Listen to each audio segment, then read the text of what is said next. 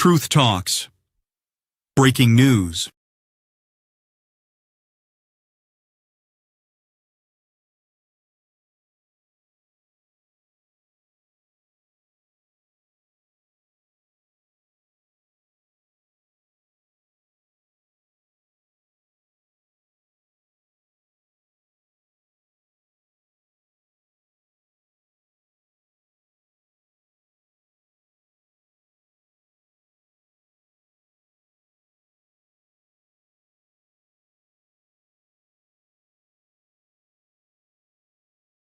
We're not CNN, MSNBC or Fox News.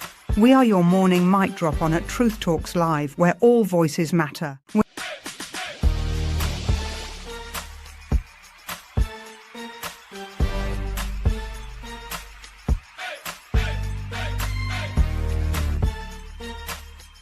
Are y'all ready to roll? Let's go.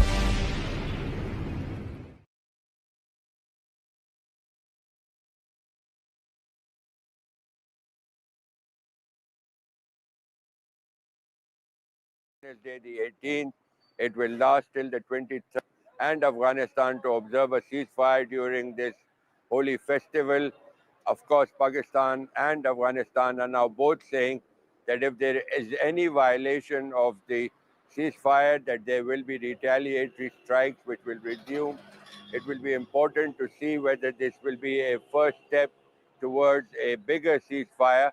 China has also been urging Pakistan and Afghanistan to sort out their differences diplomatically, which of course happens just after that deadly attack in Kabul, in which Afghanistan claims hundreds of people were killed. Pakistan, on the other hand, denying, saying that these are military targets that are being struck. So it will be important to see whether there is any breakthrough as far as relations between the two countries are concerned, or whether they will go again for hostilities. Kamal Haider, Al Jazeera, Islamabad. All right, we are going to take a short break here on Al Jazeera, but our extensive coverage of the war in Iran continues just ahead at the top of the hour.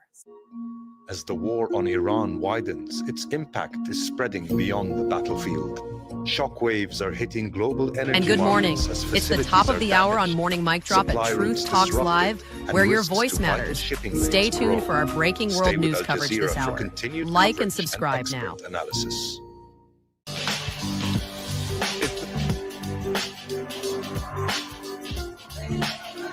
It's the top of the hour, and you are watching Morning Mic Drop on Truth Talks Alive, where FACT matters. And now, breaking news.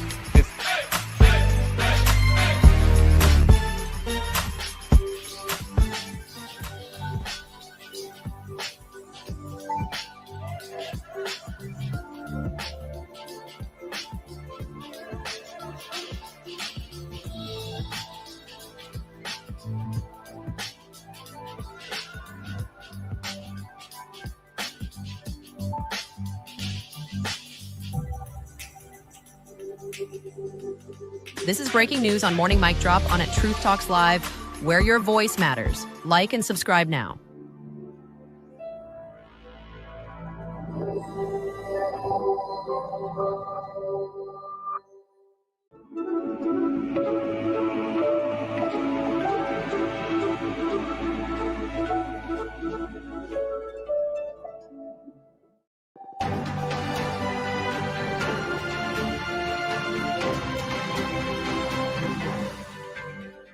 Hello, you are watching Al Jazeera's extensive coverage of the war between the U.S., Israel, and Iran. I'm Riley Carlson. Iran says its attacks on energy facilities are not over yet after striking Qatar's main site for liquefied natural gas and other energy targets in the Gulf. That attack on Qatar came after an Israeli strike on Iran's South Pars gas field. President Donald Trump says the U.S. did not know about Israel's plans in advance. Oil and natural gas prices spike around the world in direct response to the strikes on energy targets. Brent crude has been trading at over $110 a barrel, plus. Iran's attacks on Qatar energy infrastructure create further chaos, and it's clear that we need an exit from this war, not escalation. The war in Iran and rising energy prices topped the agenda at an EU leaders' meeting in Brussels.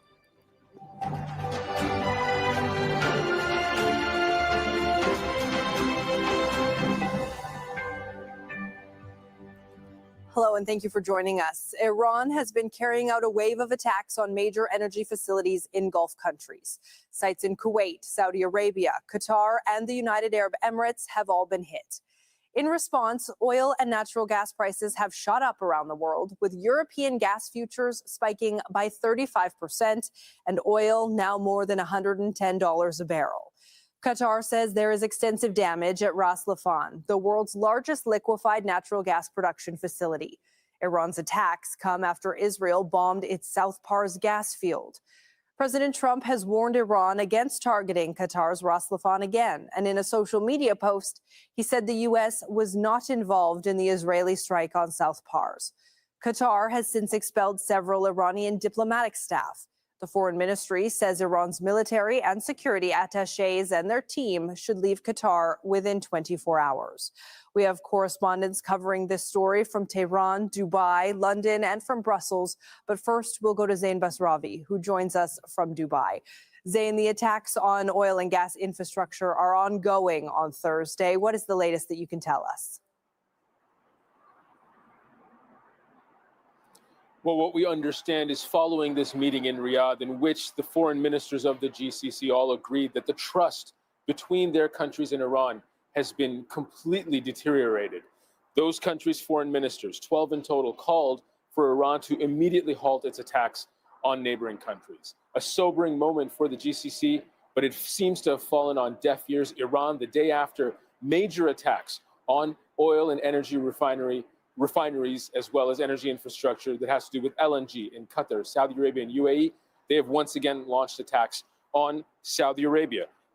Damage to the Samarra refinery reported by the Saudi government there. That after they reported Aramco's Samref refinery was targeted in an aerial attack. Impact there minimal, according to a Reuters report. In Kuwait, 2 fires broke out at the Mina extinguished, but it took 6 teams, the better part of the morning, to deal with that incident. Ongoing after that major fire at the LNG refinery in Ras Laffan in Qatar. Multiple attacks targeting infrastructure. Yeah, the second time that area has been targeted in Qatar since the war began, this time causing a great deal more damage. And the longer this kind of thing goes on, the further away that countries in the GCC get from being able to promote diplomacy as any kind of off-ramp to this conflict. Well, as we mentioned, U.S. President Donald Trump says he was not aware of Israel's plans to strike Iran's side of the South Pars North Dome gas field. In a post on social media, Trump wrote that the United States knew nothing about the Israeli attack on South Pars and that Qatar was not involved. He also said that Iran did not know that and unjustifiably and unfairly attacked portions of Qatar's LNG gas facility. Trump goes on to say no more attacks will be made by Israel pertaining to this extremely important and valuable South Pars field, unless Iran unwisely decides to attack a very innocent, in this case, Qatar. He also threatened to, quote, blow up the entire South Pars field should Iran attack again. Rosalind Jordan has more on Trump's comments from Washington, D.C. U.S. President Donald Trump said on Truth Social on Wednesday evening that the U.S. did not know that Israel was planning to attack Iran's South Pars gas field.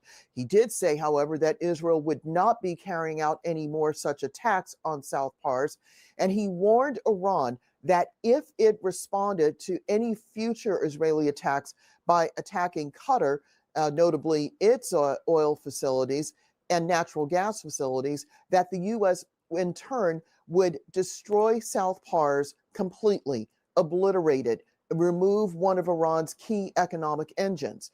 Now, this raises some questions about, one, whether the Israelis did tell the U.S. that they were planning to attack South Pars before the attack on Wednesday, and two, it also raises questions about whether the U.S. understands that Iran says it has a right to self-defense, which it has said it would use if any of its targets inside country had been future attacked by either the Iranians or the Americans. This does also raise the question, how much longer is the war between the U.S., Israel, and Iran going to continue? There have been suggestions coming from the White House that perhaps a couple of more weeks of active combat operations might be at hand. But there are also concerns here in the U.S. that the Trump administration should be looking for some sort of off-ramp, especially given that the upcoming midterm elections will soon be at hand, and American voters, by and large, do not support the current war. Big questions being raised, even as Donald Trump is promising a vicious and completely obliterating attack on one of Iran's key economic engines. Rosalind Jordan, Al Jazeera, Washington.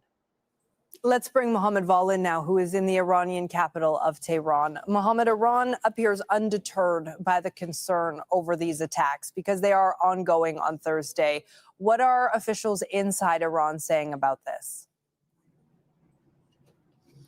Well, that's right. The latest statement we have now corroborates what you say and confirms it. The spokesman of the Khatam al-Anbiya headquarters, that's the Joint Command of the Armed Forces, Ibrahim Zulfikari, he said basically that Iran's armed forces' offensive and defensive operations are powerful and ongoing. We warn the enemy that you made a major mistake by attacking the energy infrastructure of the Islamic Republic of Iran. The response is underway and is not yet finished. If it is repeated again, the next attacks on our energy infrastructure and that of our allies will not stop until their complete destruction. And our response will be far more severe than tonight's attacks.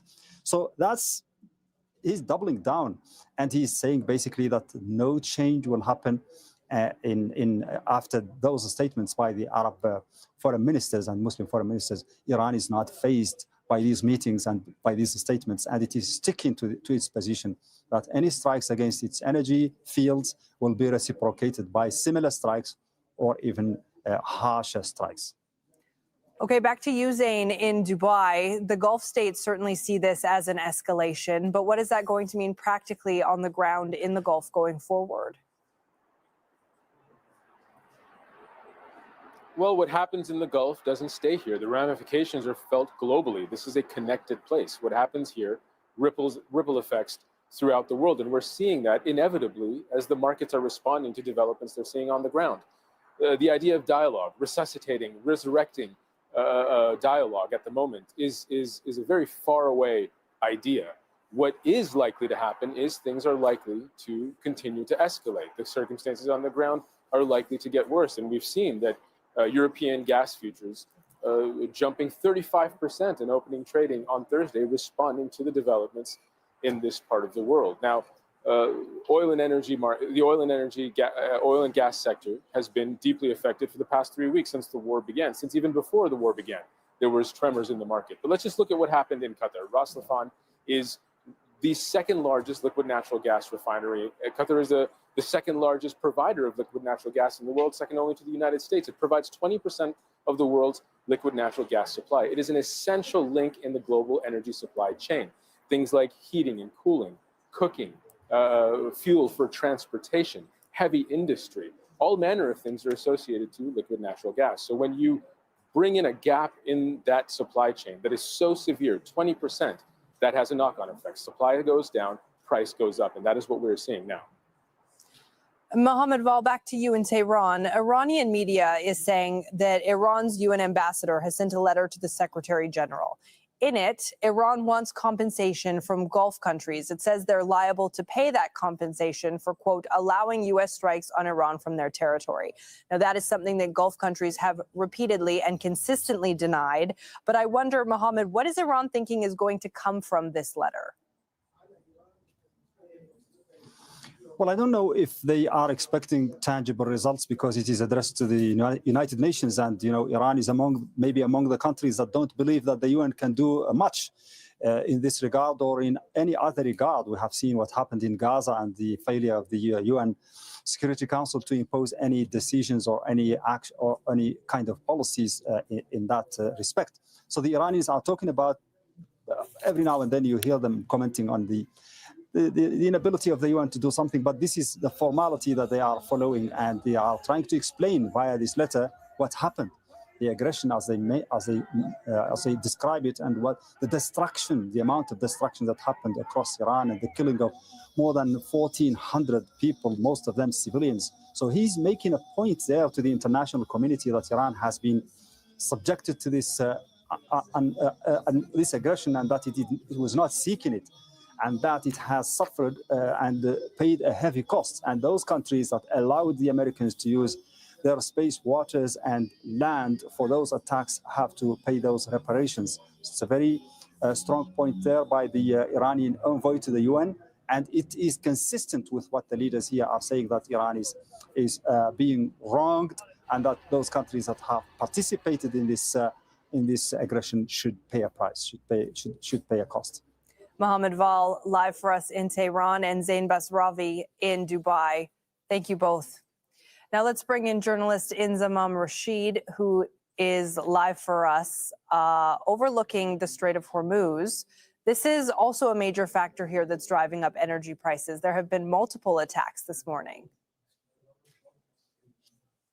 Yeah, that's right. Look, it isn't just the attacks overnight at some of those energy sites across the Gulf that is rising up oil prices. It is, in fact, what's happening here on the waters behind me on the Strait of Hormuz, where Iran has had de facto control over these waters militarily for the last few weeks, not allowing many ships to pass through the Strait of Hormuz. Usually around 20% of the world's oil passes through here. Instead, what they've been doing is they've inciting fear on many of the ships that are now parked up, anchored down in these waters behind me. To my left, there are dozens and dozens in the Gulf of Oman, if not hundreds, where you can see at nighttime with their lights on, just sat waiting for some form of green light to pass through this now very dangerous and perilous waterway. And it is dangerous and perilous because Iran continues to attack vessels overnight. Yes, again, we saw a vessel just off the coast of Khor Fakkan, just a few kilometers down from where I am at the entrance of the Strait of Hormuz. There was a vessel that was attacked there. A missile had hit there, and that vessel was alight and burning for most of the night. And then just off the coast of Ras Laffan, where, of course, we saw that huge attack by Iran on Qatar's energy infrastructure there. It seemed that a vessel off that coast also had been struck late last night as well, meaning that waters in these areas, particularly around the Strait of Hormuz, still remain very unsafe. I think that this is now very much not just a military war that we're seeing in this region. It's very much an energy and an economic war as well. And a lot of that is being fueled by the activity here on the Strait of Hormuz. We know that in the last 24 hours, the US targeted Iranian missile sites just around 50 miles in that direction on the coast of Iran, where Iran has been using those sites to target vessels in these waters. It would also use those sites if there was any suggestion of US Navy vessels or even European Navy vessels escorting some of these ships and oil tankers through the Strait of Hormuz. Now, the US forces said that they targeted those sites with bunker-busting bombs. We have no idea whether that caused any damage, whether those sites are still available to work. But clearly, with an attack just not far from where we are and not far from the Iranian coast, there was a missile attack there, suggesting that an attack could have come close from one of those sites that it seems that the US potentially targeted. But clearly, this is still very much a quiet waterway right now, still many boats and vessels parked up waiting to pass through. And those hike in oil prices that we are seeing, the highest since June 2022, that's happening because of this strategic waterway remaining shut. Inzamam Rashid, we appreciate your reporting from the Strait of Hormuz. Thank you. Abdullah Bandar Al-Itaibi is an assistant professor in international affairs at Qatar University, and he joins us now live from Doha. It's good to see you again. Thank you for being with us. I want to get your thoughts, first of all, on this meeting of Gulf state leaders that took place Wednesday. And I wonder if you see this as the Gulf trying to act as a bloc, and if there is strength in that, or if you are reading something else into it. Well, first of all, thank you so much, Riley, and thank you for Al Jazeera for having me. Well, it's quite clear that there's a lot of efforts going on in the region to coordinate between the countries that are being targeted by the Iranian attacks. And what happened yesterday is just like a new step with a new umbrella. Basically, we saw the GCC work as the GCC also works with the European Union, and now we see them with some Arab and Muslim foreign ministers, which is a major steps when it comes to coordination against the attacks by Iran. It's basically it says a lot when it comes to pushing maybe Iran more to isolation, because what's happening now is it's unacceptable at all. What Iran is doing by targeting GCC countries is just putting all the global interests at risk. It's putting all people in the region at risk. And this is just a major mistake that Iran is doing just to expand and widen the scope of the attacks and widen the scope of the war. And they are targeting parties that are actually not involved in the war in the first place. They are just trying to, they did their best to prevent this war from happening in the first place. So yesterday we could read it in the context of more regionalism is going on in the region now. More countries started to feel that they should do something and they should put their interest first and try to coordinate and communicate with other parties. Well, and Abdullah, it certainly complicates things, doesn't it? Because a lot of the countries in this region were the ones pushing the diplomacy with Iran and had been sort of on the forefront of that. But now, with all of these assassinations that have been taking place inside Iran of Iranian leaders, who is there going to be to negotiate with now if the U.S. or Israel do decide they want to talk? I mean, that's the tricky part, Riley. I mean, we saw 2 days ago the assassination of Ali Larijani. Ali Larijani is one of the key players in the Iranian regime. He knows how to control the domestic security apparatus in Iran, but also at the same time, he has the potential and the possibility and the capability to negotiate and communicate with parties and countries outside Iran. So he was the key player here, and he got assassinated. And now yesterday we saw Israel targeting South Pars in Iran and targeting energy, and this is just a reckless and just like an unacceptable mistake to target energy. This is but energy. It's no longer actually a collateral damage. It's actually the primary target at the moment. And we saw how Iran retaliated yesterday by and even today with attacking Qatar Ras Laffan and attacking Kuwaiti refineries and Saudi as well. So this is going into the escalations in a way that put the whole region into more chaos. And this is a problem for the region. And hard to protect against as well, Abdullah. And I wanted to point out something that you wrote recently. And you wrote, for the GCC, the challenge is not simply choosing sides, but preventing external actors from defining the region's security architecture on its behalf. How difficult of a wire is that for the GCC to walk right now? It's hard. Let's be honest here, Riley. It's quite hard for the region. It's quite hard for policymakers in the region, but they know that very well, that they should maximize their security umbrella at the moment, defend against those attacks of Iran, and also try to keep channels of communication, because you need the channels of communication at the end of the day to manage that escalation. Because if this is not managed in a way, then that would lead to more disastrous like consequences. And we saw that yesterday when targeting energy. And this actually resulted in Qatari action by asking the military and security attaches in Iran persona non grata, and just they asked them to leave. This is quite important that Qatar is having a step forward in terms of the escalation ladder, and this is actually sends a quite clear message to Iran that this is not acceptable anymore, and this should stop to give a chance for diplomacy to be activated. We will see. Abdullah Bandar Ali Taibi, thank you very much for being with us here on Al Jazeera. Thank you so much. As we've been reporting, Iranian attacks on Gulf energy facilities have caused the price of oil and gas to soar. Europe's benchmark price for natural gas rose by 35% at the market open. The global crude benchmark, Brent crude, rose as high as $116 a barrel. That's the highest price since Russia's invasion of Ukraine in 2022.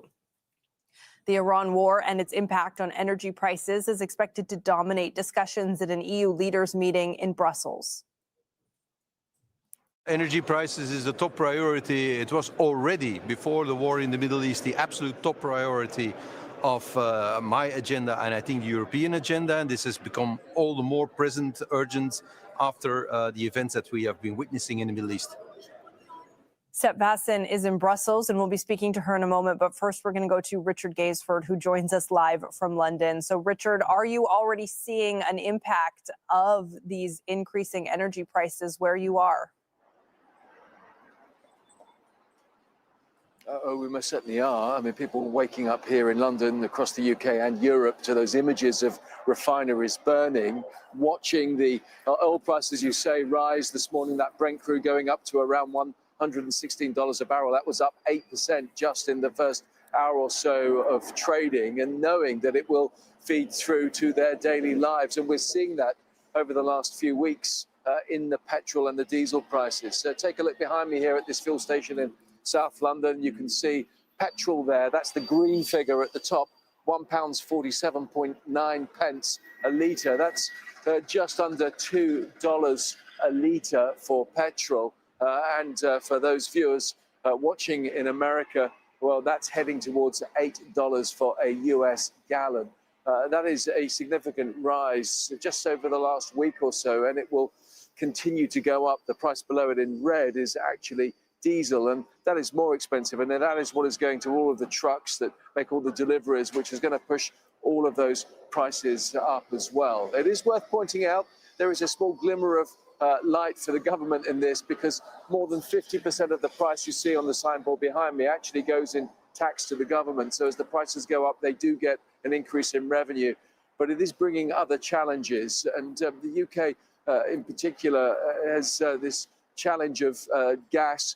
So much of it, of course, is pegged to the electricity prices as well. And as the gas price goes up, those electricity bills go up as well, right across the board. Yeah, it may mean more revenue, but of course the government may end up having to use some of that revenue in order to help compensate people for just how high the cost of living is getting there. And we're not just talking about gas and heating, like you mentioned, but that trickles down throughout the economy. It certainly does. And today we have the Bank of England's Monetary Policy Committee meeting here in London. They have this monthly meeting to decide on interest rates. Now, they had been on a trajectory of taking that interest rate lower, trying to stimulate the economy. But of course, what we have now is the threat of quite significant inflation through rising energy prices. And as you say, that knock-on effect throughout the rest of the economy. It is thought that today the Bank of England will put those interest rates on hold, leave them at 3.75%. But they might give an indication that if this situation gets worse, then they will be in that position of perhaps having to put interest rates up. That makes loans more expensive for householders, for businesses, and is not a particularly good outlook for the economy here. But it's a very similar picture right across Europe. It is. Richard Gaisford in London. Thank you very much. Let's go to Step Vasson, who is live for us in Brussels for more of that picture from Europe. Step, there's an EU leaders meeting happening where you are. Talk us through everything that's on the agenda at this summit, because it was not meant to be about the war in Iran, but that is likely certainly to top the agenda now. No, this was all meant to be about Europe's competitiveness in the light of struggling economies that we've seen around the bloc. But now, of course, the whole summit is going to be overshadowed by events, of course, like in Iran, but also in Ukraine. We've seen the European leaders positioning themselves in an unusually blunt way towards the US president earlier this week, when he requested European nations also to help him to restore the traffic in the Strait of Hormuz. European leaders say this is not our war and we're not going to be involved. We heard Friedrich Merz, the German chancellor, when he came in saying, we are willing to help, but the weapons need to be silent first. We will have a a lunch meeting here with European leaders and the UN Secretary General Antonio Guterres, which will also focus on de-escalation, this call for de-escalation, and also to stick with international law. Europe really wants to show and focus that this is about multilateralism, and the only way forward is to stick with the international world order as we have had in the past, basically also calling out to US and Israel to stop this aggression. Also, this is focusing on the war in Ukraine.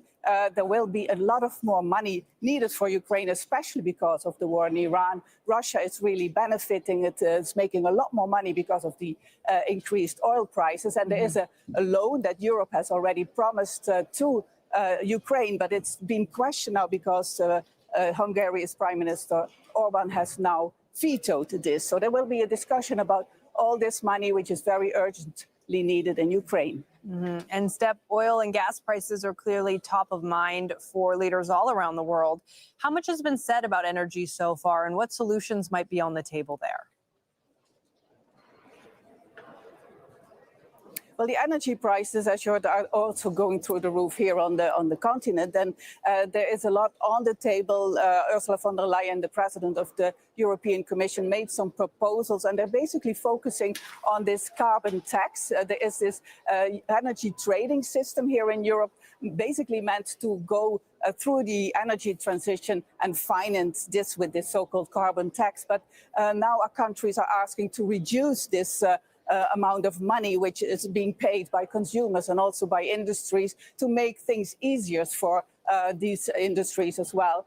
And this is not, there's no unity about this, because there are countries also like Spain and also Germany who are really worried that if we are going to change this system, the energy transition will only be slower. So there's a lot of discussion about this, about these energy prices here as well today. Step Vassen live for us in Brussels. Thank you, Step. Joining us now from London is James Meadway. He's the co-director of Verdant, an economic policy think tank, and a former UK Treasury official. Good to see you, James. Thank you for being with us here on Al Jazeera. My first question for you is, how significant is this jump for oil and gas prices that we're seeing so far today, in your estimation? Well, it confirms what we probably would have expected over the last couple of weeks, that this isn't going to be a temporary blip in the price of oil and gas in particular, that perhaps a few weeks ago you might have thought it would be possible for example, the Bank of England rate setters, the Federal Reserve, the European Central Bank to look through this rise in prices when they're setting interest rates and say that, okay, it's going to be temporary, the war will be over quickly and things will return to normal. What's happened now is that in addition to the Strait of Hormuz being blocked, we now have a severe and disruption to the basic production of oil and gas especially, that will take months and months to clear. So at this point, it looks like this will be a substantial increase in those prices stretching off into the distance. And when we talk about the damage to these facilities, how big of an impact does that have, not just in the short term in the gas prices, but in the long-term recovery from the war, whenever that may be, and getting capacity back up to where it might have been before? Well, the challenge here is how much damage there is and how long before you can switch back in, before you can make repairs and get things back online. It is relatively quick. If it's sort of superficial hits, relatively superficial hits and pipelines in some parts of infrastructure, it's anything more fundamental. This is a substantial piece of work to be done. That's a slightly technical question here.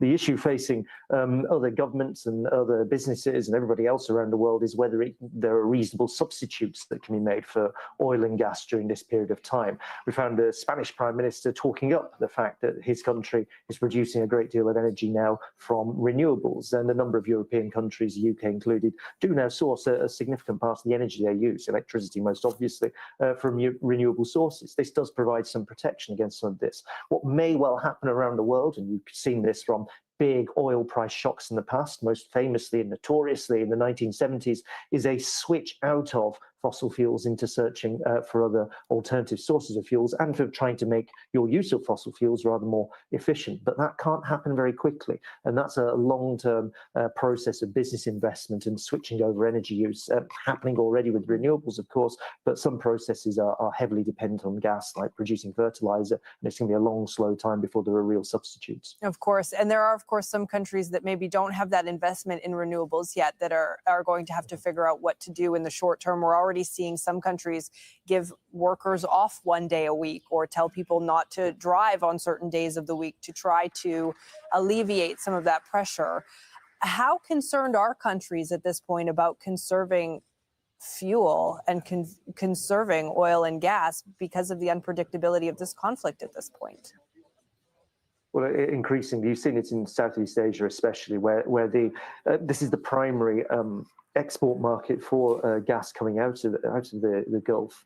So Philippines, Thailand, India, a few places that are heavily dependent on those exports, in particular, starting to try and find ways to restrict use. So as you mentioned, reducing working hours, reducing the number of days people are in work, some smaller things like asking people not to wear formal wear to the office so they don't have to turn the air conditioning up so much. I mean, there's a range of different options here. But the general impression is two things, that in the short term, if you don't have quick substitutes for gas and for oil, and you have to restrict your use of them, you're looking at a reduction in economic activity. So it's a big hit to GDP and to growth. And on the other side, a hit to government finances, both because of less economic activity, and also you get demands, not unreasonably, for people saying we need support. Households don't want to pay the massive great increase and can't afford to pay the massive great increase in their heating and electricity and energy costs more generally. So governments step in. That's a problem for governments that are already significantly indebted. That's right. And EU ministers are meeting in Brussels today. What could they conceivably decide to do to ease any of this? There are not many options, because much of what they might want to do is on a national sort of policy level. So what you probably find is versions of what the EU did last time. We had a big surge in energy prices across the continent, which is many different national governments introducing different versions of protection for households and protection for businesses in particular. Last time, despite some really apocalyptic predictions, Europe was relatively fast in switching to alternative energy sources and economizing on the use of natural gas in particular, but it has come at the cost of slower growth over that period of time. The other one, of course, is what the European Central Bank meeting later today to make its decision on interest rates will decide to do. Again, there isn't that much that interest rates are necessarily going to do to affect the situation in the supply of gas. You put up the interest rate in Brussels or Frankfurt, it doesn't open the Strait of Hormuz, but they will be considering potentially looking at interest rates rising into the future. James Meadway, good to have you with us on Al Jazeera. Thank you. Thank you. This is Al Jazeera's extensive coverage of the war between the U.S., Israel, and Iran. Here's a reminder of the latest developments. Iran has attacked a liquefied natural gas complex in northern Qatar. Tehran also targeted sites in the UAE and Saudi Arabia overnight. President Donald Trump has threatened to, quote, blow up Iran's South Pars gas field if Tehran attacks Qatar's facilities again. Those attacks and Trump's threats come after Israel hit Iran's South Pars gas field, setting it on fire. Trump says the U.S. was not informed of those strikes in advance and that Israel won't attack the area again. European Union leaders are meeting in Brussels. The summit is expected to be dominated by the Iran war and surging energy prices. Europe's benchmark natural gas price has surged after Iran attacked Qatar's Ras Laffan facility.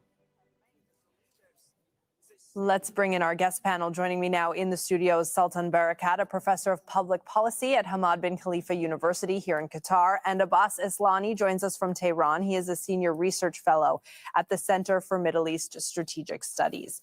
So first, Sultan, to you, I'd like to ask you about this statement by the president about these attacks that happened here in Qatar. What does this say about the dynamic and the decision-making that's happening between the U.S. and Israel at the moment? Well, put in simple words, it's the tail wagging the dog. I mean, it's clear that the U.S. is not in control of this war. Trump has been drawn into it. And it's not just that he's been drawn into it on false pretenses, as we have found over the last few days, but also he's not in control of what the next step is. If we put three pieces of information together that came out over the last maybe 48 hours, the first one came from Jonathan Powell, the National Security Advisor to the United Kingdom, who basically said on the eve of the war, there was a deal on the table.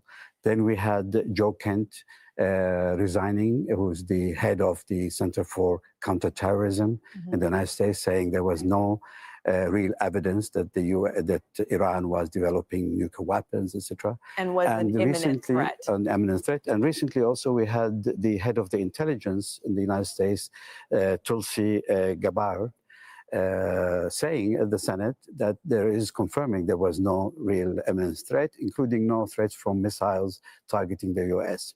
So the whole thing is in false pretenses. And then the fact that they are not able to control the Israelis, we know that from before. When Israel attacked Qatar last summer, trying to assassinate the Hamas negotiators, the United States came out and said more or less the same thing. We were not aware.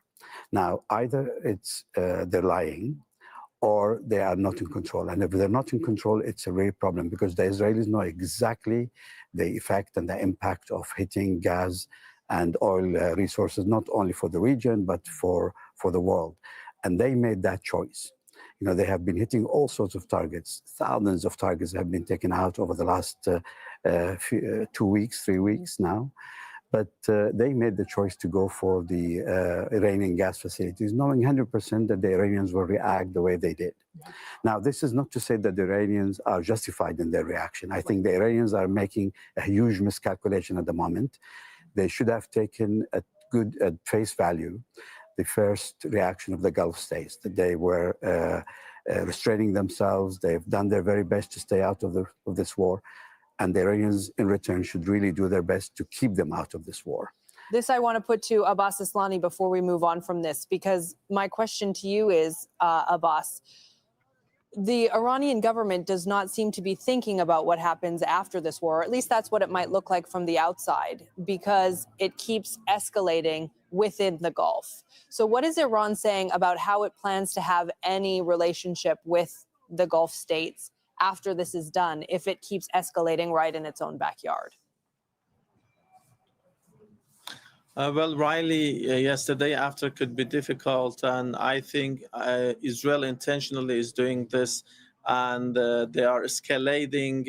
I think Iran was responding to that, to include the energy infrastructure in the region, because it wants to destroy the relations between the regional countries, including between Iran and the others, because Israel is seeking a regional order where it sits at the top, and it is seeking domination.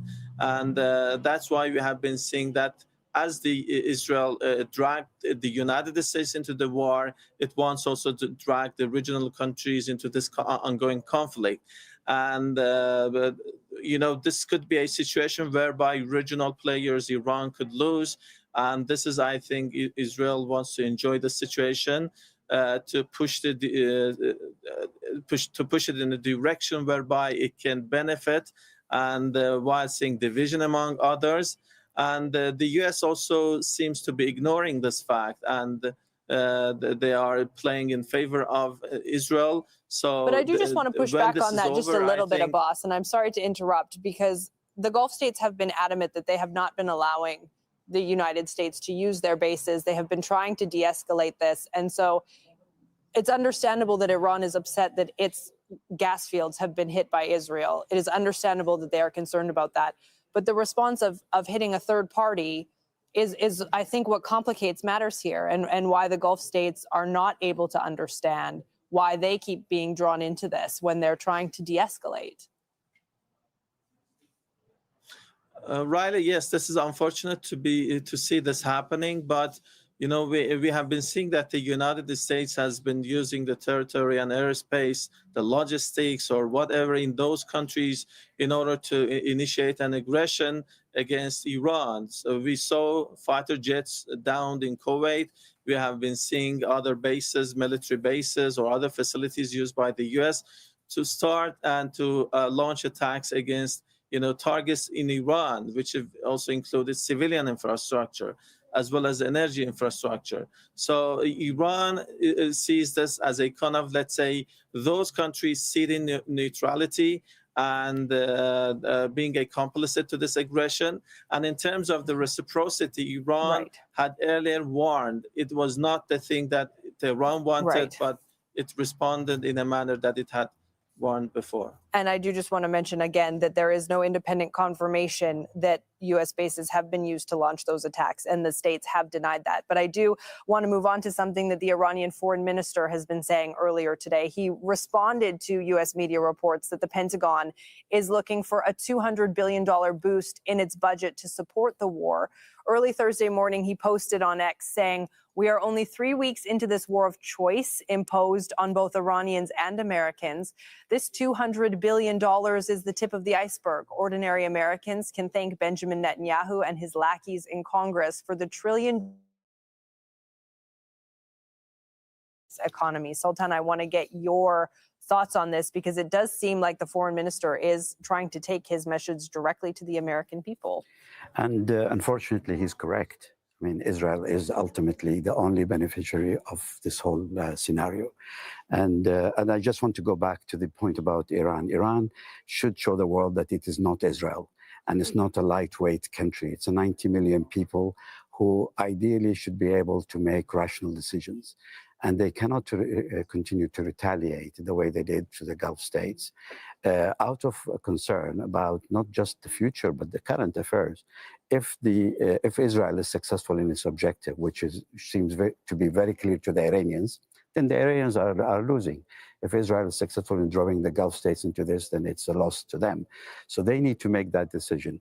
And I understand that there is some confusion in the line of command at the moment. And Israel, again, is working very systematically on this. They are assassinating political leaders, those who have the ability to engage strategically with the Gulf states and so on, with the purpose of limiting those diplomatic possibilities.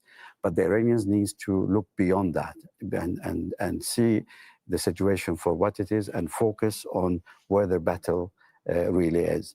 Otherwise, I think we have reached a stage where it's very, very difficult to the Gulf states to continue to simply defend.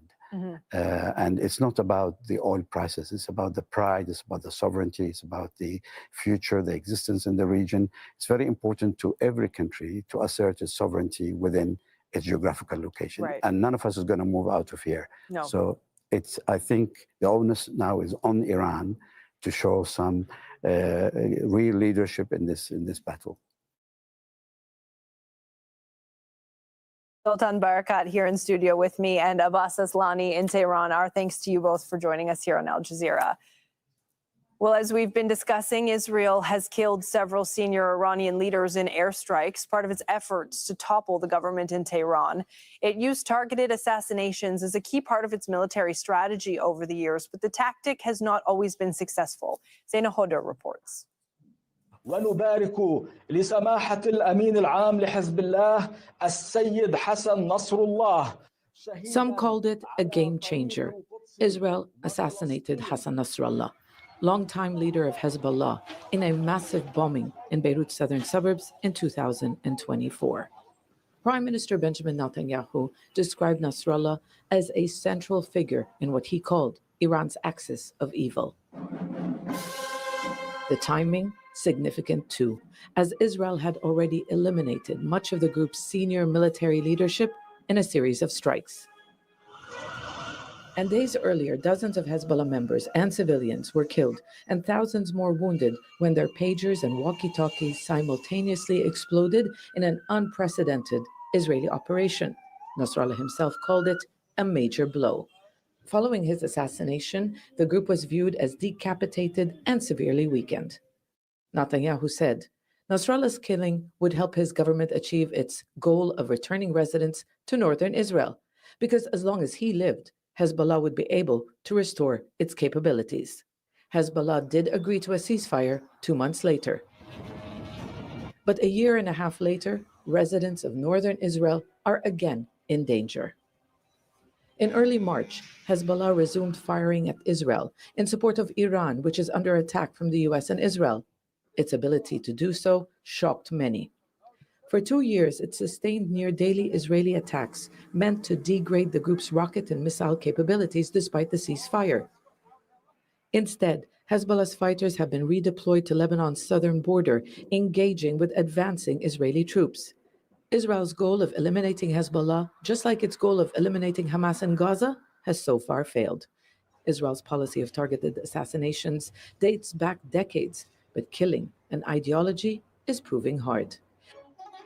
Now it also appears to be relying on this practice to weaken the Iranian government, killing the country's top leaders, among them influential security chief Ali Larijani, who was believed to be in charge after the killing of Supreme Leader Ali Khamenei. And while Israel's military has been ordered to keep hunting them down, Iran's officials say the killings don't change much. What matters is a political system with a solid structure.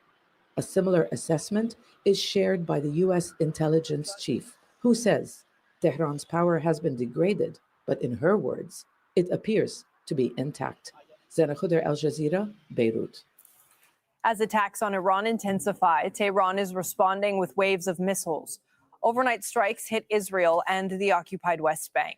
For the first time, deaths and injuries were reported near Hebron, marking an escalation in the conflict. Rory Challens reports. Wednesday night was deadly in Israel and in the occupied territories. Until now, Palestinians in the West Bank had escaped the worst of Israel and America's war on Iran.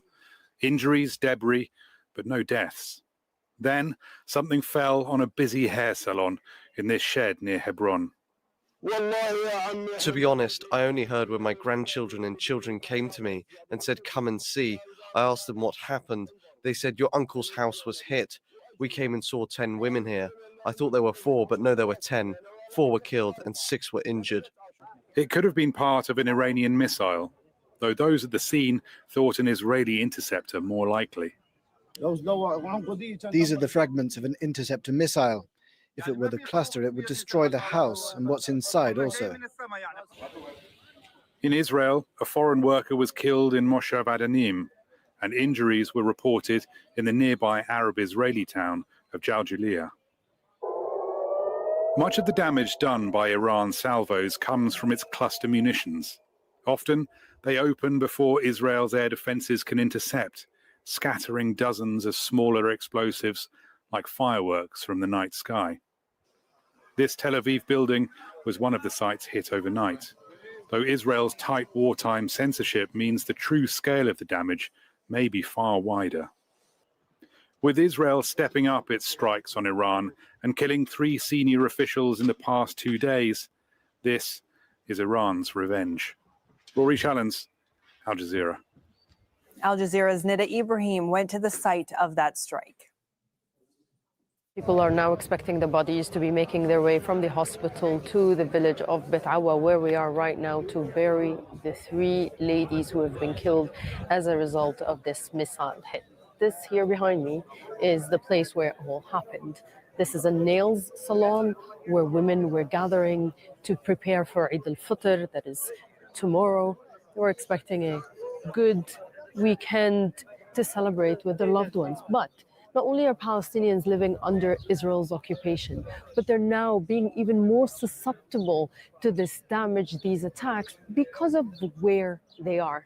And where they are is near and around illegal Israeli settlements in the occupied West Bank that are becoming part of the targets that Iran has been targeting and has been hitting here. Now, these missiles, according to the Palestinian Civil Defense, have caused at least 189 incidents of fragments falling in Palestinian towns and Palestinian communities here in the occupied West Bank. It's hard to conclude 100% if this attack happened from shrapnel from an Iranian missile or from an Israeli intercepting missile, but people here say that because they're surrounded by illegal Israeli settlements, they often see and hear these interceptions, and they believe they're put there to protect Israeli settlers and not Palestinians. So if the missile hits here, then that is not something Israel is worried about. These are the words of the people here. These latest deaths have made people more worried, more anxious. because they have nothing to do. They have no stakes in this war, but they also have no shelters, no safe spaces, no aerial defense systems, and even sometimes no guidance on what to do. And the result is an attack like this one that ended up claiming the lives of 3 women. One of them was 6 months pregnant. One of those who has been injured is also pregnant. So you can imagine the state of sadness, the state of fear that Palestinians here are feeling. Since the start of the U.S.-Israeli war on February 28th, a new wave of displacement has unfolded in the Middle East. The biggest impact has been in Iran, where millions of people have been displaced. Umi Kulsum Sharif explains. The UN Refugee Agency is warning of an internal displacement crisis in Iran, a country of 93 million people. Now, the agency says Israeli and US attacks on Iran have displaced more than 3 million people in nearly 3 weeks. This represents about 600,000 to 1 million households. Now, Iranians are leaving the capital and major urban centers and are heading north. Now, we've seen residential areas in Tehran, in Isfahan, and Shiraz that have been targeted. Well, so far, Iranians are not leaving the country in large numbers. Commercial flights have been suspended as the airspace remains closed. Now, the US and Israel say they are targeting Iranian leaders, military, and nuclear infrastructure. But Iran says thousands of civilian sites, including a school in southern Minab, have been targeted. Now, Israeli attacks on Lebanon have created another humanitarian emergency. Ground strikes, air operations have all forced hundreds of thousands of people from their homes. Now, the International Organization for Migration says more than 1 million people, that's about 19% of Lebanon's population, have been registered as displaced. Iran will welcome in Nowruz, or the Persian New Year, on Friday, under U.S. and Israeli bombardment. Despite this, the hustle and bustle of Tehran's Grand Bazaar is bringing some sense of normalcy in a time of war. Tehran resident Sadra Nouri shared what daily life looks like now. I am now on one of the oldest streets in Tehran, and life is continuing. Although incidents have taken place around here, and the bazaar was affected by the airstrikes by the United States and Israel against Iran, the atmosphere here, the mood of the people, and the crowd I see is not one of fear, helplessness, or anxiety. People have come to buy food, groceries, and festive items for the end of the year. As you can see, a very large crowd. Thousands of people are shopping in the bazaar. Despite the fact that incidents have occurred around this area, we can still witness the flow of life here, and people are busy shopping. Today is one of the final days of the year, before the beginning of spring and the Iranian New Year. I am in Tehran's Grand Bazaar, and it's as if nothing happened, even though for the past 18 days, people here have been living day and night with the sound of missiles and explosions. Let's take a look at some of the other stories making headlines. Pakistan and Afghanistan have announced a pause in fighting for Eid celebrations marking the end of Ramadan. Leaders say the truce is conditional and could be reversed if violated. Pakistan accuses Afghanistan of harboring armed groups that carry out attacks on its territory, allegations that Kabul has denied. Kamal Haider reports from Islamabad. After weeks of deadly clashes between the Afghan Taliban and the Pakistani forces, both sides have agreed that they will observe a ceasefire that went into effect on Wednesday the 18th. It will last till the 23rd of this month on the occasion of the Eid al-Fitr holidays. Saudi Arabia, Qatar and Turkey had urged Pakistan and Afghanistan to observe a ceasefire during this holy festival. Of course, Pakistan and Afghanistan are now both saying that if there is any violation of the ceasefire, that there will be retaliatory strikes which will resume. It will be important to see whether this will be a first step towards a bigger ceasefire. China has also been urging Pakistan and Afghanistan to sort out their differences diplomatically, which of course happened just after that deadly attack in Kabul, in which Afghanistan claims hundreds of people were killed. Pakistan, on the other hand, denying, saying that these are military targets that are being struck. So it will be important to see whether there is any breakthrough as far as relations between the two countries are concerned, or whether they will go again for hostilities. Kamal Haider, Al Jazeera, Islamabad. Gaza's border crossing with Egypt has reopened for a small number of people. Several ambulances were seen waiting to evacuate patients. The crossing is seen as a lifeline for Palestinians, and it had been closed since Israel and the U.S. attacked Iran last month. The closure stalled medical evacuations of those in need and prevented Palestinians from returning to Gaza. Despite border closures, food shortages, and electricity cuts, one factory in southern Gaza is determined that Palestinians will enjoy their traditional treats this Eid al-Fitr. Committed to preserving their heritage and customs, workers are using every available resource to make sure families get a taste of local sweets. Here's their story in their own words.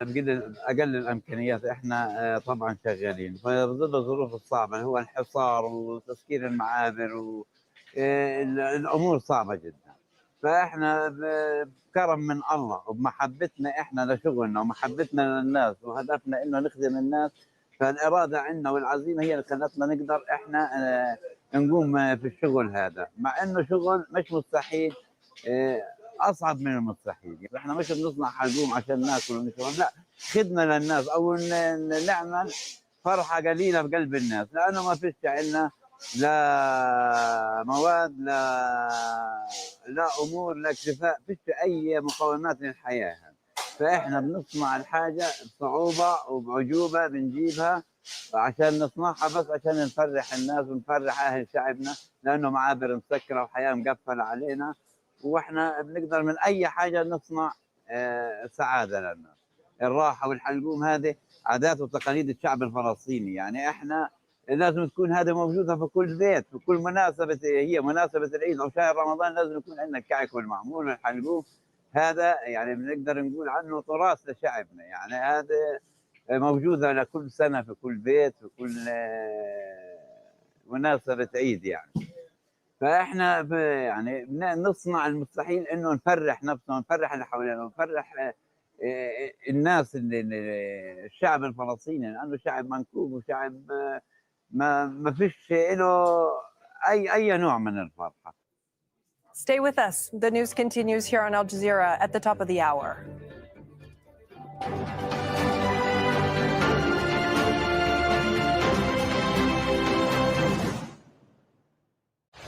The conflict is arising because of Israel's insistence on striking oil facilities inside Iran. This is one of the oil facilities of the country that has been targeted. You can see the puff of cloud once those interceptors take out those missiles and rockets and drones. Hezbollah rockets have reached this far into Israeli territory, and Israel consider this a serious escalation. Lebanon's government is struggling to meet the demand for emergency shelter. This stadium is being converted into a mini tent city. Stay with Al Jazeera for the latest developments. In-depth analysis of the day's headlines. Diplomacy, yet again, was used as a ruse for war. Critical debate. Who betrayed the table? Who attacked the negotiations for the second time? For the third time during the talks we should be attacked? Who is talking about a greater country for itself? Israel, not Iran. Iran has been a huge supporter of terrorism over the years. I really have to take exception to the idea that Iran is innocent in this. Inside Story on Al Jazeera. Examining the impact of today's headlines, setting the agenda for tomorrow's discussions. International filmmakers and world-class journalists bring programs to inform and inspire you on Al Jazeera.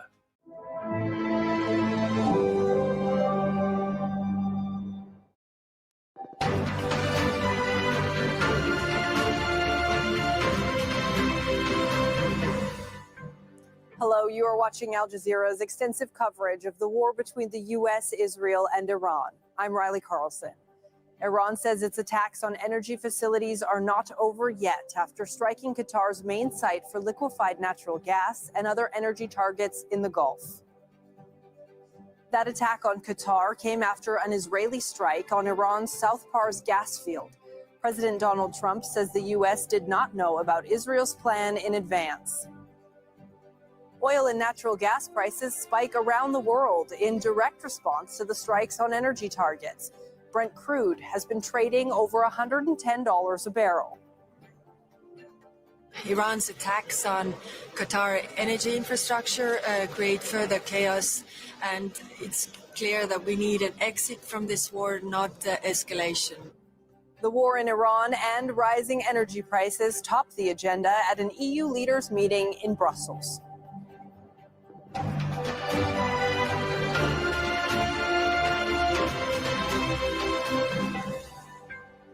Thank you for joining us. Iran and good morning. It's the top of the hour on Morning Mic Drop at Truth Talks Live, where your voice matters. Stay tuned for our breaking world news coverage this hour. Like and subscribe now. In response, oil and natural gas prices have shot up around the world, with European gas futures spiking by 35%, and oil now more than $110 a barrel. Qatar says there is extensive damage at the Ras Laffan, the world's largest liquefied natural gas production facility. Iran's attacks come after Israel bombed Iran's South Pars gas field. President Trump has warned Iran against targeting Qatar's Ras Laffan again, and in a social media post, he said the U.S. was not involved in the Israeli strikes on South Pars. Qatar has since expelled several Iranian diplomatic staff. The foreign ministry says Iran's military and security attachés and their teams should leave Qatar within 24 hours. We have correspondents covering this story from Tehran, Dubai, London, and Brussels. But first, we'll go to Zain Basravi, who is in Dubai. And Zain, Iran says the attacks on oil and gas infrastructure in the Gulf are not over yet. They have been ongoing throughout Thursday. What's the latest you can tell us? Well, after that meeting in Riyadh, following those attacks carried out, 5 different facilities in Saudi Arabia, the UAE, and Qatar, strikes made in the UAE and Qatar to great effect. Those ministers that met in Riyadh from a dozen different Arab and Muslim countries all called on Iran to immediately halt its attacks on neighboring countries in the Arab Gulf region. And it was a serious depletion of trust, these countries said. The Saudi Minister of Foreign Affairs, Deputy Minister, saying that the trust with Iran had been completely deteriorated. But what we are seeing is the sobering impact for the Gulf nations. For Iran, it is just the first step in a plan that it says it will continue to execute. And the day after those attacks, we are seeing it carry on once again. A number of attacks on Saudi refineries reported by Saudi Arabia, a drone fallen on the Samarra refinery. Another attack that the Saudi said caused minimal damage at Aramco's Samref refinery. In Kuwait, 2 fires broke out at the Mina al-Ahmadi and Al Abdullah port refineries. They were extinguished, but it took 6 teams, the better part of all morning, to put those flames out. And this all follows on from what we saw happening in Qatar at the Ras Laffan liquid natural gas refinery facility, a major attack that has interrupted service coming out of there. It is the second largest provider of liquid natural gas on the planet. Qatar is second only to the United States, and an interruption of what is effectively 20% of liquid natural gas supplied to the world, a major part of the global energy infrastructure, a major link in the chain having been severed and inevitably having global knock-on effects. It will for sure. Zain, stay with us. As we mentioned, U.S. President Donald Trump says he was not aware of Israel's plan to strike Iran's side of the South Pars gas field. In a post on social media, Trump wrote the United States knew nothing about the Israeli attack on South Pars and that Qatar was not involved. He also said Iran did not know that and unjustifiably and unfairly attacked a portion of Qatar's LNG gas facility. Trump goes on to say no more attacks will be made by Israel pertaining to this extremely important and valuable South Pars field unless Iran unwisely decides to attack a very innocent, in this case, Qatar. He also threatened to, quote, blow up the entire South Pars field should Iran attack again. Let's go to Mohammed Val now, who is live for us in the Iranian capital, Tehran. Mohammed, Iran obviously knows that this is another escalation, but officials there are not backing down from this. Yeah, of course. Instead, they are doubling down on that position. The IRGC spokesperson, the Armed Forces spokesperson just released a statement saying that the strikes that are coming will be tougher and stronger than the ones that we have seen over the last 24 hours, and that there is no way Iran will accept to be bombarded its facilities, in particular oil and gas facilities, without retaliation. And he made it clear that the countries in the region who are providing help, assistance to the Americans in this war should be bracing for the consequences of that, and that they should be waiting for a retaliation from Iran, a retaliation that is stronger than ever before. So, I mean, the Iranians here, particularly the armed forces, are really very, very outspoken in their position. They're not hiding that this is a policy of the country, and it is going to be pursued in the foreseeable future, as long as the aggression, as they call it, on Iran is ongoing. They have warned the neighboring countries that they should not allow Americans to use their space and waters and land for aggression on Iran. But that hasn't changed the situation. So there doesn't seem to be any kind of compromise after these threats and statements by the Muslim and Arab foreign ministers in Riyadh. Iran is still continuing in the same course, and they are meeting escalation with escalation. The fact that the Americans, the US President Donald Trump, said that Israel will not repeat the same attacks on the Iranian gas facilities is probably seen here as a kind of achievement for Iran, a good result of the escalation that they have mounted overnight against facilities, gas facilities in the Gulf region. So they are pursuing this policy, and they think that it is the only way forward as long as this war continues. All right, Zain, back to you in Dubai, because the Gulf states certainly see this just as an escalation. But what does it mean practically on the ground here for the Gulf going forward?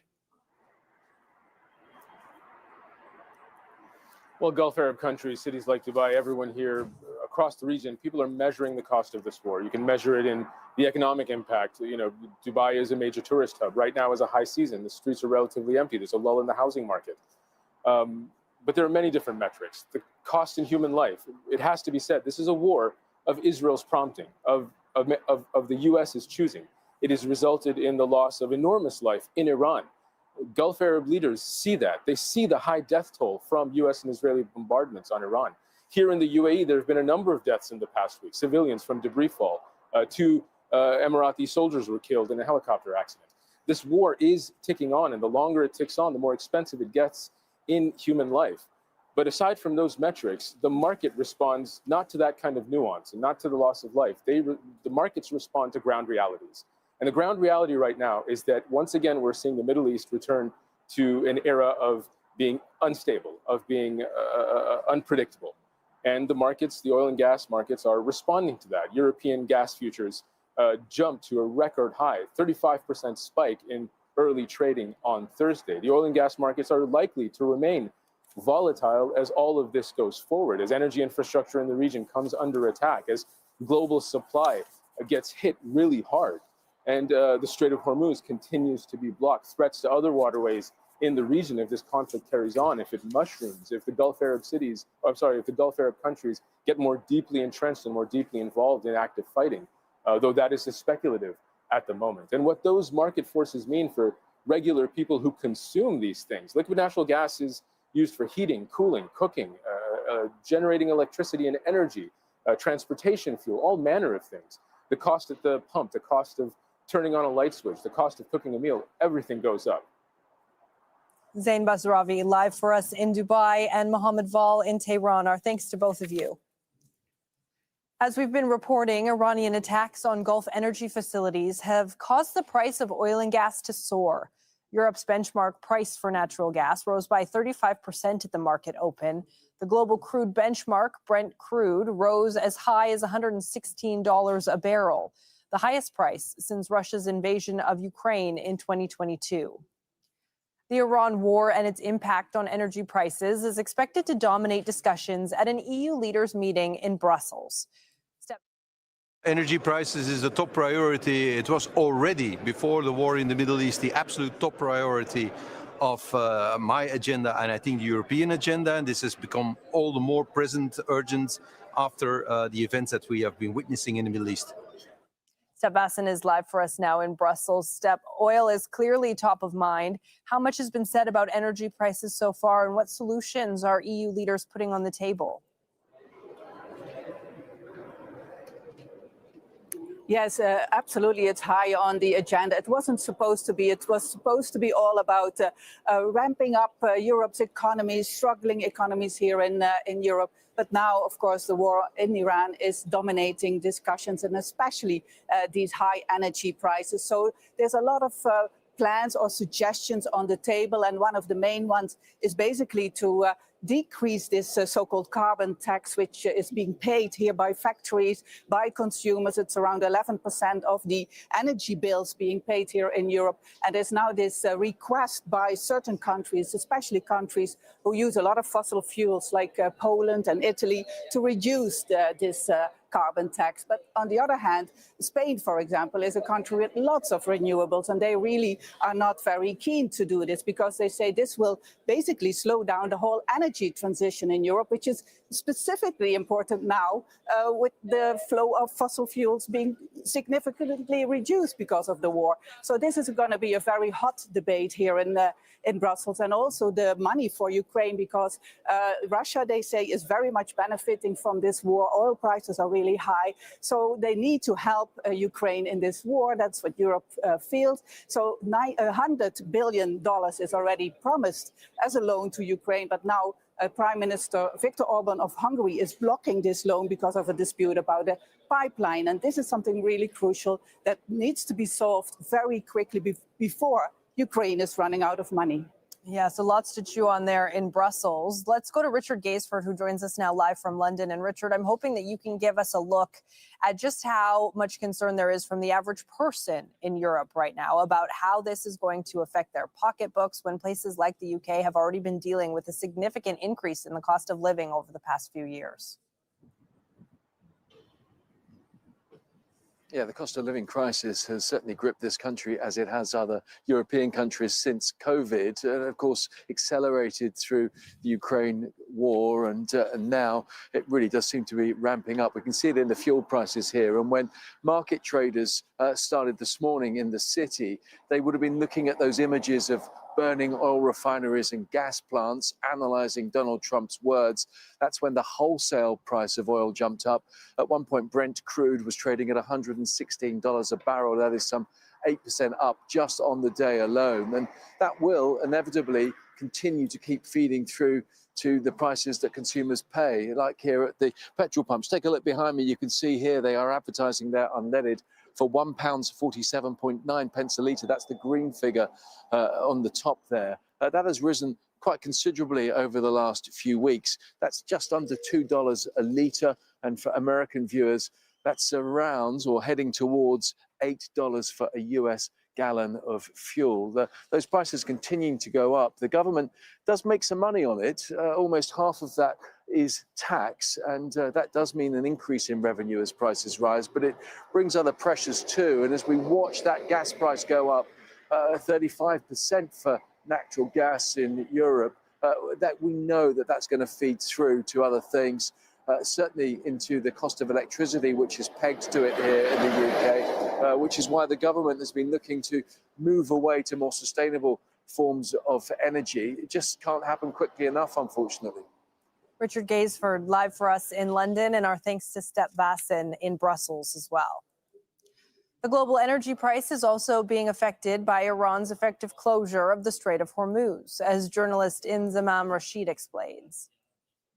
It isn't just the attacks overnight at some of those energy sites across the Gulf that is rising up oil prices. It is, in fact, what's happening here on the waters behind me on the Strait of Hormuz, where Iran has had de facto control over these waters militarily for the last few weeks, not allowing many ships to pass through the Strait of Hormuz. Usually around 20% of the world's oil passes through here. Instead, what they've been doing is they've inciting fear on many of the ships that are now parked up, anchored down in these waters behind me. To my left, there are dozens and dozens in the Gulf of Oman, if not hundreds, where you can see at nighttime with their lights on, just sat waiting for some form of green light to pass through this now very dangerous and perilous waterway. And it is dangerous and perilous because Iran continues to attack vessels overnight. Yes, again, we saw a vessel just off the coast of Fort Khor-Fakkan, just a few kilometers down from where I am at the entrance of the Strait of Hormuz. There was a vessel that was attacked there. A missile had hit there, and that vessel was alight and burning for most of the night. And then just off the coast of Ras Laffan, where, of course, we saw that huge attack by Iran on Qatar's energy infrastructure there, it seemed that a vessel off that coast also had been struck late last night as well, meaning that waters in these areas, particularly around the Strait of Hormuz, still remain very unsafe. An estimated 20% of the world's oil passes through the Strait of Hormuz. Many countries are now scrambling to secure shipments through alternative routes. Julie Dager explains the possible options.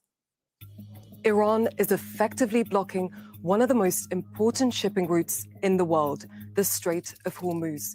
Approximately 20% of global daily oil supplies pass through this narrow waterway located between Iran and Oman. The oil comes mostly from countries in the region, including Iraq, Kuwait, Qatar, Saudi Arabia, the UAE, and Iran. So what's the alternative? And are any of the options viable? There are two critical oil pipelines that bypass the Strait of Hormuz. The first is the East-West pipeline that runs 1,200 kilometers across Saudi Arabia, from the Abqaiq oil field in the Gulf to Yanbu on the Red Sea. The Saudi oil giant Aramco is moving to push flows towards its 7 million barrel a day capacity, but that doesn't compare to the nearly 20 million barrels that usually pass through the Strait of Hormuz each day. The second is the Habshan-Fujairah pipeline that runs 360 kilometers from the Habshan onshore field in Abu Dhabi to the port of Fujairah on the Gulf of Oman. However, this option is even more limited. It only has a capacity of 1.5 million barrels a day, with a potential increase of up to 1.8 million. But that's still more than 90% less than the amount that passes through the Strait of Hormuz. There are two other pipelines that could be of importance. The Kirkuk-Ceyhan runs 970 kilometers, connecting Iraq's northern oil fields to the Turkish Mediterranean port of Ceyhan. It also has a capacity of nearly 1.5 million barrels a day, although it's now largely dormant because of regional tensions and disputes over production. And finally, the Gora-Jask pipeline, which was specifically built by Iran to bypass the Strait of Hormuz. Before the war, its operation capacity was estimated to be around 300,000 barrels a day, which is significantly lower than its designed capacity of 1 million. It's also faced huge challenges, partly because of strict US sanctions targeting Iran's oil industry. Bader Al-Saif is a professor at Kuwait University and an associate fellow at Chatham House. He joins us now live from Kuwait City. Thank you for being here with us on Al Jazeera. We appreciate it. I want to get your reaction to U.S. President Donald Trump's assurance that Israel will not strike Iran's gas field again. Presumably, that would mean that Iran's retaliatory strikes across Gulf energy infrastructure would also cease. Is that reassuring to Kuwait right now? Riley, we're entering an uncharted territory. What happened in the last 24 hours is unprecedented. This direct attacks on oil and gas facilities on both sides. What Israel has done and how Iran has responded in return is not reassuring. This is embroiling the countries further and further into a war that they don't want to be in, the regional countries, that is. And when it comes to U.S. reassurances, we have to re-question those claims. It was first announced as a joint Israeli-U.S. attack. And then in the last few hours, as you know, President Trump tried to distance himself and claim that Israel is not going to hit. This can be taken with a grain of salt. We need to take matters into our own hands in the Gulf and plan accordingly. And you saw the activity that happened also in the last 24 hours. There was an emergency consultative meeting in Riyadh. We saw the attendance of close to 12 ministers of foreign affairs with a very clear sign to Iran that this attack will not hold. And also from the Gulf, you saw a very clear article by the Omani foreign minister on The Economist, looking at how the US has not helped stabilize the situation and clearly claiming that the Americans or America has lost control of its foreign policy. Those two actions need to be taken and looked at together when thinking of how the Gulf can respond in part to both the Iranian attacks and to how the US is managing Israel's war in the region. How important is it, do you think, that the Gulf states remain on the same page going forward, that there is this continued consultation between them when it comes to how they respond to these attacks? This has not ceased from the beginning of the attacks, Riley. We saw very clear coordination, not only in terms of messaging and statements and calls, but also in times and shared resources when it comes to helping one another fend off the Iranian attacks. Unity among the Gulf is crucial and key. We see them come closest together in times of crises. The onus now is not only in maintaining ourselves during the war, and we've been doing fantastic in the last 3 weeks, but also to think of the day after. How can we then propose a way forward that can put us into a surer sign of peace and stability? Because we cannot tolerate yet another ceasefire, and we cannot tolerate yet another return to war. Right, the thought of hostilities hanging over cannot be something that stays. But I wonder, before we get to the day after, obviously we have to get to talking about making a ceasefire or making some sort of peace deal. Do you see anywhere now that a diplomatic path could open up? A diplomatic path can never be closed, Riley. This has been always our position in the Gulf. And I believe also this is the position that we've seen come across the various statements or mixed statements from the US side. So we can certainly latch on to that, push for peace, and try to also bring in the Iranians in. This is a very arduous path indeed, but the only one available to us in the Gulf.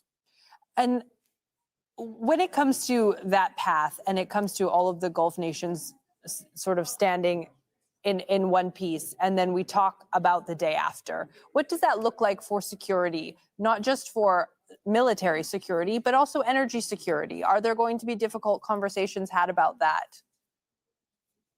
There will be very difficult conversations, but the hope that those conversations then yield very definitive answers. We cannot allow for energy security to be on the line as it has been today. This has been a worst nightmare scenario that we have been trying to fend off. We saw remnants of it or some elements of it in the 1980s in the Iran-Iraq war, but nothing to the level that we're witnessing today.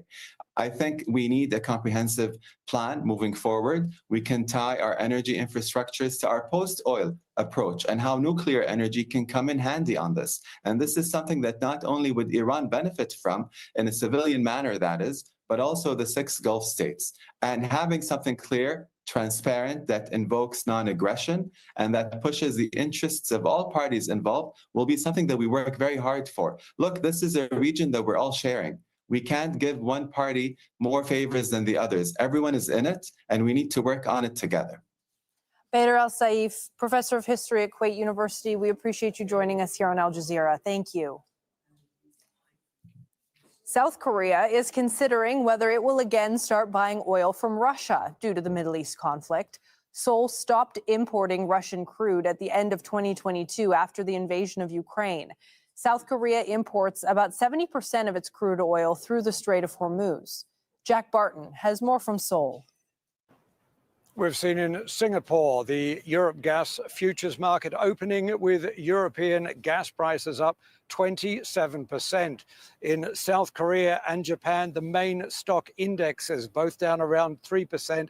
And South Korea's currency, the Korean won, closing at a 17-year low as the main Kospi index closed today. Really disastrous results across Asia, reflecting not just that there is a concern about how long the Strait of Hormuz will remain blocked by Iran, but that even if it opens again, that a lot of the energy infrastructure in that region may be damaged and irreparable for some time to come. That is of critical importance for countries like South Korea and Japan, which are almost wholly dependent on oil and gas imports, the majority of which come from the Middle East. And the question here, of course, is how long refineries, the energy grid, and the factories can keep going in this current situation. The government here is taking measures. It has a cap on the price of fuel coming out of the refineries, the first time that's happened since the Asian financial crisis in 1997.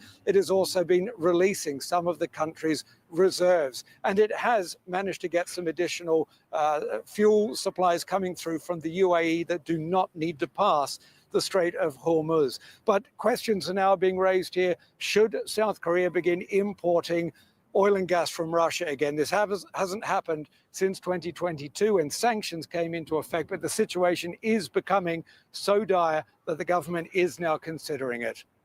Jack Barton, Al Jazeera, Seoul. And it's not just South Korea. Across Asia, governments are under pressure to manage the impact of rising energy prices. Taiwan has rolled out emergency measures to cushion the blow for businesses and consumers. But as Patrick Falk reports from Taipei, those measures may only offer short-term relief if the war drags on. Rising oil prices are squeezing margins for fuel-intensive logistics and transportation companies. Fuel alone can account for around half of operating costs. One full tank can take us nearly 1,000 kilometers. If we go to southern Taiwan, we usually refuel about once every 2 days. Fuel prices have been climbing since the start of the crisis in the Middle East. Now the pressure is building. To soften the impact, Taiwan has introduced what it calls a dual price smoothing system. Under the mechanism, refiners absorb part of the increase when global oil prices surge, spreading the cost over time instead of passing it on all at once. The government's dual price smoothing system leans on the state refiner CPC Corporation to absorb much of the increase instead of passing it on at the pump. But that comes with a risk. If oil prices don't drop soon, those losses will accumulate, increasing the pressure for bigger price hikes later. Despite that risk, the industry says the policy is helping for now. Danny Chen runs a fleet of about 30 lorries. He's been in the business for 3 decades, moving goods across the island. But he says demand is also lower, with fewer shipments coming in as global trade slows. Many logistics companies may not be able to survive because we operate as partners under contract. Clients are unwilling to negotiate price increases, so we have to absorb these additional costs ourselves. Taiwan imports more than 95% of its energy. Much of it passes through the Middle East. That leaves the island highly exposed to global shocks. Analysts warn if prices stay high, the cost of business and the government could bite. For now, the measures are buying time, but not immunity. Patrick Falk, Al Jazeera, Taipei. We'll have an update on all of those stories in just about 25 minutes from now. But up next, Inside Story takes a look at Iran's options as the conflict escalates.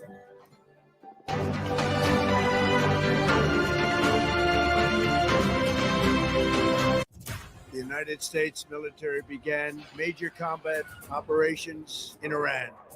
This is the second time that we negotiated with Americans and they decided to attack us right in the middle of negotiation. This operation will continue for as many days as it takes to remove this threat.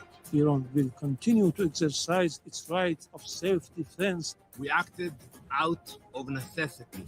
I deeply regret that this opportunity of diplomacy has been squandered. With tensions escalating, stay with Al Jazeera for the latest developments.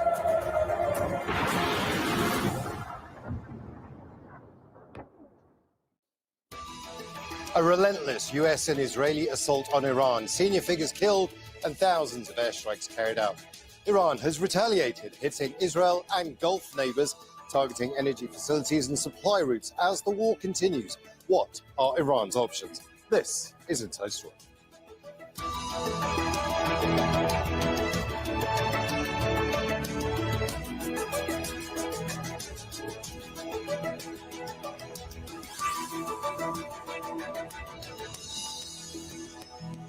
Hello and welcome to the program. I'm Imran Khan. Now, it would be fair to say that the prospect of an all-out war on Iran would have been virtually unthinkable for most global observers in modern times. A geopolitical taboo because of the global dangers and the resistance Iran might offer. But Israel and the US crossed that red line when they struck Iranian nuclear facilities in June last year. 9 months later, all-out war by the US and Israel has become reality. The government in Tehran has remained defiant despite the assassination of several senior figures, including the supreme leader. Facing relentless US and Israeli attacks, what can Iran do next? What options does it have at this stage in the war? We'll explore the situation with our guests shortly, but first, this report from Alexandra Byers. Another day of mourning in Iran. Funerals held for two senior security officials killed in Israeli airstrikes on Tuesday. Ali Larijani, Secretary of the Supreme National Security Council, and Gholamreza Soleimani, commander of the Internal Security Unit known as the Basij. The latest in a series of assassinations after the killing of Supreme Leader Ali Khamenei 2.5 weeks ago. That US-Israeli attack started a war that's thrown the region into chaos and set the world on edge. In an exclusive interview with Al Jazeera, Iran's foreign minister remained defiant, adamant his government is not weakened. I do not know why the Americans and the Israelis still have not understood this point. The Islamic Republic of Iran has a strong political structure with established political, economic, and social institutions. The presence or absence of a single individual does not affect this structure. Of course, individuals are influential and each person plays their role, some better, some worse, some less. But what matters is that the political system in Iran is a very solid structure. Ayatollah Moshtaba Khamenei has replaced his father as supreme leader. The government still has a functioning executive, both the president and the foreign minister maintaining a public presence. And no let-up in Iran's retaliatory strikes against Israel and US assets in the region. Those attacks have caused anger in neighboring Gulf states, where civilian targets, such as airports, have been hit. Shipping remains restricted in the Strait of Hormuz, a vital global energy supply route, sending oil and gas prices soaring. The question is, where does the war go next? Israel insists it's winning and will continue the offensive until it achieves its goals. We are undermining this regime in the hope of giving the Iranian people an opportunity to remove it. This will not happen all at once. It will not happen easily, but if we persist, we will give them the opportunity to take their fate into their own hands. While the US president says he's not afraid of putting US troops on the ground, considering whether to take Karg Island, which handles almost all of Tehran's crude exports, and he's even suggested seizing or destroying Iran's nuclear material, hidden deep underground. It would take 10 years to rebuild the damage that's been done, but I think we have to make it a little bit more permanent because no other president has to go through this, and you can't have lunatics controlling nuclear weaponry. Message to the President of the United States. Meanwhile, Iran's military command is almost daring Donald Trump to invade, issuing him a direct message on Monday, saying the outcome of the war will not be determined through tweets, it will be determined on the battlefield. Alexandra Byers, Al Jazeera for Inside Story. Now let's bring in our guest. Elijah Magnier is a military and political analyst who specializes in wars in the Middle East. He's joining us from Brussels. In Isfahan, in Iran, we're joined by Sattareh Sadiqi, an assistant professor in the Faculty of World Studies at the University of Tehran, and in Doha, Mehran Kamrava, director of the Iranian Studies Unit at the Arab Center for Research and Policy Studies. A warm welcome to you all. I'd like to start in Isfahan with Sattareh. There's no appetite for diplomacy from the Iranian side. They've been very clear about that. So what options are there right now for the Iranians? What's the strategy in the short term, certainly, for Iran? Well, Iran had tried the path of diplomacy several times when we, with the 6 other powers in the world, agreed on the JCPOA, or the so-called Iran nuclear deal. And then within the first Trump administration, he unilaterally withdrew from the deal and scrapped it, basically. Then we tried to negotiate with the United States and Trump's team in June, and on the eve of the 6th round of the indirect talks between the United States and Iran, brokered by Oman, the Zionist regime attacked us and killed our commanders and thousands of civilians as well. Again, we tried the path of diplomacy in February, and we were before the 3rd round of indirect talks when the United States and Israel attacked us once again. And this has been warned by the Iranian officials that this time, if an attack on Iran's sovereignty happens, we're going to determine when the war is going to end, and it's going to turn into a regional war, because we're going to retaliate against anyone who cooperates with the United States in killing Iranian civilians and commanders. So Iran has made it clear that the path of diplomacy with the United States has been totally killed.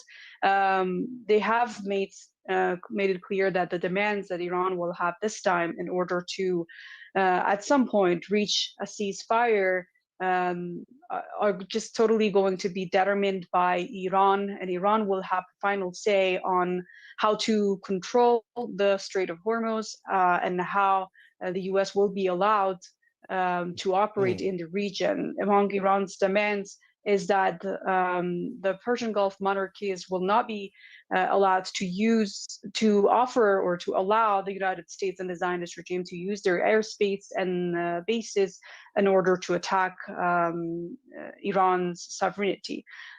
So this is exactly what Iran had warned far ahead, and Iran is going with the plan that it had laid out in response to a possible attack, which we're seeing is out there. Mehran, I want to bring you in here now. This was completely predictable and entirely avoidable. Any even casual observer knew that the Strait of Hormuz being shut down is one of the biggest arsenals in Iran's offensive capabilities. We also knew this because the Qataris had been warning about this. Observers in the US had been warning about all of this. The only people that didn't be seemingly paying any attention are the Americans and the Israelis. Now, strategic blunder here by the Americans, do you think, and the Israelis? Absolutely. 2 factors appear to be at play here. One is the fact that once again, President Trump appears to have been played by Prime Minister Netanyahu, in the sense that Trump was, by the admission of Secretary of State Rubio, was in many ways pressured into attacking Iran by Netanyahu. The other factor that's at work is the assumption by the United States and by Israel that they would achieve a quick and decisive victory. And so wars are extremely easy to start, or far easier to start than they are to end. It appears that the United States and Israel have really not thought this through strategically. And the objectives appear to change. The time frame changes, the objectives appear to change. One day it's regime change, another day it's to spark a mass uprising, a third day it is to degrade Iran's military capabilities. And Imran, as you just mentioned, everyone appears to have been ready for Iran's closure of the Strait of Hormuz, except for the Americans and the Israelis. I want to bring Elijah in here. One of the key things that the Iranians have been talking about very publicly is that the Islamic Revolution will survive this. It's designed to survive. It has strong institutions. It's not centered around one leader. It's hierarchical, so people can step up. And it has alternative institutions to national institutions. So it will survive an aerial bombardment like this. It might not survive a ground assault, but a ground assault is at least 250,000 US troops, do we think? It's a country of 92 million people. This is not going to work. A ground assault simply will not work, right? Of course it won't work. It is 1,648,000 square kilometers. This is not Iran, it is not Syria, it is not Libya. And above all, Iran is fighting an existential threat. And the difference between the Americans and the Israelis is the first one is unaware of what Iran can do and how Iran is going to fight back a ground assault or an attack or anything. But the Israelis are very much aware of what they are doing. This is why Benjamin Netanyahu, at the first beginning, he said, we are preparing the ground for a regime change. He did not say that he wants to change the regime because he is aware that this is unachievable. And what he is doing, he is destroying Iran's military capability, or at least trying, but he's going on to destroy the Iranian economy. And now he started to bring in the United States to destroy Iran energy, but also the Gulf energy.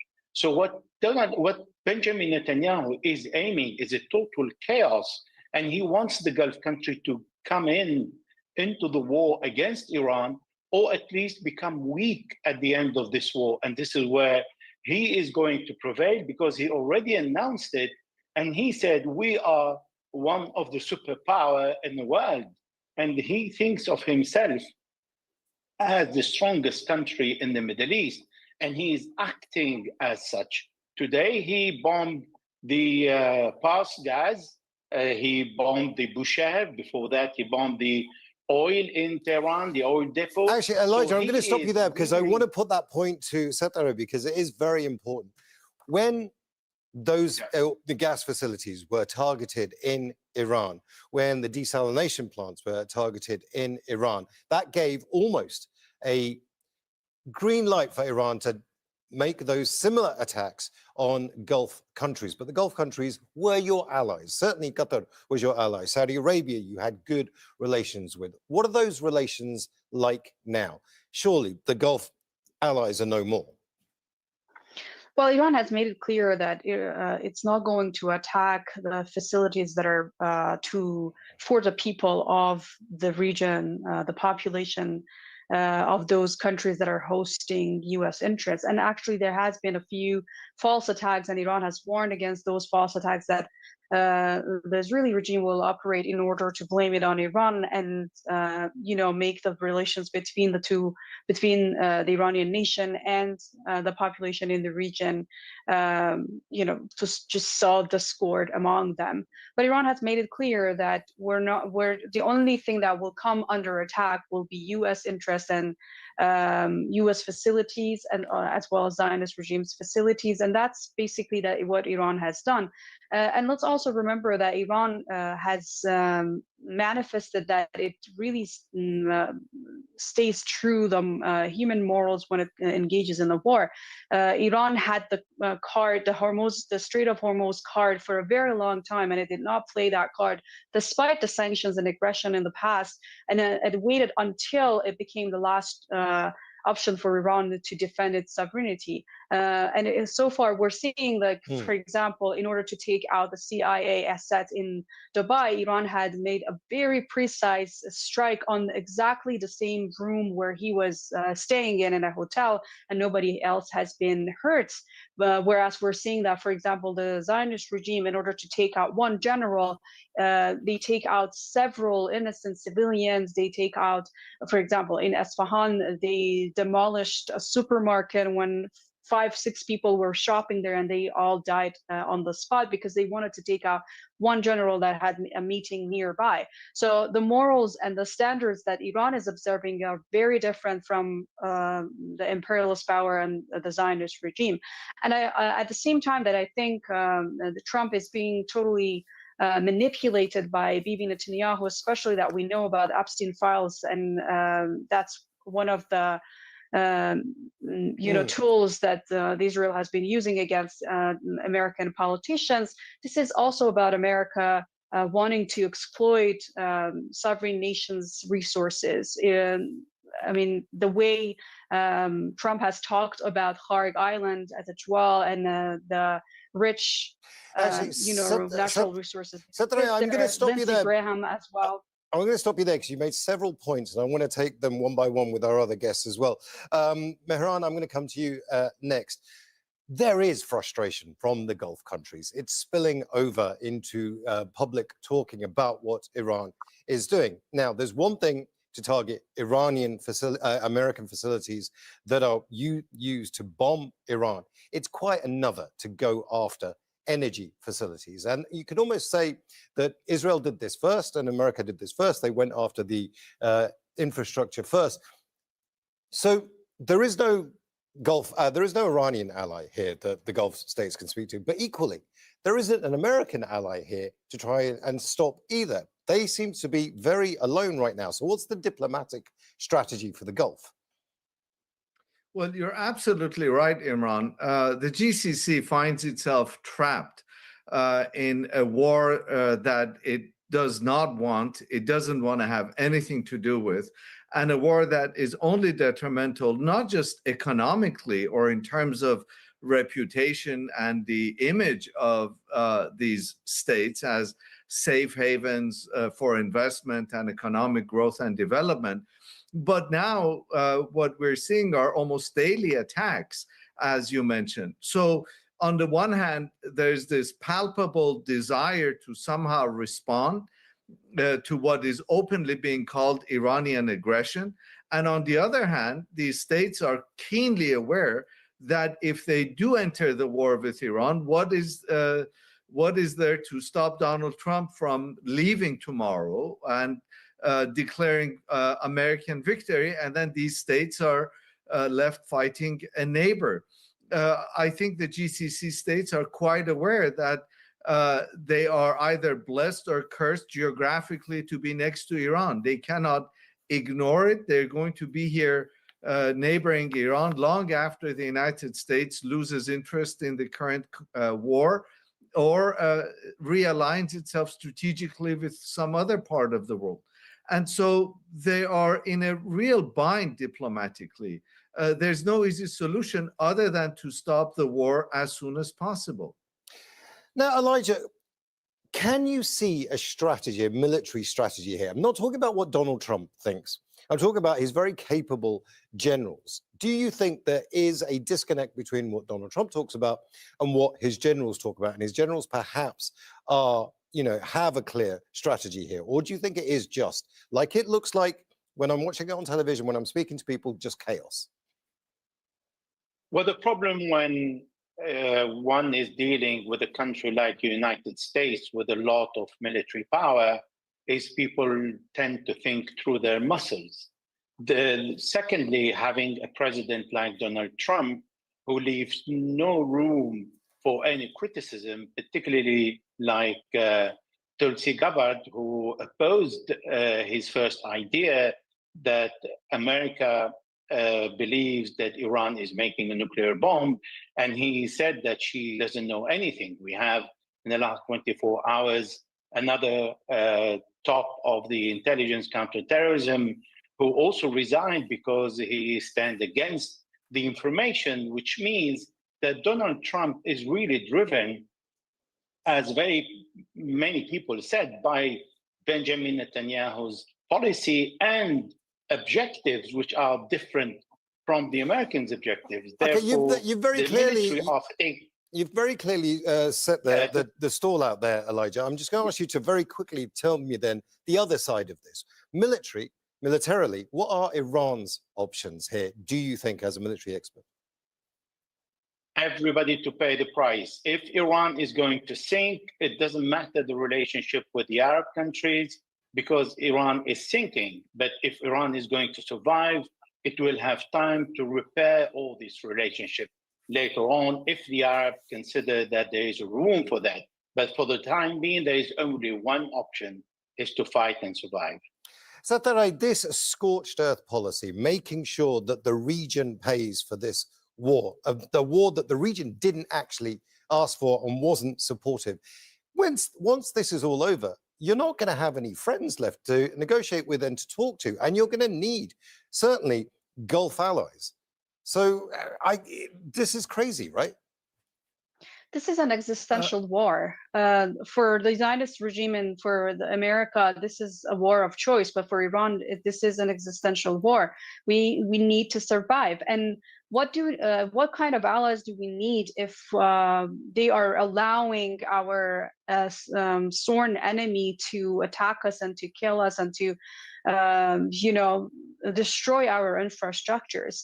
As Elijah also mentioned, we can think about our alliances and friendships once we survive this war. But right now, we need to make sure that this, this is what a lot of people in Iran are saying. If we agree on a ceasefire right now and we do not punish the countries that are hosting those military bases of the United States, what guarantee is there that within a couple of months they're not going to start attacking us again? And we don't want that to happen again. We have had the experience of practicing composure, practicing diplomacy with relying on our allies and allowing others to broker indirect talks with the United States. But there has never been a guarantee that even if you reach a ceasefire, there will be actually a ceasefire. Imagine Qatar was hosting talks between Hamas and the Zionist regime.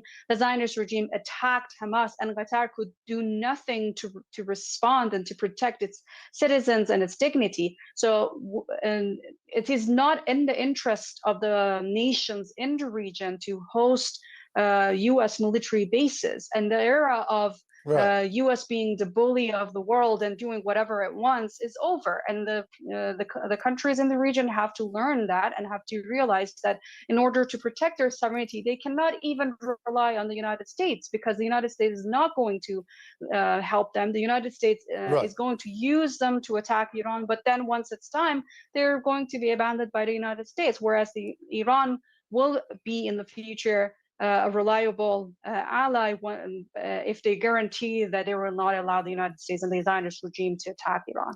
Actually, that's a very good point that you make. Mehran, I want to come to you first. We don't have any diplomacy right now. There's a war going on, but there have been hints at diplomacy. There's been 3 conditions that have been set out. One of them is reparations. Iran is saying that the Americans have to pay for all the damage and the death that they have raised on Iran. Again, and this is what Satare was just saying, they've got to make sure that this never happens again. But now, because Lebanon's been brought into this, there's a threat on the Houthis as well. The Houthis may well get involved. There is is there a wider diplomacy angle here that Iran might push, get out of Lebanon as well, if they do come to the table? And does that then become so wide it's almost impossible to get to peace?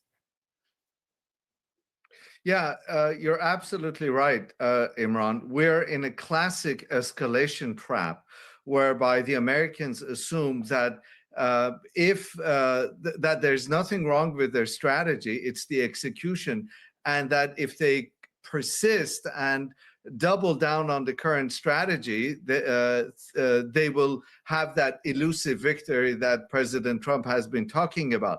I think there's a couple of things. Turkey, Oman still, and to a lesser extent, Saudi Arabia and even Qatar can indeed act as go-between and act as mediators between Iran and the United States. In fact, there were reports that Stephen Witkoff and Foreign Minister Araghchi had initiated contact, but Israelis killed Larijani and those contacts came to an end. So I think what is critically important is for the United States to get out of the shadow of Israel and stop letting Netanyahu dictate the course of the events. And, as we saw in Geneva just before the war started, the Iranians and the Americans can engage in diplomacy and in negotiations. It's the Israelis that have repeatedly acted as spoilers. Sadr, I want to talk to you about the Israelis. If this war comes to an end on Iran, Israel wants to continue its war in Lebanon. Will that be part of Iran's thinking when it comes to any future peace negotiations, that Israel has to withdraw also from Lebanon? Or is it just going to be an Iran first policy, do you think? Well, I think based on what the Iranian officials have mentioned as the requirements for a ceasefire right now, Lebanon would not be part of the deal, but it definitely will have a an impact on how the relationships with the Lebanese government and Hezbollah will continue. I think in order to know what will happen with Iran's support for Hezbollah, we have to see when this war will be over and how this war will be over. And because every day we're seeing more assassinations coming, and the Zionist regime and the U.S. attacking even more, civilian infrastructures, and these are all going to make a difference in what Iran will demand in order to bring an end to this war. So at this point, I think it's too early to decide, but Iran has made it clear that it will not abandon its allies, the armed resistant groups in different parts of the region, and it recognizes their rights to self-defense and to fight back the invasion of their countries. I mean, remember, Hezbollah is a political party in Lebanon, and it has resisted the invasion of Lebanese land. It's not only about Hezbollah and the Shiites. Hezbollah has protected Lebanese territories against Israeli invasion. We are running out of time here, and I want to come to Mehran very, very quickly before we finish up. Mehran, this idea that there can be negotiations, there's going to be a very long time before we get to that. But is there a role any other country can play in? I'm particularly talking about China and Russia in bringing a shortcut and putting pressure on everybody, or is it just not on the table? No, there definitely is, particularly countries like Russia and China. We saw that China successfully mediated between Iran and Saudi Arabia, and there had been bitter animosity between those two. So I think there's definitely room. Probably Russia, given the current context and the current anti-Russian sentiment in the West in general and in the United States, that might be unlikely. But there's definitely room. But also there are actors like Turkey that I think can play a very significant role here. I want to thank all our guests, Elijah Magnier in Brussels, Satri Sadiki in Isfahan, and Mehran Kamrava in Doha. And I want to thank you as well for watching. Now, you can see the program again anytime by visiting our website, aljazeera.com. And for further discussion, go to our Facebook page. That's facebook.com/AJ Inside Story. And you can also join the conversation on X. Our handle is @AJ Inside Story. From me, Imran Khan, and the whole team here, bye for now. Thank you for subscribing to Truth Talk Live. Be sure to like this video now to keep our algorithm high. As the war on Iran widens, its impact is spreading beyond the battlefield. Shockwaves are hitting global And good morning. It's the top of the hour on Morning Mic Drop at Truth Talks Live, where your voice matters. Stay tuned for our breaking world news coverage this hour. Like and subscribe now. Expert analysis.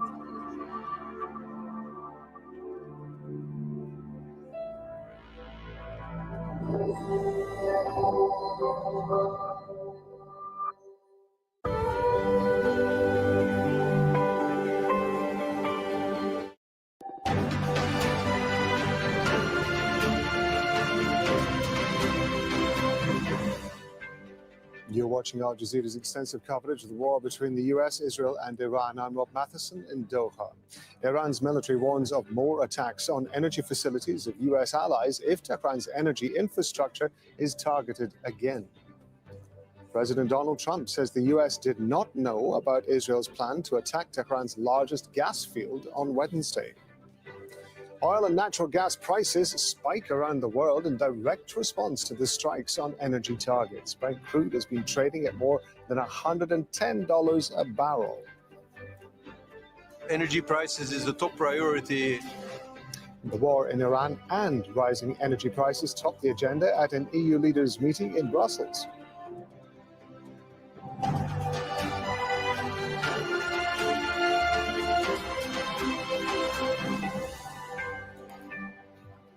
Iran's army has warned it will completely destroy the energy infrastructure of US Gulf allies if its own facilities are attacked again. Tehran has hit several energy sites in the Gulf overnight, including a major liquefied natural gas complex in northern Qatar. Iran's also struck targets in Kuwait, the UAE, and Saudi Arabia. President Donald Trump's threatened to, quote, blow up Iran's South Pars gas field if Tehran attacks Qatar's facilities again. Tehran's attacks and Trump's threats come after Israel hit Iran's South Pars gas field, setting it on fire. Trump says the U.S. was not informed of those strikes in advance and that Israel won't attack the area again. The Pentagon is going to be holding a briefing shortly. The U.S. Secretary of Defense Pete Hegseth is expected to address the press. We're going to bring you that as it happens. First, we're going to go to our correspondent. Mohammed Val is in the Iranian capital, but we're going to go to Zain Basravi first, who's in Dubai. Zain, just talk us through what's been happening over the last few hours or so. Well, this morning, the GCC leadership woke up to what was a sobering reality overnight.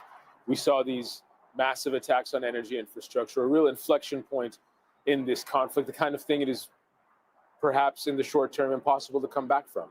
The meeting in Riyadh of the foreign ministers dealt with this topic. It came under attack from Iranian missiles at the time it was happening. Leaders there, Saudi Arabia, saying that trust with Iran had been completely deteriorated. And in the aftermath of these attacks, multiple pieces of energy infrastructure in Saudi Arabia, the UAE, Qatar, coming under attack. The countries called for Iran to immediately halt its attacks. It condemned Israel as well for the attacks it's been carrying out. But it called on Iran to stop attacking its neighbors and to put an end to that episode of this conflict. Iran did not listen. What was a very sobering experience for the Gulf Arab leadership, for Iran, was simply a plan it had put into motion that had been in the works for years. It had warned that it would do this, and it was simply carrying out that plan. This morning, once again, multiple attacks on oil refineries in Saudi Arabia. At least two different facilities have come under attack. A drone fell on the Samarra refinery, causing damage there. At Aramco Samref refinery, an aerial attack targeted that area as well. Minimal damage, according to initial reports. In Kuwait, two fires broke out at the Mina Al Ahmadi and the Al Abdullah port refineries that were extinguished, but it took Kuwaiti firefighters 6 different teams throughout the course of the morning to put that fire out. Now, the longer this carries on, the longer this conflict carries on, the more escalation, the more expansive nature this conflict will take on. And that is really the concern here. But Gulf Arab leaders, once again, are calling for some kind of calm. They have shown a deep level of empathy for the Iranian experience. There's been a great deal of loss of life from the US and Israel carrying out attacks in Iran. The only question is that empathy, is that idea that dialogue can still work, which was alive and well up until yesterday. Can that survive these ongoing attacks on critical energy infrastructure, which is really the lifeblood, the core of these countries' economies and their ability to function as nation states? Zain, thank you very much indeed. We're going to go to Mohammed Val in Tehran. Mohammed, how is Iran justifying the attacks on these multiple energy centers across the Gulf, including Qatar's Ras Laffan facility? Well, Iran has been explaining the stance they have from the beginning of the war, that this is a reaction and a retaliation against the countries that are hosting U.S.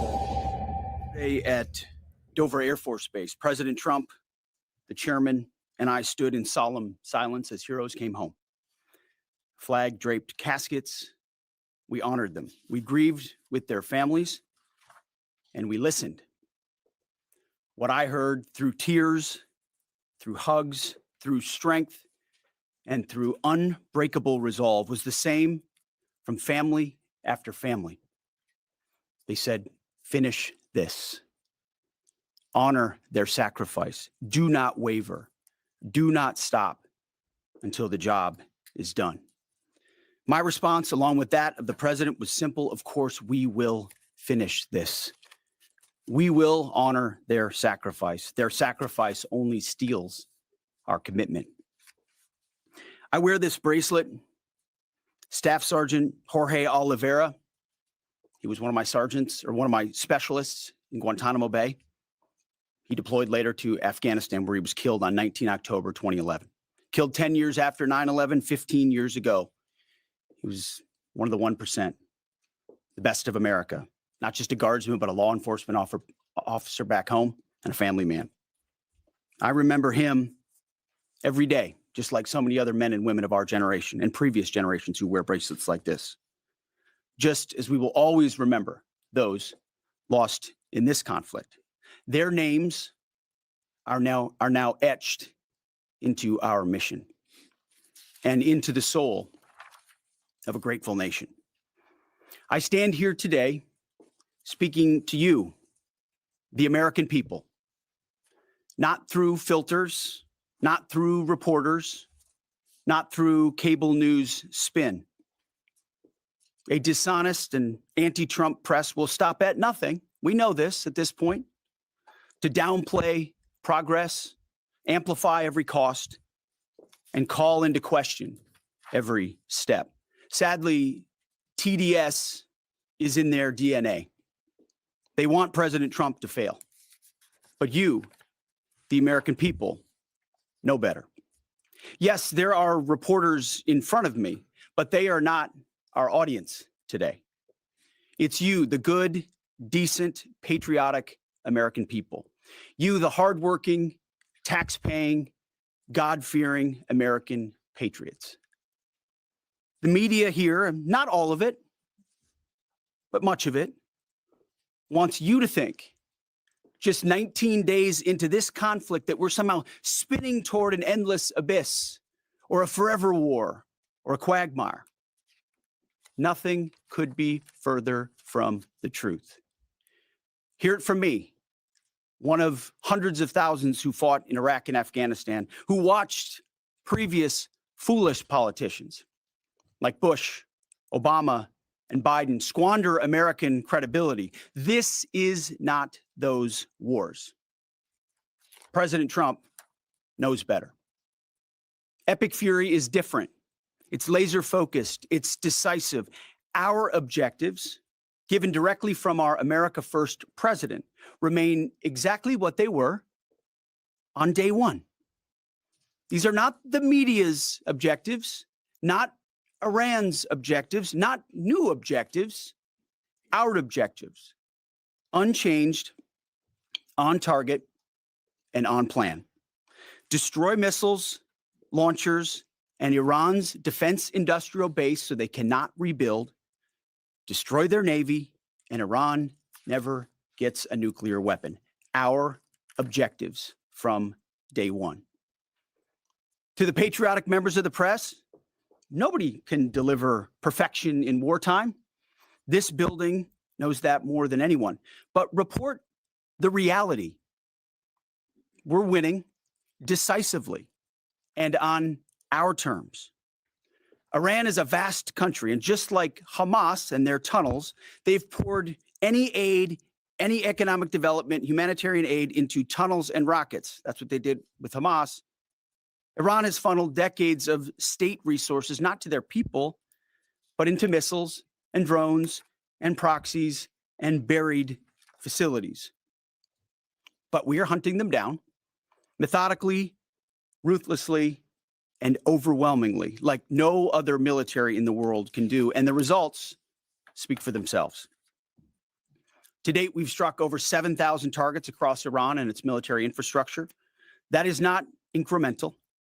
That is overwhelming force applied with precision. And again, today will be the largest strike package yet, just like yesterday was. As I've said from day one, our capabilities continue to build, Iran's continue to degrade. We're hunting and striking death and destruction from above. Iran's air defenses flattened.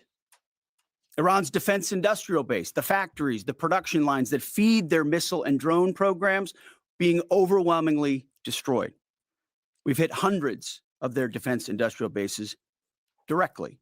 Their ability to manufacture new ballistic missiles has probably taken the hardest hit of all. Ballistic missile attacks against our forces down 90% since the start of the conflict. Same with one-way attack UAVs. Think kamikaze drones, down 90%. Now, the Iranians will still shoot, we know that, but they would shoot a lot more if they could, but they can't. The last job anyone in the world wants right now? Senior leader for the IRGC or Besiege. Temp jobs, all of them. And to borrow a page from Admiral Ernest King in World War II, we've decided to share the ocean with Iran. We've given them the bottom half. We've damaged or sunk over 120 of their Navy ships, with battle damage assessments pending for many more. See, oftentimes we have to wait a few days on battle damage assessment to get the real number. Their surface fleet is no longer a factor. Their submarines, they once had 11, are gone. Their military ports are crippled. Iran has terrorized the United States and our interests for 47 years. Their core industries, not steel or agriculture, or tourism, their core industries are state-sponsored terrorism, proxy militias, underground networks, ballistic missiles, and a violent, messianic, Islamist ideology chasing some sort of apocalyptic endgame. A regime like that, refusing to abandon its nuclear ambitions, is not just a regional problem. It's a direct threat to America, to freedom, and to civilization. The world, the Middle East, our ungrateful allies in Europe, even segments of our own press should be saying one thing to President Trump. Thank you. Thank you for the courage to stop this terror state from holding the world hostage with missiles while building or attempting to build a nuclear bomb. Thank you for doing the work of the free world. Yesterday's ceremony reminded us why we fight. Not for nation building or democracy promotion, but to crush direct threats to America, Americans, and our interests. We fight to win, and we are winning on our terms, following our objectives. My 13-year-old son popped into my office last night while I was editing these remarks. He asked about the war and the families I met at Dover. And I looked at him and I said, they died for you, son, so that your generation doesn't have to deal with a nuclear Iran. It's the truth. And they did. So to the families who said, finish this, we will. And I say the same to every American who wants peace through strength. May Almighty God continue to bless our troops in this fight. And again, to the American people, please pray for them every day, on bended knee, with your family, in your schools, in your churches, in the name of Jesus Christ. To the troops, keep going, and Godspeed. Over to you. Mr. Chairman. Thank you, Mr. Secretary. Ladies and gentlemen, good morning, and thank you all for being here. I also had the honor yesterday, as the Secretary said, of traveling up to Dover with the President to welcome home our 6 fallen. It was an honor and a privilege for me to be there and to say thank you to their families. And I want to mention their names this morning. From the 6th Aerial Refueling Wing out of MacDill Air Force Base, Florida, but stationed as part of an active associate unit at Birmingham, Alabama, Major Alex Klenner, John Alex Klenner, Major Ariana Savino, she was posthumously promoted from captain to major, and Technical Sergeant Ashley Pruitt, the boom operator on that crew.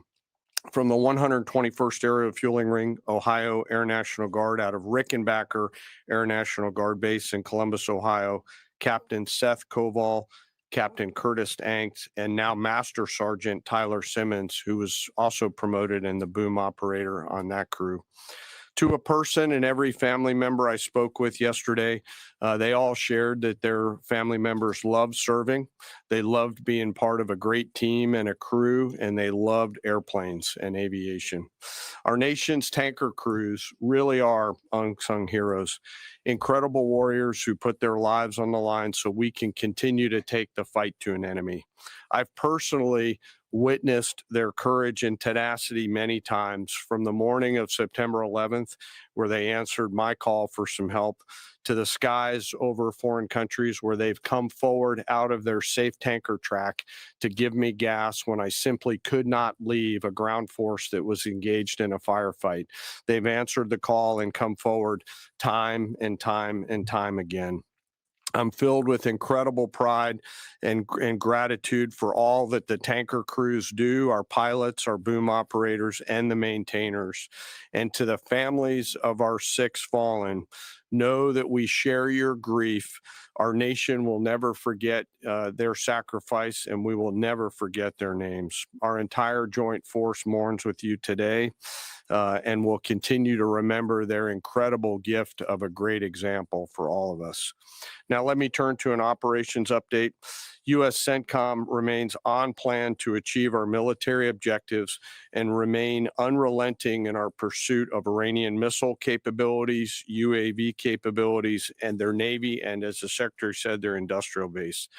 Each day, we continue to attack deeper into Iranian territory.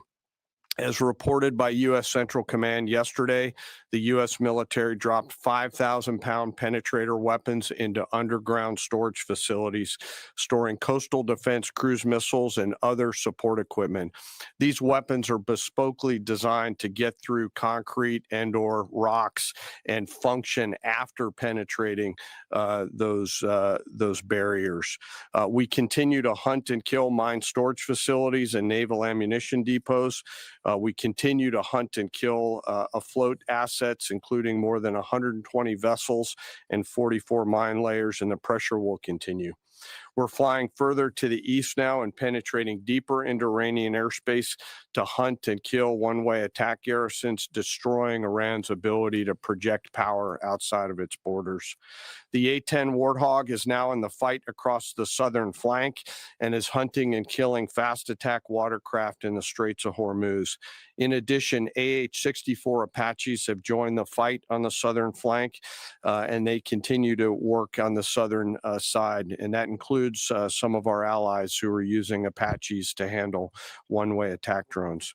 In Iraq, AH-64s have been striking against Iranian-aligned militia groups to make sure that we suppress any threat in Iraq against U.S. forces or U.S. interests. And we remain focused on pursuit of any platform that Iran could field to harm Americans or our partners. Last Friday, Admiral Cooper and the CENTCOM team conducted precision strikes against more than 90 targets on Karg Island, which included all of their military-only infrastructure, which included air defenses, naval base, mine storage, and deployment facilities. And as the Secretary mentioned, we continue to strike against Iran's defense industrial base and will continue to do so. Today, I want to continue my theme of talking about members of our incredible joint force. Today, I want to talk about some exceptional airmen who are engaged in the fight daily. United States Air Force, Air Force Reserve, and Air National Guard crews within our bomber force. The B-1s, B-2s, and B-52s, and the airmen on the ground who maintain and load these weapon systems. They are the backbone of America's long-range strike capability, and their contributions to Epic Fury have been decisive. Assigned to STRATCOM under Admiral Rich Correll and supported by TRANSCOM, the tanker force that we've talked about, under the command of General Randall Reed, every mission is designed to achieve overwhelming outcomes on behalf of the United States and our allies. Last weekend, I had the chance to go out and see some of our deployed bomber forces, the B-1 and B-52 crews, and I had a chance to sit down with some young aviators and maintainers and ask them, how do you feel? Tell me about your typical day.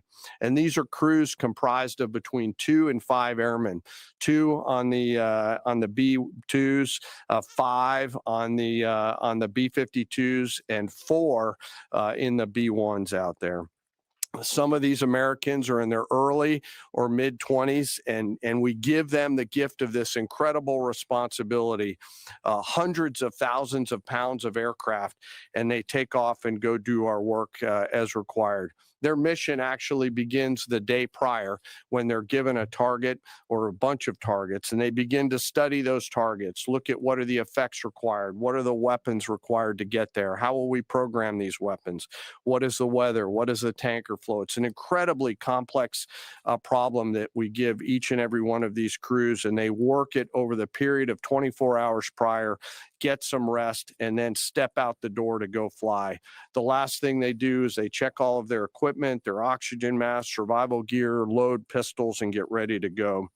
They crank the jets about an hour prior to takeoff and then launch into the daylight, doing their pre-flight checks, and as the kids say, lock in and prepare to go to war, sometimes on a long and stressful journey.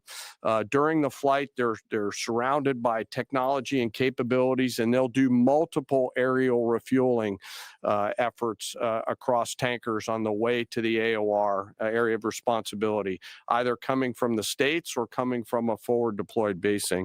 And I will tell you, as a fighter pilot, getting gas is a lot easier in an F-16 than it is in a B-1, B-2, or a B-52, where you are handling this airplane. It is a physical thing, unlike a fighter that's a lot easier. And they stay on that boom for sometimes up to 30 minutes, taking hundreds of thousands of pounds of gas. It is a physical, demanding thing to take gas, and they do it multiple times on the way there, and they do it multiple times on the way home.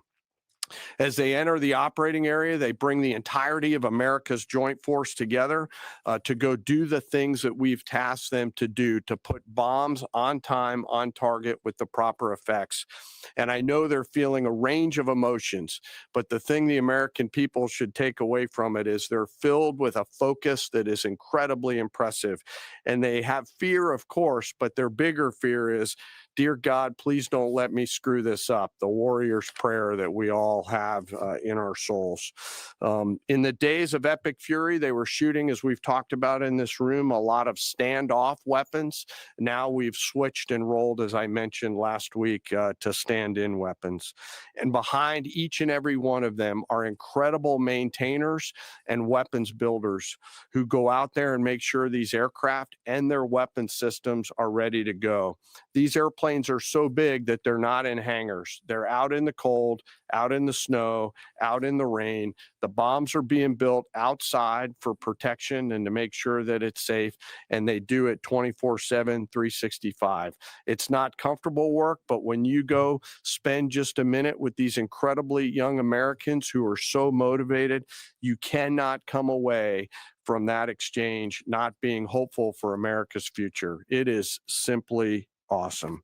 And we hand these Americans, young Americans, incredible and weighty responsibility, and they deliver every single time, quietly, with professionalism and humility, doing the things that we ask them to do. In conclusion, we will continue major combat operations. As the Secretary said, we continue to get busier. I know the Secretary and I share that we're incredibly proud of 2.8 million members of our joint force. I am personally, and we are personally grateful for the tenacity and professionalism of the brave men and women who serve inside Stratcom, CENTCOM, SpaceCom, Cybercom, Transcom, and the rest of the joint force. And I'll close where I started. I ask today that we remember those 6 fallen that came home. They represent the best of our nation. For those families that are feeling the pain, know that we are with you and will remain with you. May we always prove worthy of their sacrifice. And I'll turn it back over to you, sir. Thank you, Mr. Chairman.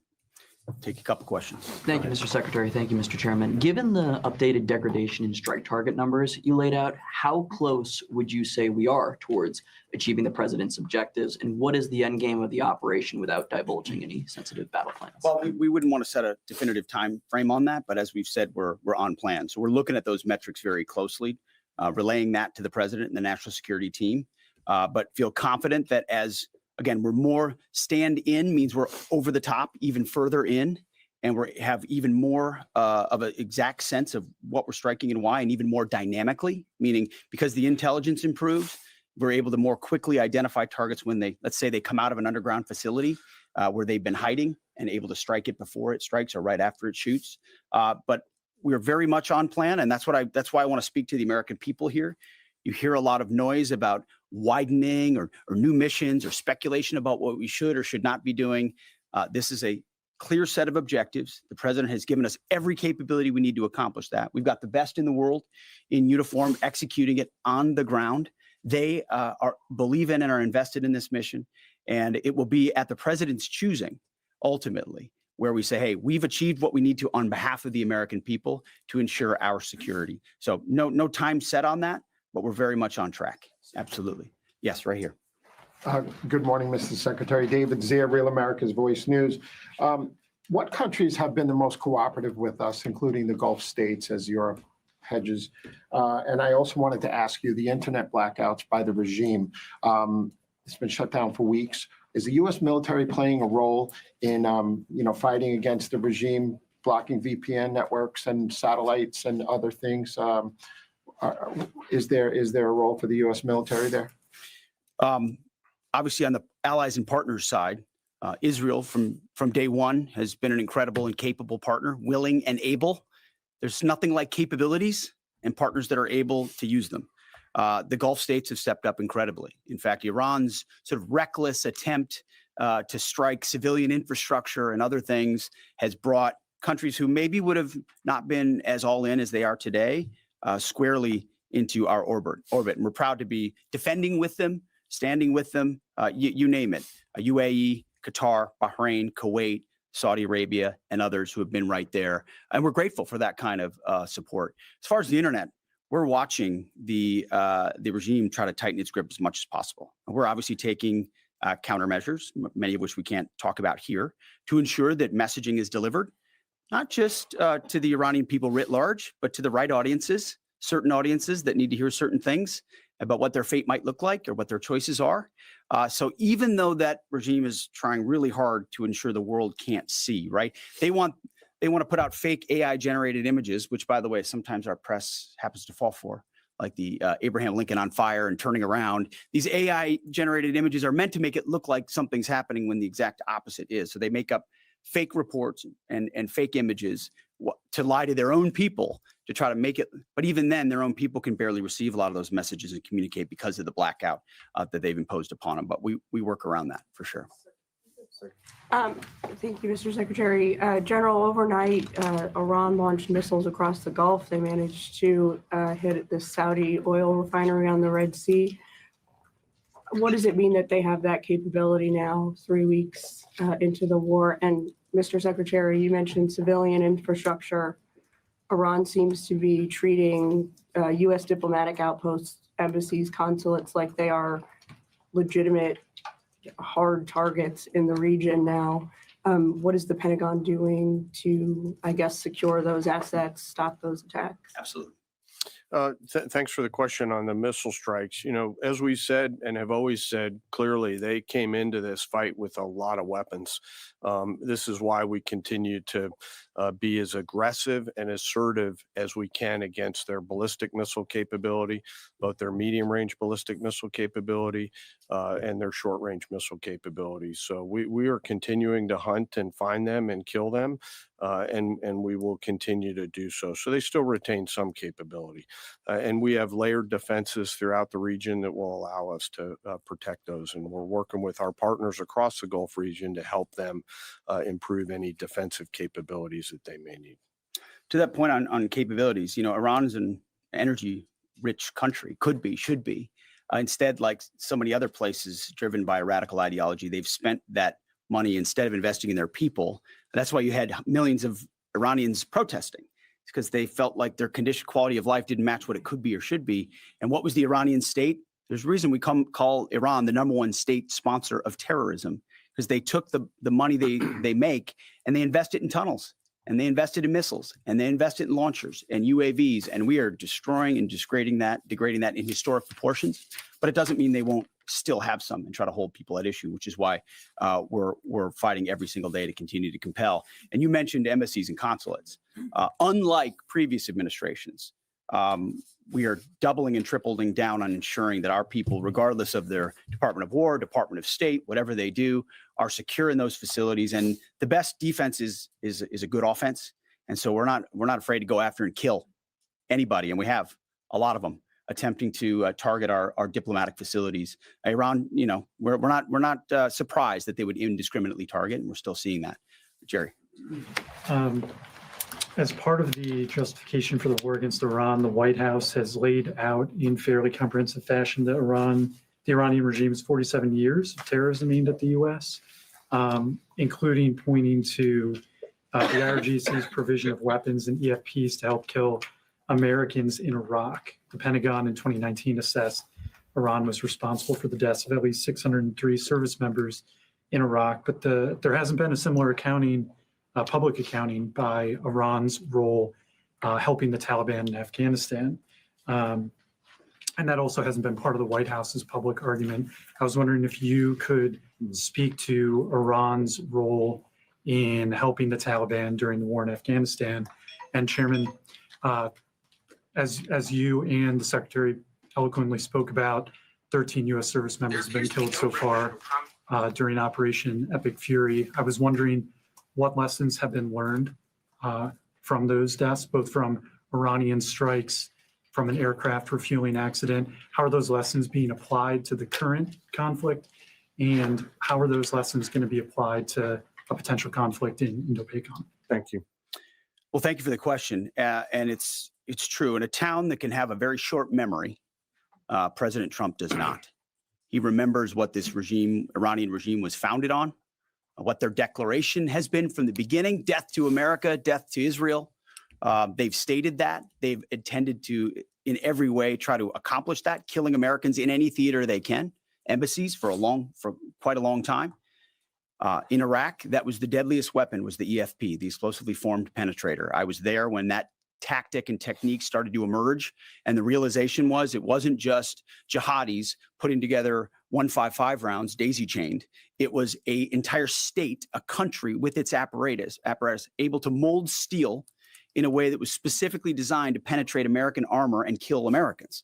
This was not, maybe we send them a couple of thoughts about how to build a bomb. This was Iran specifically passing technology and wherewithal and personnel into Iraq to kill Americans specifically. I know the number is said to be 600. A lot of us think it's higher than that, given the amount of capability they brought in. So they have been at war with us, whether we acknowledge it or not, for 47 years. The same goes in Afghanistan. Name the Islamist enemy, whether they are Sunni or Shia, because this is a Shia regime, Sunni or Shia, and Iran's been willing to harbor them as long as that group is willing to try to kill Americans. So the enemy of their enemy has been their friend as well in the Islamist world. So Iran, whether it's Iraq, whether it's Afghanistan, whether it's around the world, has been targeting Americans. And what they wanted in this context, and what President Trump would not tolerate, is a regime of that nature being closer and closer to nuclear capabilities, a capability they would have said they would want to use, and we ought believe what our enemies say they would do if they got the most dangerous weapon in the world. So it's been across every theater that Iran's been a threat to America, and sometimes we have to remind folks of that, but thank goodness we have a commander-in-chief who, on behalf of this country, has internalized that and said, hey, we're going to do something about it. Jerry, I do want to talk about the lessons learned question because it's important to me. I won't share particular tactical lessons, and the KC-135 incident is under investigation. But I do want to talk about how I think about this and how we think about it. And this is something that I'm pretty passionate about. I believe the Joint Force has to be a very fast learning organization. Early, often, and always. And so in each case, both at the strategic, operational, and tactical level, we've charged the Joint Force to look at themselves and say, what was our plan? Well, first, did we have a plan? Yes or no? The answer is always yes, because we plan for literally everything. Did we execute our plan? Yes or no? If we did it work? If not, why not? If we didn't execute our plan, but did something better, what's the lesson learned associated with that? And then how do we quickly capture those lessons after every loss or every engagement and quickly adopt those lessons and then share them across the entirety of the Joint Force? And inside the Joint Staff, we've tasked our J7 Directorate under the lead of Lieutenant General Lazewski, a United States Marine, to be extremely entrepreneurial in harvesting and capturing those lessons in a proactive and not reactive way. In fact, we've got teammates from the J7 who are now spread out across the CENTCOM theater, both here in the States and forward, to ensure that in every opportunity, we do not miss a chance to grab that lesson and quickly accelerate it into the practice that we adopt inside the Joint Force, so that if there's a loss or if there's something that we can learn from, that we learn it not only in the CENTCOM AOR, but we adapt it across all of the combatant commands, not just Indo-PACOM. And it's across all of the warfighting functions.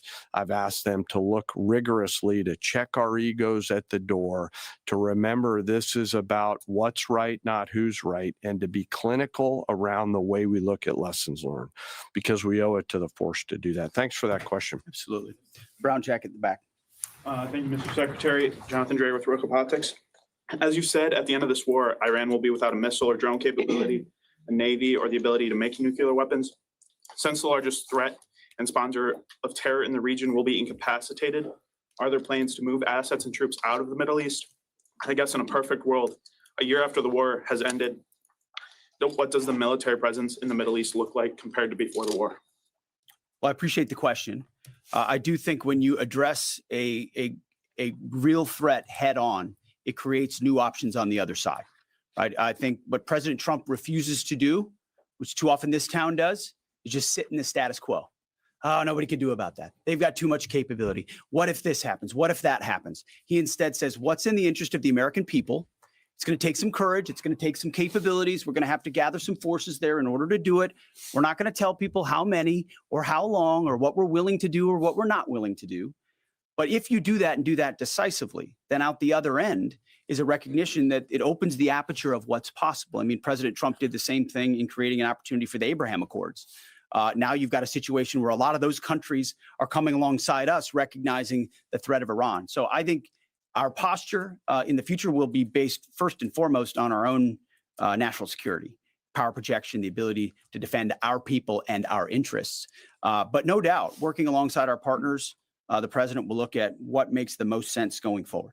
Appreciate that question. Yes, right here. War crime, is that the policy of the U.S. military now? Thank you, Secretary. Next up, two questions for you. The Vice President has often emphasized that the goal of this war is to denuclearize Iran while also avoiding a larger quagmire. I know that you touched on this. I'd like you to expand on how do you do that? How do you denuclearize the country while also avoiding this, forever war? And then there was a report last night that the Pentagon asked the White House for $200 billion for Iran war supplemental. Can you confirm this, and can you explain why a package this large is necessary? Well, first of all, none of this would have been possible without Midnight Hammer, without that audacious mission with very clear goals that did obliterate their ability to enrich and the capabilities they have in those facilities. So it created the conditions for Iran to step forward and say, okay, you can reach out and touch us like that in our nuclear ambitions. You can see that we're still trying to do this. Let's make a deal. And President Trump put our two best folks on it, Steve and Jared, and they worked diligently, earnestly. I watched it to try to pursue that deal.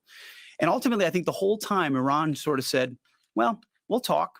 As we build more missiles and as we build more UAVs and we create this conventional umbrella so that if we chose to, we could try to reconstitute the program and sort of naively thinking that President Trump wouldn't do something about it. And that's why, as Secretary Rubio has said, and I've said, it's the conventional umbrella that was growing and growing and growing that was meant to protect that nuclear capability. So you had to address both what happened with Midnight Hammer and what happened with that as well. As far as $200 billion. I think that number could move. Obviously, it takes money to kill bad guys. So we're going back to Congress and our folks there to ensure that we're properly funded for what's been done, for what we may have to do in the future. Ensure that our ammunition is everything's refilled, and not just refilled, but above and beyond. I mean, President Trump, as he said, rebuilt the military in his first term, didn't think he'd use it as dynamically in his second, but he had. So thank goodness he did that. And an investment like this is meant to say, hey, we'll replace anything that was spent. And now that we're reviving our defense industrial base and rebuilding the arsenal of freedom and cutting deals like our great deputy secretaries here is doing, long lead times on exquisite munitions, we're going to be refilled faster than anyone imagined. And I think, we're also still dealing with the environment that Joe Biden created, which was depleting those stockholds and not sending them to our own military, but to Ukraine, which is every time we reach back and look at any sort of a challenge we have, it goes back to, well, send it to Ukraine. Ultimately, we think this should be these munitions are better spent in our own interests at this point, and this kind of funding bill is going to ensure that we're properly funded going forward. We'll take one more right here. Thank you, sir. Thank you, Mr. Chairman. Jordan Conradson with the Gateway Pundit. So with the strike yesterday on South Pars gas field, if the U.S. didn't know about it or didn't approve of it, it kind of seems like a trend of Israel apparently pursuing their own objectives over U.S. objectives. I'm not sure if you agree with that, but the president has said he doesn't want to hit Iran's oil infrastructure right now. As you said, the U.S. avoided this on Park Island. Oil's nearing $120. Why are we helping Israel prosecute this war if they're going to pursue their own objectives? We hold the cards. We have objectives. Those objectives are clear. We have allies pursuing objectives as well. And the truth speaks for itself. I mean, President Trump was very clear about that. Iran has weaponized energy for decades. Israel clearly sent a warning, and POTUS has made it clear, very clear. Iran knows when you hit Karg Island and you hit military capabilities on Karg Island, which is the only thing we hit, we can hold anything at issue, anything. The United States military controls the fate of that country. Iran has the ability to make the right choices. It should not, going forward, target Arab allies, Arab countries, trying to create pain, the pain that they created themselves. Thank you all very much. Appreciate it. Thank you for your time. It's 12:42 GMT, and you're watching Al Jazeera. We've just been bringing you a press conference that has been held by U.S. Defense Secretary Pete Hegseth and the chairman of the Joint Chiefs of Staff, Dan Kane, bringing the public up to date and members of the press up to date with the current situation with regard to the war in Iran. Pete Hegseth particularly identifying that the objectives in Iran are on target and on plan, he said. He said, we will destroy missiles, launchers, its manufacturing capability, and destroy their navy, and it will have no nuclear weapons. He says we're winning decisively and on our terms. General Dan Kane was describing the military element of this, but predominantly talking about the average day of those service men and women who are taking part in the war. He said, nevertheless, our plan is to achieve our military objectives. He then gave some of the details in there. It is worth pointing out that in terms of the questions that were being asked in this press conference, it's worth remembering September 2025, the Department of Defense put out a restrictive 17-page policy to journalists in the Pentagon, which is essentially limited the kind of coverage and access that journalists could have in the Pentagon. And a lot of main media outlets decided not to sign that pledge, and many of them are not necessarily at these press conferences. I want to bring in our guest panel. Joining me in the studio is Sultan Barakat, Professor of Public Policy at Hamad bin Khalifa University in Qatar, and Abbas Aslani from Tehran. He's a Senior Research Fellow at the Center for Middle East Strategic Studies. Gentlemen, thank you very much indeed for being with me. Sultan, I want to start with you. The message that we were getting, the tone of the message that we were getting in that press conference was essentially everybody's on the same page. This is all going fine. This is all working really well, except for the last question, which I thought was interesting, because the point was being made to Pete Hegseth that Israel, despite having been told by the President of the United States not to hit oil and gas facilities in Iran, had nevertheless done so. We've seen that in the last 24 hours, and we've now seen the price of oil and energy going up yet again. Hegseth's reply, we hold all the cards. We are doing this on our own terms. This brings us back to the key question, really, in all of this. Who is running this war? Well, I think he's kind of answered that. He acknowledged that there are two sets of goals. The United States goals, and he said that we are still pursuing our goals, etc.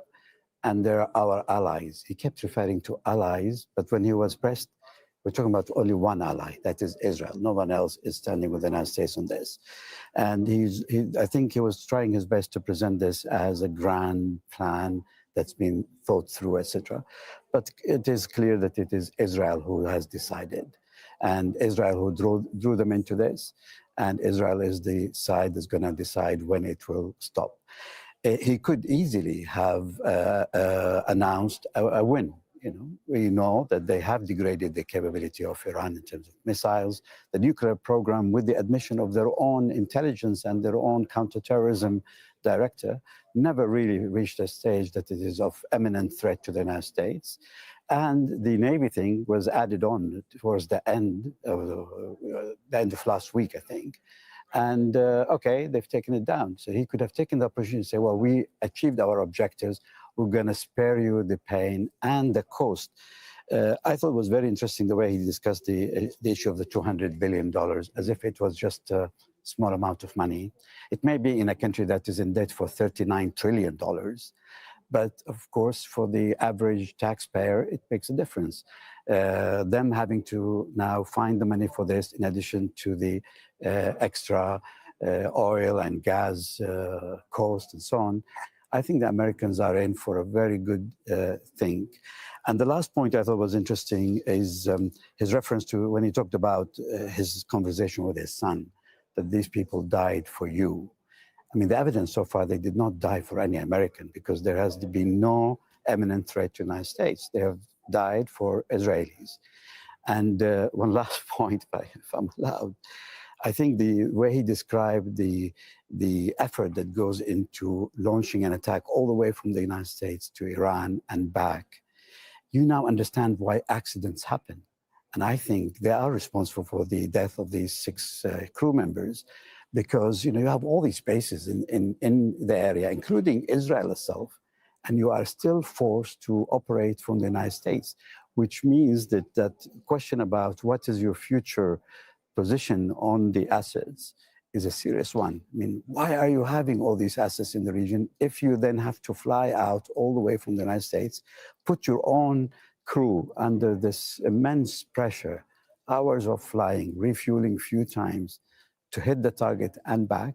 Something is seriously wrong in this. And I think this interview was very telling, and a lot of questioning will follow as a result of it. Abbas Aslani, I want to bring you in here because following on from what Sultan has said, there is this stronger belief now that this is a war that is being prosecuted by Israel and the US against Iran. And yet in the last 24 hours, we've seen Iran hit major technology, major gas and oil infrastructure, technological infrastructure in the Gulf countries. Now, Iran has repeatedly said that it is hitting US assets in these countries. But the Ras Laffan oil refinery, as far as I'm aware, maybe there is other information, is predominantly Qatari and to some extent does share responsibility for the gas field that Qatar shares with Iran. How is Iran able to square these attacks on the Gulf countries when it comes to facilities like that, when it appears as though the main instigators of what is going on are the US and Israel? Well, yes, for the first part of the question, Iran and Iranian officials have been repeatedly saying that this is a war initiated or, let's say, provoked by Israel and trying to drag the United States into this conflict. And the term Israel first has been several times used by Iranian high-ranking officials trying to describe the situation. In terms of the South Pars, gas facilities in Iran, if it is south in Iran, it is north to Qatar. So every type of, let's say, attack on these infrastructure is in the detriment of all regional countries, including Qatar, including Iran, and other countries. But it seems that the one who initiated this aggression and provoked this, meaning Israel, is benefiting from this situation. And at a time that, there are rumors or, let's say, speculations when and how the Trump administration is going to end this conflict, I think Israelis are afraid about this and they want to prolong this war. How? By bringing new escalation and trying to expand the scope of the war and trying to target the energy infrastructure in the region, which will take years, if not decades, to rebuild them. And that's why I think they want to somehow climb the escalation ladder in a way that will make this war continue for longer term. And in addition to that, in parallel, we have been seeing that they have been engaged in assassinating Iranian officials in order to somehow make Iran to respond and to continue the conflict as long as it is possible. So as they have initiated this war, they want to continue it. And irrespective of what the United States or regional countries think. Sultan, we had this meeting that was held in Riyadh amongst GCC leadership just again in the last 24 hours to discuss the situation with the attacks that were happening from Iran, this situation generally in the region. Describe to us what your assessment is, where the GCC nations are at the moment, because one would imagine that up until now they've had a defensive posture. They say they will not get involved. They will not get involved in attacks on Iran. They will act purely to defend their own borders. But one would imagine that patience is running very thin. Well, I think they understand fully that Israel is trying to draw them into this. And it is the Gulf states and Iran who's going to pay the ultimate price. At any moment, Israel can decide that they've had enough and they will stop bombing Iran. But, the rest of the Gulf states are neighbors with Iran. They cannot change their position. They have to stay here. And if they engage in a war with Iran, I think it could take decades to stop. And it could take a very ugly sectarian phase as well. So for many, many days, few weeks now, they've done their best to restrain themselves. And I felt as a result of this last attack, combined with the attack on the Qatari facility, the tone has started to change. I think the leaders in the Gulf are trying to make it very clear to the Iranians that enough is enough. You have to get hold of your politics and coordinate it with your military actions. They can't continue to say, on the one hand, our enemy is only Israel and the United States. You are not, we're not targeting you, but then missiles arrive. There were weeks where people say, well, maybe because of the assassination of leaders and so on, there are some military groups that are out of control and they've done one or two attacks and things can, be absorbed. But when it becomes systematic, it's very difficult to justify it, very difficult to understand. And I think the onus now is on Iran really to prove to the region and to the rest of the world that it is a proper state. They have to get control of the situation. As we were saying earlier, they understand fully that this is only supporting the Israeli position. and be careful not to be dragged by the Israelis on this ladder of escalation. Well, I want to put that point to Abbas Aslani. Is there a point, or are we getting close to a point where Iran is going to have to start rethinking the way it approaches the Gulf nations? And to pick up on the point that Sultan was making there, that by acting in this way, by attacking Gulf nations, which, as far as we're aware, are not taking an offensive posture within this, it is just playing into the image that Israel and the US would like to create of Iran. Well, I would say that Iran was initially interested in diplomatic negotiations, and that was taking place. And addressing this, what is taking place and the story, we cannot start just to focus on the second part. We have to also take into account the first part, the segment as well, which is the United States and Israel at the time of the negotiations started to attack Iran. And recently, Iran also didn't intend to, target energy-related infrastructure in the region. That is the Israel and backed by the United States, who are climbing this ladder of escalation. I think the origin and the source of this, problem is related to the US and Israel. And if those, let's say, provocative attacks against Iran do not happen, I think we will not be seeing that type of response from Iranian side. For sure, Iran is not, happy to see this happening and this unfolding. But I think Israel is benefiting from this situation because at the moment, they want to somehow create, deep division between Iran and regional countries. And they are also thinking of the day after, where they want to see that division to get deeper.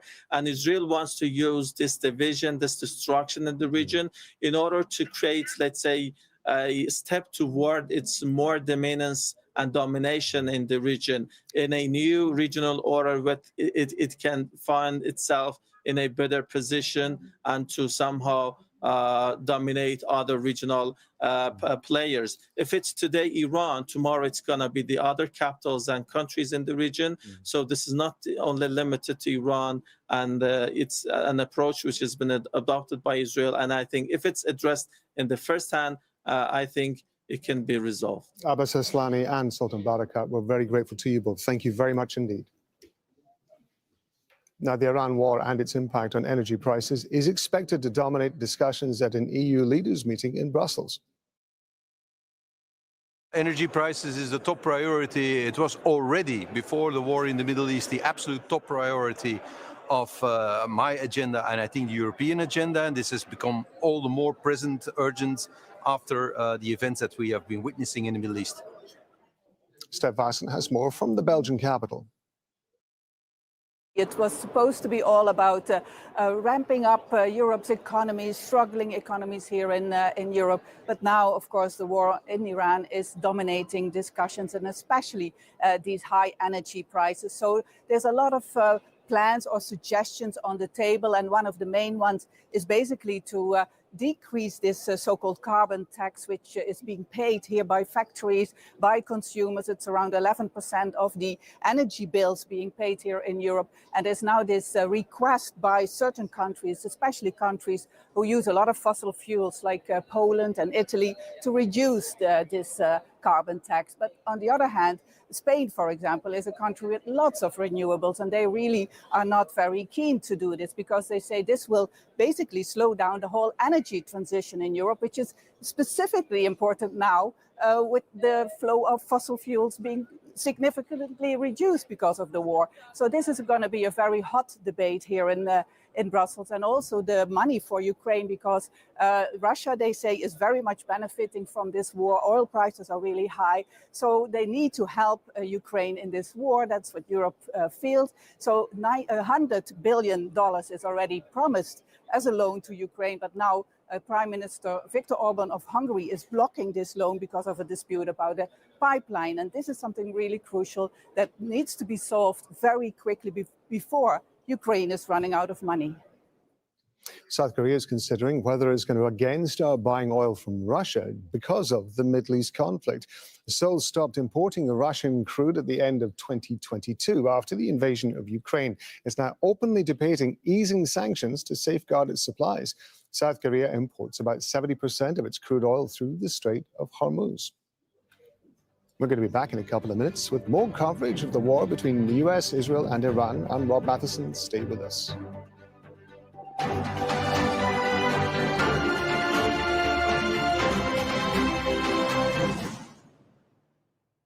The United States military began And good morning. It's the top of the hour on Morning Mic Drop at Truth Talks Live, where your voice matters. Stay tuned for our breaking world news coverage this hour. Like and subscribe The position now. of the Spanish government can be summed up in 4 words: no to the war. I have condemned the massive military strikes by the United States and Israel, and I also condemn the subsequent attacks by Iran. The attacks on energy facilities that has happened on both sides is a dangerous precedent. It will cause repercussions throughout the world. We can now see a regional conflict with unintended consequences. Stay with us for the latest developments on Al Jazeera. Can you really bomb a political future into existence? I don't think that's what we're trying to do. I think the objective here is to destroy the instruments of Iranian state power. Let me ask you this directly. Is Israel effectively leading U.S. foreign policy? They want to do a Gaza-like effort on the main power centers in Iran to kill thousands of people, not just the core. Upfront tackles the big issues only on Al Jazeera. Revealing eco-friendly solutions to combat threats to our planet on Al Jazeera.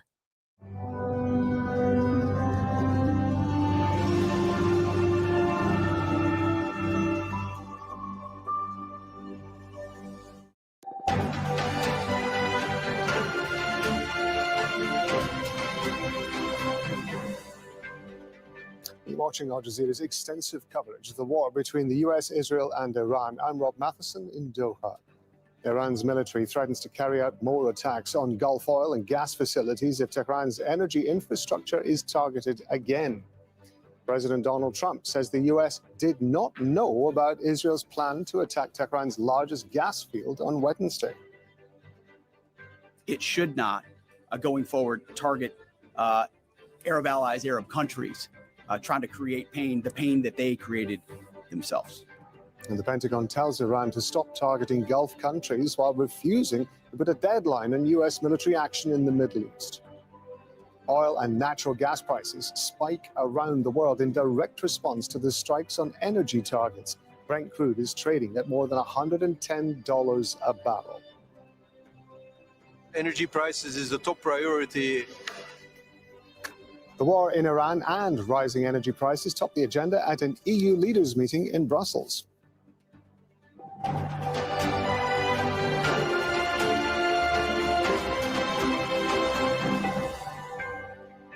Iran's army has warned it's going to completely destroy the energy infrastructure of US Gulf allies if its own facilities are attacked again. Tehran has been carrying out a wave of attacks on major energy facilities in Gulf countries. Sites in Kuwait, Saudi Arabia, Qatar, and the United Arab Emirates have all been hit. Now, in response, oil and natural gas prices have shot up around the world, with the benchmark European gas price spiking by 35% and oil now more than $110 a barrel. Qatar says there's extensive damage at Ras Laffan. It's the world's largest liquefied natural gas production facility. Iran's attacks came after Israel bombed its South Pars gas field.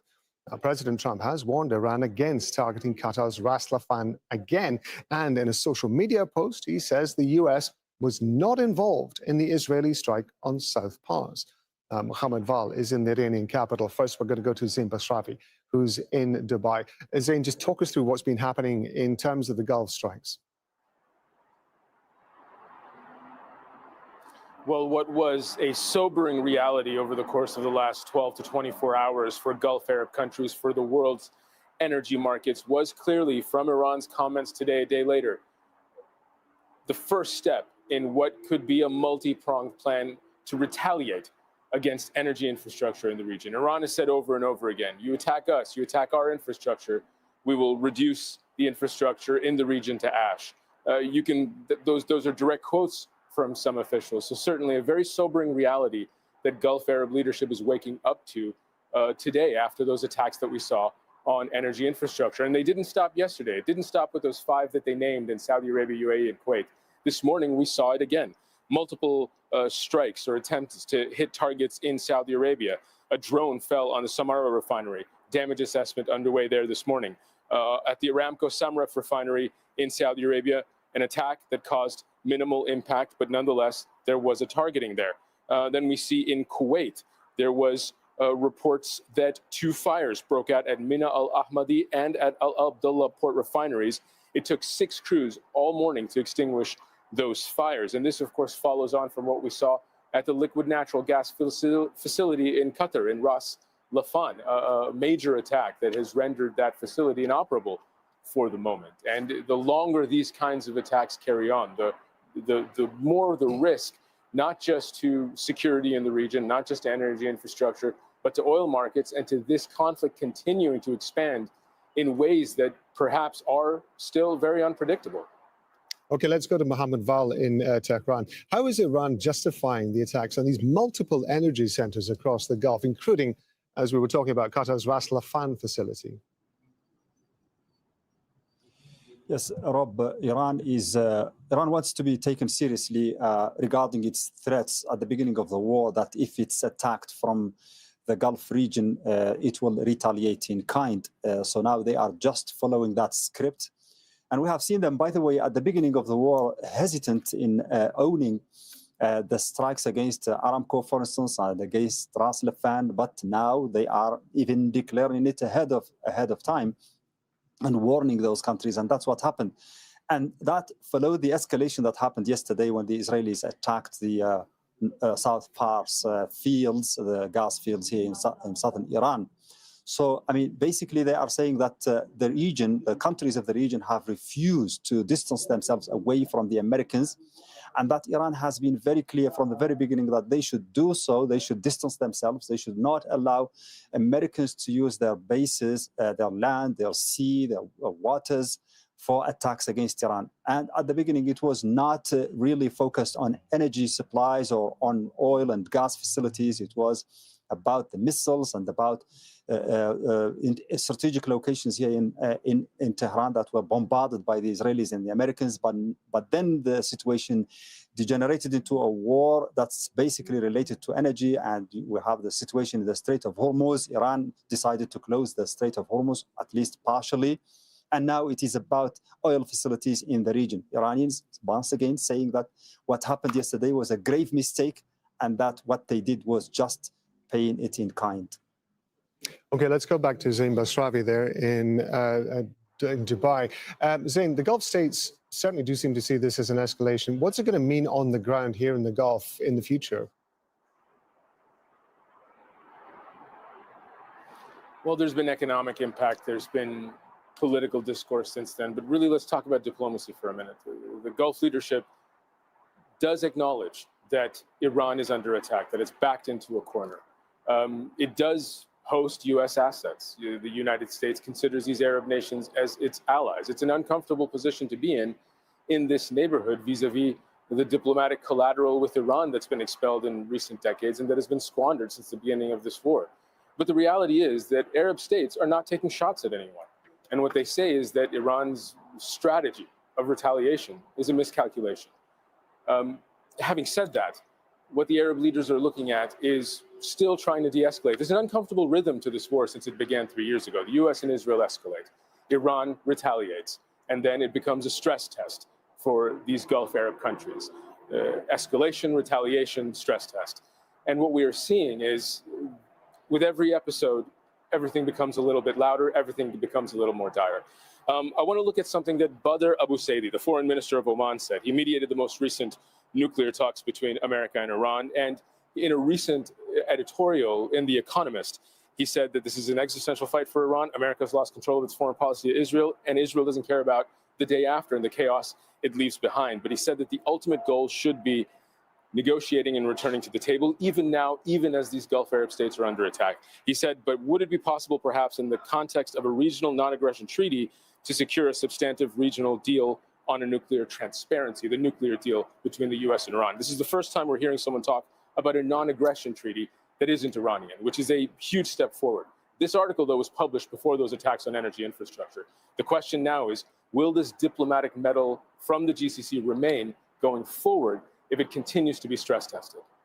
Okay, let's go northeast from Dubai to Tehran. Iran's UN ambassador, Moval, has sent a letter to the Secretary General, apparently, according to this Iranian media. Now, it's saying Gulf countries, including Kuwait, Qatar, the UAE, are liable to pay compensation for, quote, allowing US strikes on Iran from their territory. Now, it's important to note, I understand, these countries have all repeatedly and consistently denied allowing their land or airspace to be used by the US to attack Iran. Talk us through what Iran is alleging here. Well, the Iran's ambassador to the UN has made it clear that what Iran means is that these countries have contributed to a vast amount of destruction in Iran since the beginning of the war on the 28th of February.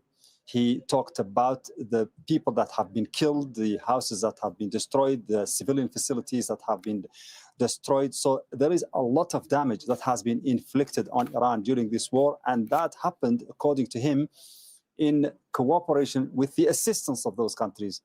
Even though they deny that they allowed the Americans to use their bases, Iran is convinced that they do so. They actually allow. That's what the Iranians say. The Gulf countries allow the Americans to use their bases, land bases, sea, waters, and so on, to attack Iran. So he considers that they are partners in this aggression, as it's described here. And according to international laws and so on, Iran has the right to demand compensations or reparations from those countries for their role in that situation. He addressed this letter to the UN, and we know that the UN, of course, I mean, the Iranians are not probably waiting for tangible results from that, but at least they have registered that request for the moment. And that was Zim Bashavi in Dubai and Mohammed Val we've just been talking to in Tehran. We're going to bring in journalist Insamam Rashid, who is on the edges of the Strait of Hormuz. Now, I understand you're overlooking the strait, but this is also, of course, a key part of this is driving up energy prices. There have been multiple attacks, I understand, this morning. Just talk us through what's been going on.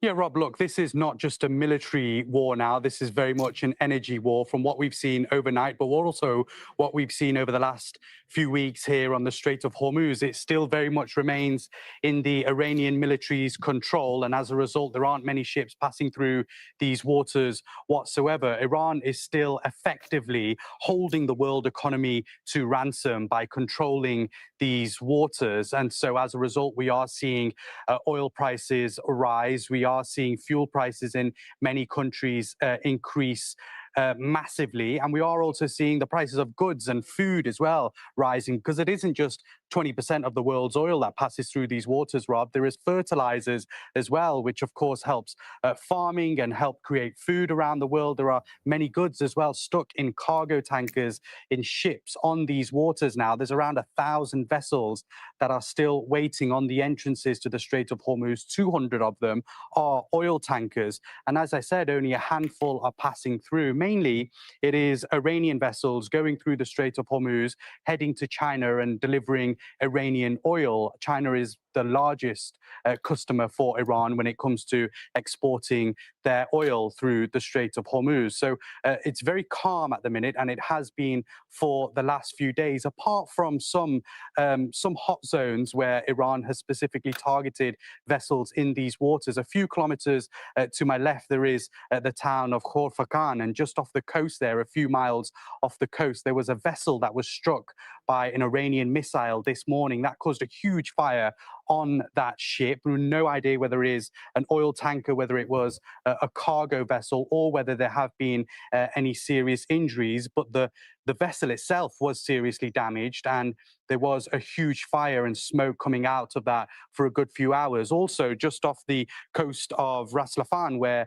of course, we've seen that huge attack overnight around the same time that Iran targeted the energy facility in the north of Qatar. There was a vessel off the coast there which was also struck, and again, there was damage done to that ship in the waters there. Now, just in the last couple of hours, the Strait of Hormuz has become very central to what Iran is doing in this war. And what they've said in particular is that they are considering imposing fees and taxes on safe passage through the Strait of Hormuz.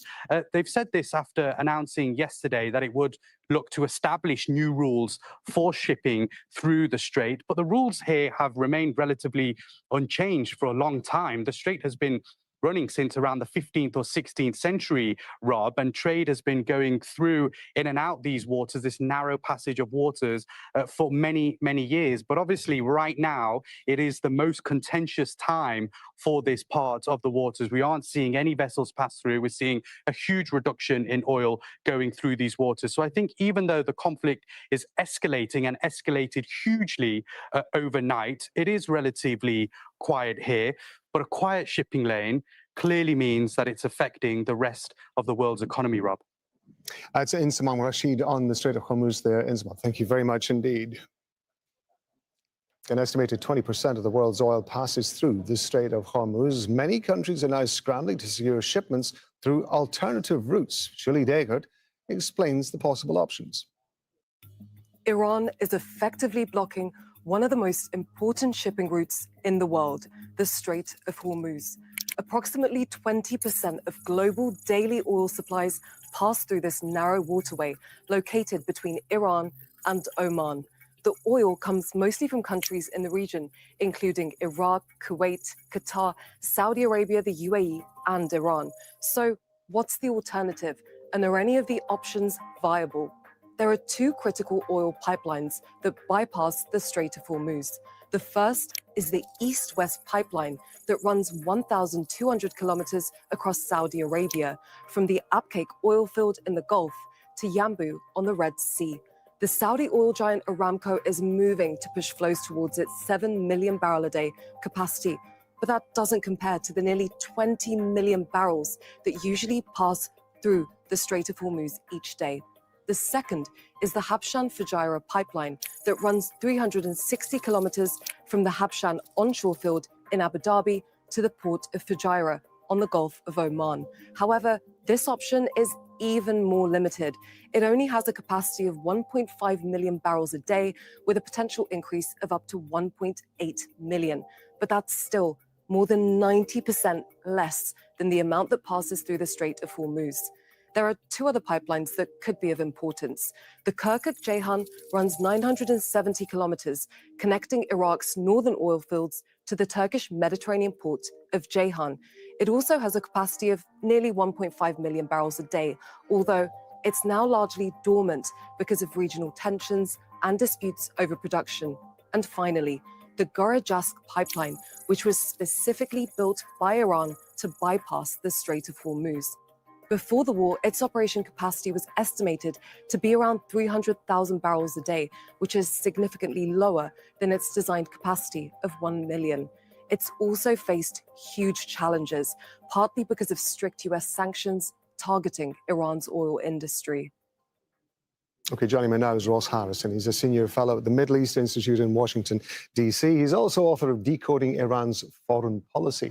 Here in the studio, Sultan Barakat, Professor of Public Policy, Hamad bin Khalifa University here in Qatar. Very good to have you both here, gentlemen. Thank you very much. Ross, I want to ask you first about something we were talking to our correspondent, Mohammed Val, just a moment ago. Iran's UN ambassador sending a letter to the Secretary General, according to Iranian media, saying that Gulf countries, including Kuwait, Qatar, the UAE, are liable to pay compensation for, quote, allowing US strikes on Iran from their territory. What do you make of this in the context of everything that we have seen, all the military action and the missiles flying that we've seen over the last 19 days or so, and suddenly there's a demand for compensation? Well, I think what they're trying to do is to try to position the Gulf Arab states' support, or the bases that are here, and the support that the United States has given the Gulf Arab states, sort of creating a perception that it's kind of a phalanx, right? That these states are together, and that the U.S. aggression is responsible for or is part of an Arab state aggression as well, that they're kind of conflate the two of them together. So I think that's what they're trying to do, is create some kind of a moral or diplomatic high ground here. I don't think it's going to have much of an effect because obviously sitting right here in Doha and throughout the Gulf, the damage is being done. So I don't think it's going to have much effect on the ground, but I think politically and diplomatically, they're trying to create some kind of an image that they are being attacked, not just by the United States, but by the Gulf Arab states. Sultan, I want to come back to a point that we were talking about earlier, that the press conference that we saw with the U.S. Secretary of State, Secretary of Defense, excuse me, Pete Hegseth, and the Chairman of the Joint Chiefs of Staff, that they were seeming to try to maintain a cohesive front, that they were all on message, that things were going exactly as planned. And yet we have this incident in the last 24 hours where Israel has carried out an attack on the gas facility in Iran, which has prompted a response here in Qatar and other facilities around the Gulf, which begs the question, given the fact that Donald Trump claims that he didn't know anything about this, who's running this war? Well, I think it's very clear now that it's Israel who's running this war. And in his own words, he admitted that there are two sets of objectives. There's the ones that the United States is pursuing and the ones that Israel is pursuing. Although he said that they're holding the cards, they obviously could not stop Israel from attacking a facility that they've already said before they shouldn't do. You know, the Americans, had they actually pursued their own objectives, around the Navy, the missiles, and the nuclear facilities, then there should be no civilian infrastructure targeted. And I think it's in their interest to ensure that happens because they're still banking on the Iranian public to rise and to turn the regime and to turn Iran into a state that is friendly towards the United States. So I think, and I genuinely believe the American administration, particularly I think Trump, does not want to have a lot of blood on his hand. But the Israelis have a very different objective. They have a history of conflict with Iran that Netanyahu talks about 4,000 years old. So they will do anything they can to drag Iran more and more into this. And I don't think they have any sympathy towards the Arab states either, the Gulf states, particularly after the 7th of October and the position that some states took, Qatar, Oman, Kuwait in particular. They don't mind if they see them all burn at the same time. And this is why we keep saying the onus now is on Iran to act as a state of 90+ million people with the weight it has in the region, where use a bit of wisdom, rationality, and choose its battles. And, take at face value what the Arab states are saying for now. And the same probably applies to the Arab states. They should take at face value what Iran is saying and engage in talks that at least neutralize this direct front between the Arabs and the Iranians. Because they have enough on their plate, confronting Israel as it is. The last thing they want is to be having a war with their neighbors all around. And also it has implications for the days after. We know that the Iranians for a long time, they did not want the Americans in the region. And they probably will bring that discussion back. And now more than ever before, the Arabs are probably willing to consider some of those ideas because they've seen for real that those spaces have added to their vulnerability rather than defended them. So it's in the Iranian interest now to really get hold of all this and to project a position what is worthy of Iran as a state and the civilization and so on, and not get drawn into the Israeli escalation. So Sultan's suggesting there that the conditions are becoming right for some sort of understanding between the Gulf nations and Iran if they want to be able to carry on a relationship the day after the conflict ends. In your estimation, though, is Iran actually in that position? Is it in the position where, as Sultan was suggesting, it should start behaving, in inverted commas, like a state, rather than a militia, rather than a knee-jerk reaction to every attack that is mounted upon it? Well, I think they are acting as a state. I think they're under existential threat, not just the regime. Initially, it was the regime with the killing of Supreme Leader Ali Khamenei. That was the attack on the regime. But I think now what we're seeing with the attacks on oil installations and on infrastructure and on hospitals and on population centers, they are now, this is an attack on the state. So they are acting for the state to survive. And they're following somewhat of a guerrilla strategy at this point, a regional guerrilla strategy, but that's what they believe is required for the regime to survive, and then they're going to position it that it's actually on behalf of the nation as well. I think the other thing that's very, very important to talk about in terms of the differences between the United States and Israel is that the war in this region right now is relatively popular in the state of Israel, right? With about 80% of the population supporting the war. Among the Jewish population, which is about 80% of the population, it's about 90-some%. It's the opposite in the United States. So I think what you're seeing to some degree is not so much divisions, but maybe potentially growing divisions that without any kind of off-ramp between the United States and Iran and between the Gulf Arab states and Iran. I think that's what you're going to see, some kind of potentially some fissures. The other thing I think is important to keep in mind is that right now the focus is on Iran as the aggressor here, right? Because we're being attacked, Saudi Arabia is being attacked. That's now in the middle of war. But I think eventually, when this war is over, I think what you're going to see is the Gulf Arab states question their whole security paradigm, because that, in theory, putting bases here was intended to provide security for the economic growth models that we see in the Gulf Arab states. So I think long term, I think you're going to see a bit of questioning of the United States and possibly, eventually, some kind of rapprochement with Iran. Right now, we can't see it, but I think long term, that's something we may want to look for. It's worth maybe pointing out that during that press conference we were just covering, the U.S. Defense Secretary Hegseth had said that the posture in future in the Middle East for the U.S. is going to be based on our national security. And I would imagine there are many Gulf countries who are now going to be thinking, well, what about us? Is it only going to be about you? Sultan, I want to bring the last question to you, because he did, as Pete Hegseth also referred to the ungrateful European allies that should be saying thank you to Donald Trump for carrying out this war in Iran. What's your assessment of where Europe is in all of this? Well, I mean, I'm surprised that he's surprised and he thinks they're being ungrateful. They're up to their eyebrows in a war with Ukraine. And he has been systematically undermining their position in that war, including now, diverting the supplies from supporting the Ukrainian army to a war that was totally unnecessary. And even worse, he's now thrown a lifeline to Putin to start selling gas and oil on the international market, including to India. Now they're talking about South Korea and others.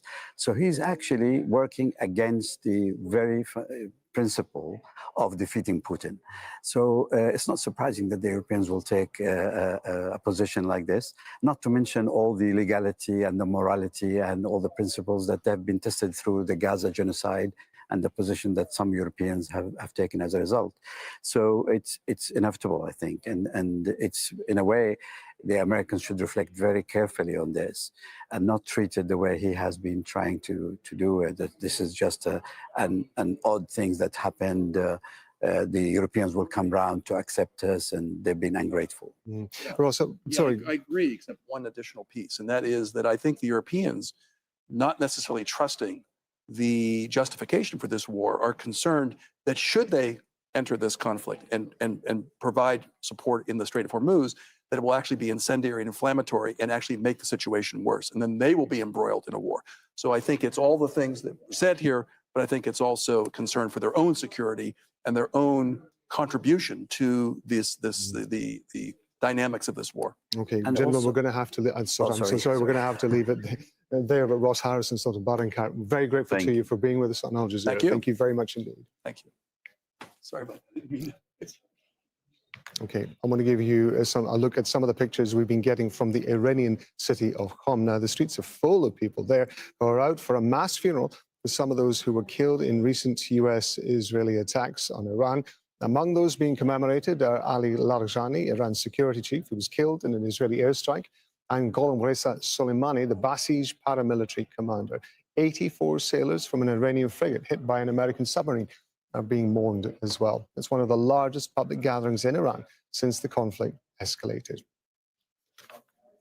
Now, as we've been reporting, Iranian attacks on Gulf energy facilities have caused the prices of oil and gas to soar. Europe's benchmark price for natural gas rose by 35% at the market open. The global crude benchmark, Brent crude oil, rose to as high as $116 a barrel. That's the highest price since Russia's invasion of Ukraine in 2022. The Iran war and the impact on energy prices is expected to dominate discussions at an EU leaders meeting in Brussels. Energy prices is the top priority. It was already, before the war in the Middle East, the absolute top priority of my agenda and I think the European agenda. And this has become all the more present, urgent after the events that we have been witnessing in the Middle East. And Steve Vassen has more from Brussels.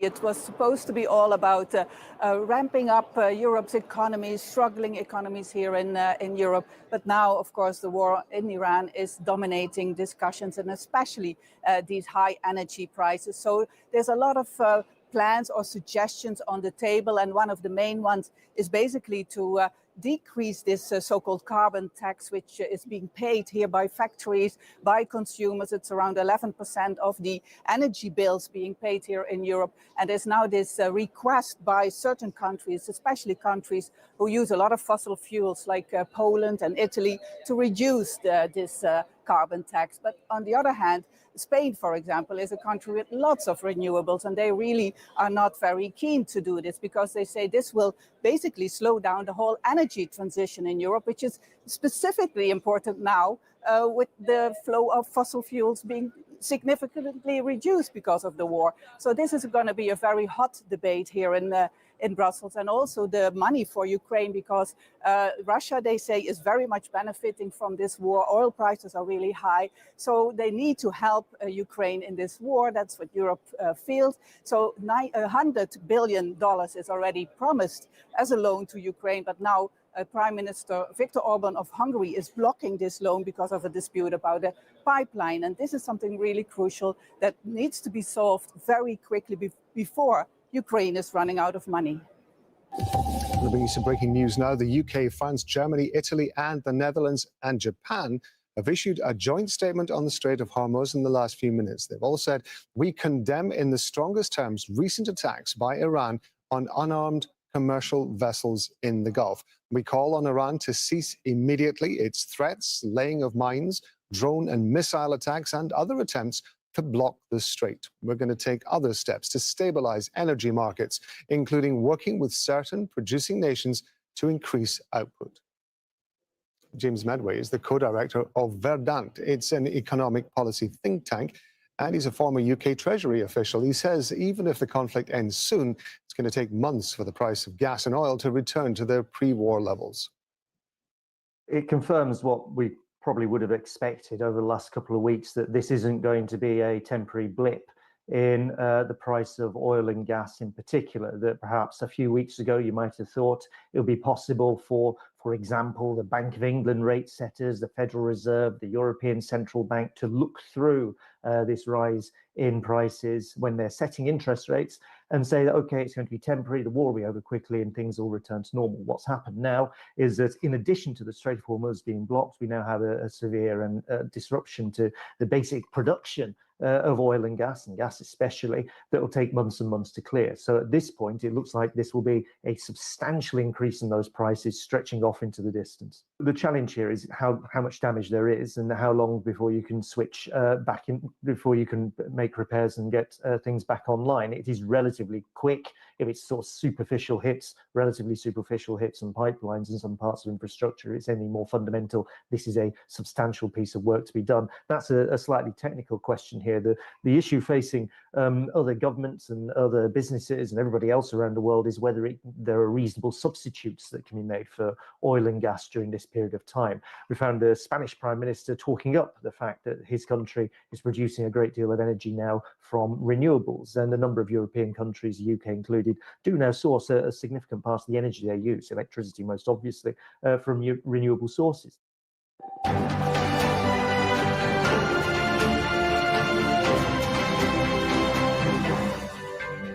This is Al Jazeera's extensive coverage of the war between the US, Israel, and Iran. Here's a reminder of the latest developments. Iran's army has warned it will completely destroy the energy infrastructure of US Gulf allies if its own facilities are attacked again. Iran hit several facilities in the region overnight, including a major liquefied natural gas complex in northern Qatar. Tehran has also targeted sites in Kuwait, the UAE, and Saudi Arabia.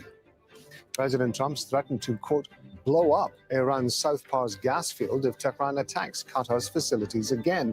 Trump's made those threats after Israel hit Iran's South Pars gas field on Wednesday.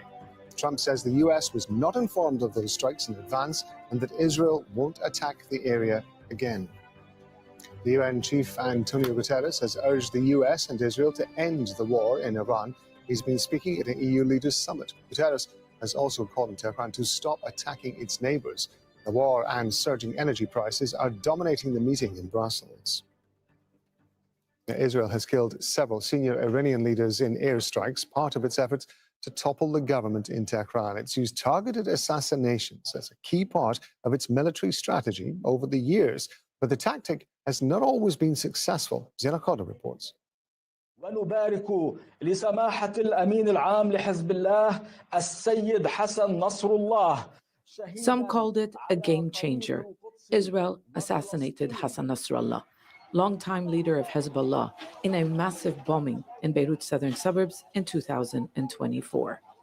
Prime Minister Benjamin Netanyahu described Nasrallah as a central figure in what he called Iran's axis of evil. The timing, significant too, as Israel had already eliminated much of the group's senior military leadership in a series of strikes. And days earlier, dozens of Hezbollah members and civilians were killed and thousands more wounded when their pagers and walkie-talkies simultaneously exploded in an unprecedented Israeli operation. Nasrallah himself called it a major blow. Following his assassination, the group was viewed as decapitated and severely weakened. Netanyahu said Nasrallah's killing would help his government achieve its goal of returning residents to northern Israel, because as long as he lived, Hezbollah would be able to restore its capabilities. Hezbollah did agree to a ceasefire 2 months later. But a year and a half later, residents of northern Israel are again in danger. In early March, Hezbollah resumed firing at Israel in support of Iran, which is under attack from the US and Israel. Its ability to do so shocked many. For 2 years, it sustained near-daily Israeli attacks meant to degrade the group's rocket and missile capabilities despite the ceasefire. Instead, Hezbollah's fighters have been redeployed to Lebanon's southern border, engaging with advancing Israeli troops. Israel's goal of eliminating Hezbollah, just like its goal of eliminating Hamas in Gaza, has so far failed. Israel's policy of targeted assassinations dates back decades, but killing an ideology is proving hard. Now it also appears to be relying on this practice to weaken the Iranian government, killing the country's top leaders, among them influential security chief Ali Larijani, who was believed to be in charge after the killing of Supreme Leader Ali Khamenei. And while Israel's military has been ordered to keep hunting them down, Iran's officials say the killings don't change much. What matters is a political system with a solid structure. A similar assessment is shared by the US intelligence chief, who says Tehran's power has been degraded, but in her words, it appears to be intact. Zena Khadr, Al Jazeera, Beirut. 2 people have been killed. Several others have been injured in Israeli airstrikes in the district of Tyre in southern Lebanon. Now, these images show a strike east of Tyre and the destruction caused by that attack. The city is one of the world's oldest cities. It was placed under an evacuation warning late on Tuesday. Since March 2nd, Israel has stepped up attacks after what it says are Hezbollah positions, with daily airstrikes killing hundreds and displacing many more. And Tehran has responded to attacks with waves of missiles. Overnight strikes hit Israel in the occupied West Bank. For the first time, deaths and injuries were reported in the town of Beit Awa near Hebron. At least 3 Palestinian women were killed at a beauty salon. 13 others were wounded. Palestinian authorities say they're not sure if it was an Israeli interceptor or an Iranian missile that struck the building. Nidea Ibrahim's in the town of Beit Awa in the occupied West Bank. This place behind me is a beauty salon where women were gathering to prepare for Eid al-Fitr when a missile struck. Now, the father of Hadil, who owns the salon, says he heard the loud sound, he heard the women screaming.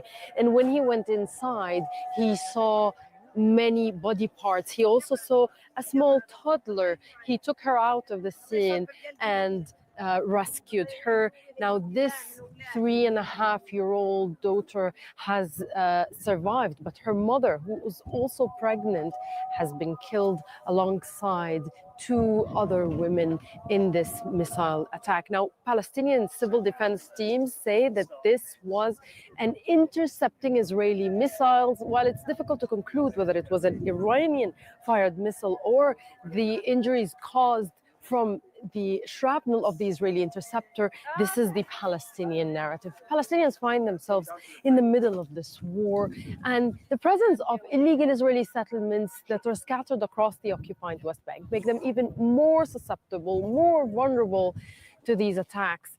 It's a difficult day here, Palestinians tell us. It's a town in mourning as Palestinians find themselves caught in this war that they did not take part of, they did not choose, but they continue to suffer from. Ibrahim, Al Jazeera, Beit Awa, the occupied West Bank. Defense Secretary Pete Hegseth says the U.S. is winning the war with Iran decisively and on Washington's terms. In the Pentagon media briefing, he was asked whether the U.S. had prior knowledge of Israel's attack on Iran's South Pars gas field. We have objectives. Those objectives are clear. We have allies pursuing objectives as well. And the truth speaks for itself. I mean, President Trump was very clear about that. Iran has weaponized energy for decades. Israel clearly sent a warning, and POTUS has made it clear, very clear. Iran knows when you hit Karg Island, and you hit military capabilities on Karg Island, which is the only thing we hit, we can hold anything at issue, anything. The United States military controls the fate of that country. Iran has the ability to make the right choices. It should not, going forward, target Arab allies, Arab countries, trying to create pain, the pain that they created themselves. Well, Teresa Bo's live for us at the Pentagon. So Pete Hegseth reiterating his usual message, which is that the war is going ahead, it's on time, it's achieving its objectives, and everything that Washington has set out is happening. Did we hear anything new? Well, certainly what we heard from Pete Hegseth, the Secretary of War, during this briefing, during this press conference, is basically that the United States is winning the war, that it is going to finish it. That was his first message when he entered the room. He said that right now they're focusing on finishing ballistic missile capabilities, drone capabilities, the Navy, among others. He said that the United States and Israel have hit around 7,000 targets in the country, and that's why he's strengthening this message that the U.S. is in control of Iran. Also, Hegseth was very clear when he warned Iran about attacking neighboring countries, especially the Arab countries in the Gulf. And he also said that he's working with other partners in the region, with Gulf countries in the region, to strengthen the defense capabilities to allow those countries to defend themselves against Iranian attacks. So certainly we've been listening over and over again about how the United States is winning the war, how they're destroying many of the capabilities that Iran has on the ground right now. But, you know, the reality, it seems, is a different one in Iran, where the government continues to be in control, where the government continues to attack other countries. So certainly the situation on the ground is completely different of what the Secretary of War is saying right now. Yes, and he didn't directly address the strikes on oil infrastructure we've seen over the last 24 hours or so. But Donald Trump has addressed those strikes. What's the president been saying? Well, certainly, Pete Hegseth did not mention during this briefing specifically those attacks on Iran, on gas fields on Iran. But we did hear the president talking exactly about that. He said that it was Israel behind that attack on Iran. It was not the United States, and definitely that Qatar had no information about what had happened there. And he also threatened Iran, saying that if any other type of attack happens in the Gulf, especially against Qatar, it will completely blow up the South Pars gas field. So certainly that was the president there speaking and saying and threatening Iran about what would happen if other attacks against the Gulf, especially against Qatar, happen again. And again, distancing the United States from Israel, saying that Israel was behind this attack on Iran and saying that it should not happen again. Teresa Bo there at the Pentagon. Thank you very much indeed. U.S. markets have just opened in the last few minutes. Well, stocks on Wall Street have fallen in value as crude oil prices continue to soar. This is the first reaction from American markets to the attacks on energy installations across the Gulf. Kristen Salumi is live for us now from New York. She's been monitoring the markets there, and they've just opened, I believe. Talk us through the numbers and what the reaction's been, Kristen. Yes, well, when crude oil futures shot up after the attacks in the Middle East, the markets here reacted, opening lower. We're seeing the Dow Jones Industrial Average, the S&P 500, the NASDAQ, all in negative territory, continuing this slow downward trend that we've been seeing in recent weeks. The Dow actually hit its low point for the year yesterday after it lost about 750 points. 4 weeks now, we've been seeing the markets in this steady decline.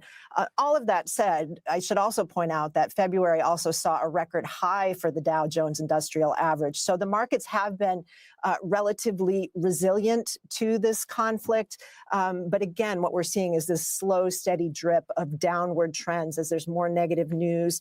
Yesterday, we did have the Fed chairman speaking out, reassuring markets in general that the economy generally is strong, that growth has been continuing, jobs holding steady. But there were new signs at the same time that inflation is again starting to tick up. So this, again, weighing on investors as they process all of what they're seeing happening in the Middle East. Yeah, we were just looking at some of the figures there. You were talking about the DJI down about 45,966 as you were talking there. But it is, of course, an average. So it's a kind of approximation, if you like, of how the market is performing. Let's talk about the political ramifications of this. However, we know that Donald Trump is very focused on how the markets behave. How are these numbers going to be seen in Washington, D.C.? Well, I think they're a concern for the president.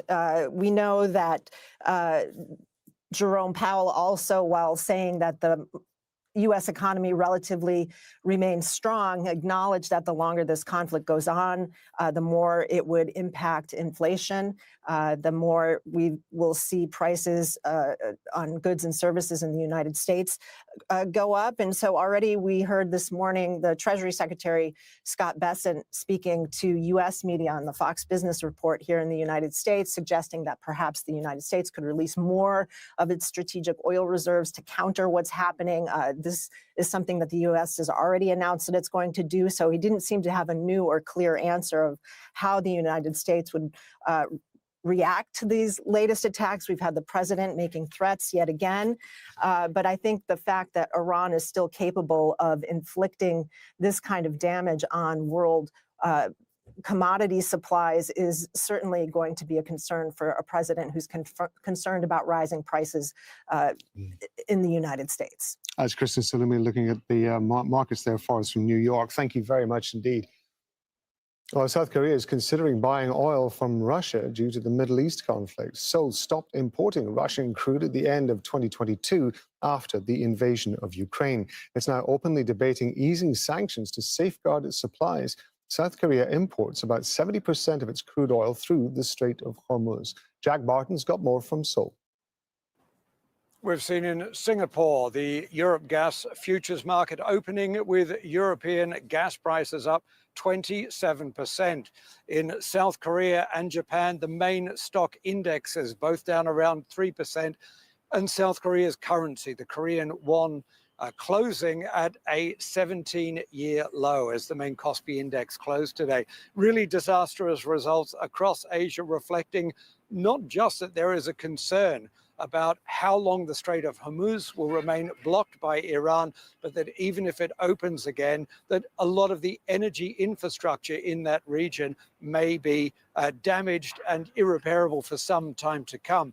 That is of critical importance for countries like South Korea and Japan, which are almost wholly dependent on oil and gas imports, the majority of which come from the Middle East. And the question here, of course, is how long refineries, the energy grid, and the factories can keep going in this current situation. The government here is taking measures. It has a cap on the price of fuel coming out of the refineries, the first time that's happened since the Asian financial crisis in 1997, it has also been releasing some of the country's reserves. And it has managed to get some additional fuel supplies coming through from the UAE that do not need to pass the Strait of Hormuz. But questions are now being raised here. Should South Korea begin importing oil and gas from Russia again? This hasn't happened since 2022 when sanctions came into effect, but the situation is becoming so dire that the government is now considering it.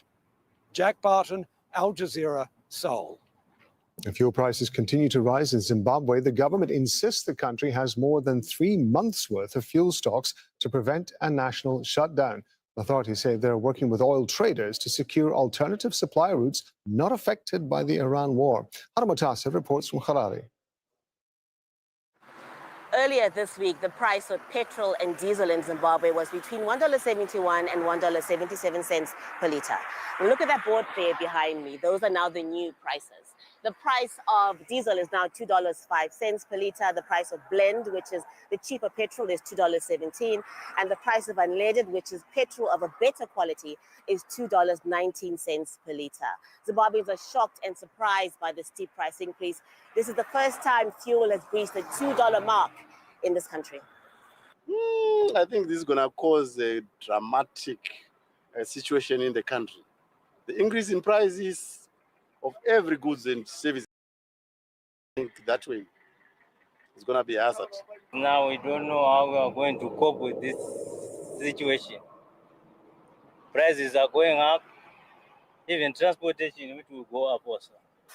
The government says the conflict in the Middle East is why fuel is so expensive now in this country. When people want to go shopping, for example, they normally go to the big supermarkets, or they can sometimes come here downtown to what we call the tuck shops to try and get bargains, goods at cheaper prices.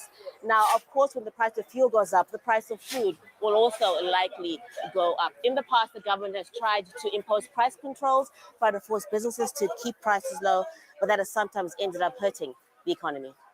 Haramutasa, Al Jazeera, Harare. Well, the escalating conflict in the Middle East is disrupting Kenya's tea trade. Nearly 65% of its tea exports go to markets affected by the war between the US, Israel, and Iran. But with Iran restricting shipping through the Strait of Hormuz, vessels loaded with cargo are in limbo. Catherine Soy reports from Mombasa, a major global tea trade port where exporters are facing uncertainty. Tea exports at a warehouse in Kenya's port city of Mombasa with nowhere to go. Buyers are offloading supplies that were destined for some Gulf countries. Eric Onyango shows us a blending machine that has not been operational since the US and Israel launched a joint offensive on Iran. Workers have been told to stay home. The warehouse is full right now because teas are not moving. We also have some teas which the war started while they were in port. Those ones are also stuck in port, where we have around 267 containers lying in port. 60% of Kenyan tea is exported to Asia, Europe, and other parts. 25% is shipped to countries in the Middle East. But the war has disrupted logistics and the supply. Exporters who had transported their containers to the port must go pick them up, and picking them up is not for free. That is going to double the logistics cost, especially within the country. At the Mombasa tea auction, brokers bid for millions of kilograms of tea from 10 African countries. This is supposed to be the largest tea auction globally. It often trades more than $13 million a week. On a normal day, this room would be packed with traders. Many of them say they're getting nervous. Caesar Thyro places bids on behalf of buyers. He says the situation must be resolved quickly. All those countries are Muslim countries who take a lot of tea. So if they continue in the state that they are now, then definitely that in the long term is going to affect even the economies, and the purchasing power goes down. So we are praying that everything, the war stops now, the petroleum starts flowing, and the cup of tea remains on the table. The conflict in the Middle East is thousands of kilometers away from these tea plantations, but the fallout is felt here by farmers whose livelihoods depend on it. Catherine Soy, Al Jazeera, Mombasa, Kenya. Let's going to take a look at some of the other stories making headlines now. Pakistan and Afghanistan have announced a pause in fighting for Eid celebrations, marking the end of Ramadan. Leaders say the truce is conditional and it could be reversed if it's violated. Kamal Haider reports from Islamabad. After weeks of deadly clashes between the Afghan Taliban and the Pakistani forces, both sides have agreed that they will observe a ceasefire that went into effect on Wednesday the 18th. It will last till the 23rd of this month on the occasion of the Eid al-Fitr holidays. Saudi Arabia, Qatar and Turkey had urged Pakistan and Afghanistan to observe a ceasefire during this holy festival. Of course, Pakistan and Afghanistan are now both saying that if there is any violation of the ceasefire, that there will be retaliatory strikes which will resume. It will be important to see whether this will be a first step towards a bigger ceasefire. China has also been urging Pakistan and Afghanistan to sort out their differences diplomatically, which of course happens just after that deadly attack in Kabul, in which Afghanistan claims hundreds of people were killed. Pakistan, on the other hand, denying, saying that these are military targets that are being struck. So it will be important to see whether there is any breakthrough as far as relations between the two countries are concerned, or whether they will go again for hostilities. Kamal Haider, Al Jazeera, Islamabad. Well, despite border closures, food shortages and electricity cuts, one bakery in southern Gaza is using every available resource to make sure families can still enjoy their traditional treats this Eid al-Fitr. Here's the owner with his story.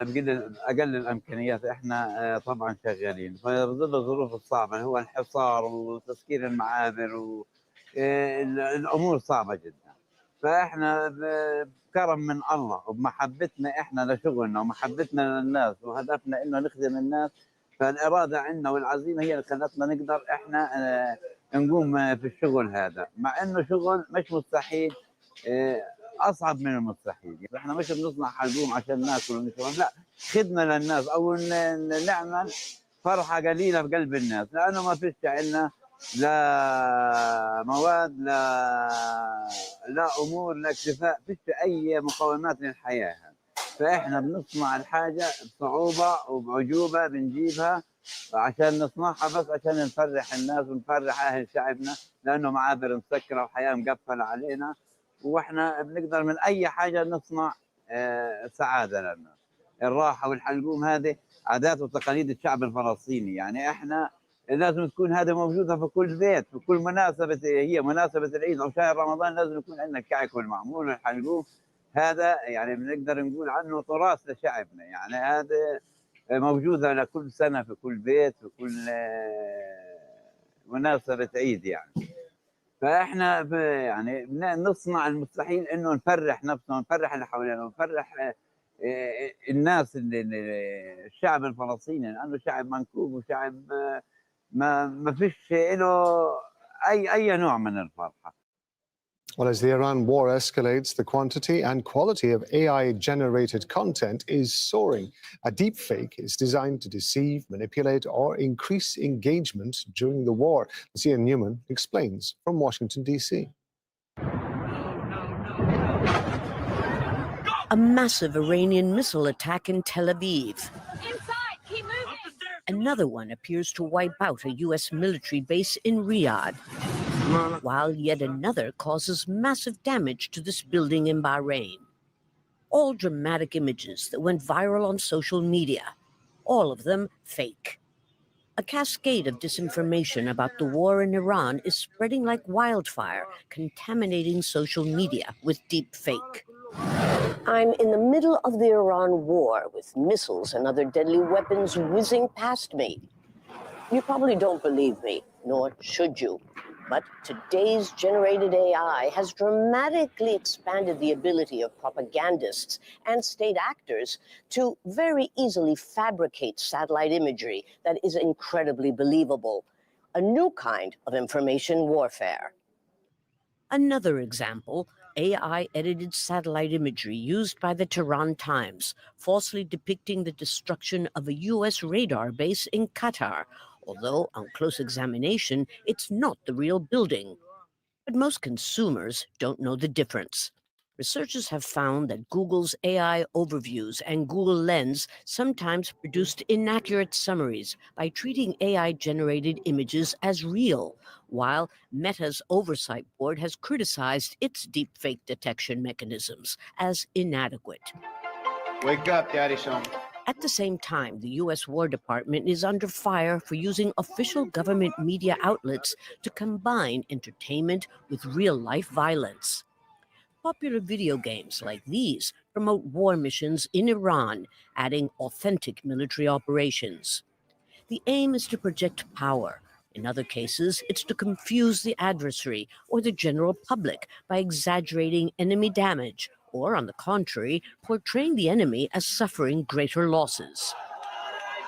All of this creating a cascade of disinformation about what is already turning into a global security crisis.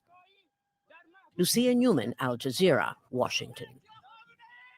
I'm going to be back in a couple of minutes. I'm Rob Matheson. Stay with us on Al Jazeera.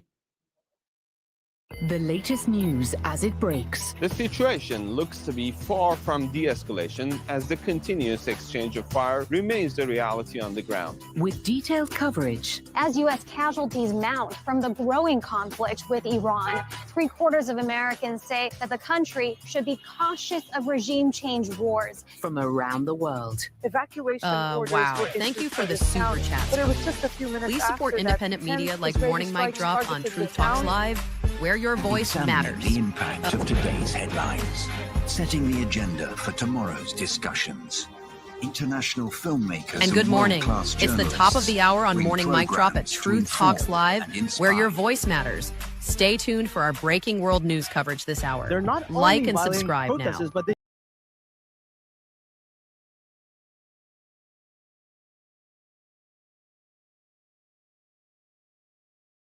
It's the top of the hour, and you are watching Morning Mic Drop on Truth Talks Alive. We're FACT at it. And now, breaking news.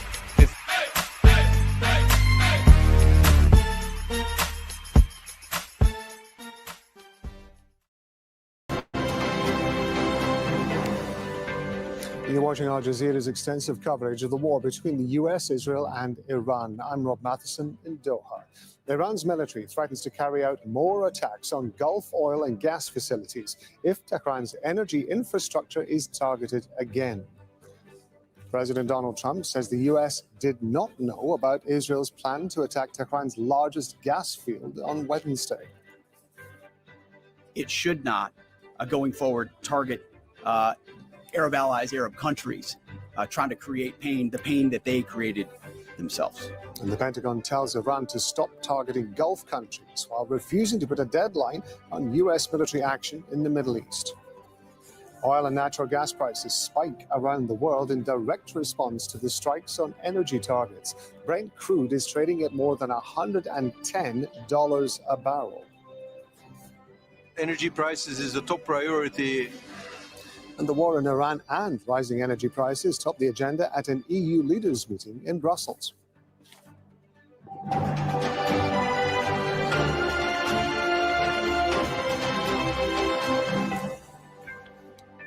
Iran's army has warned it will completely destroy the energy infrastructure of US Gulf allies if its own facilities are attacked again.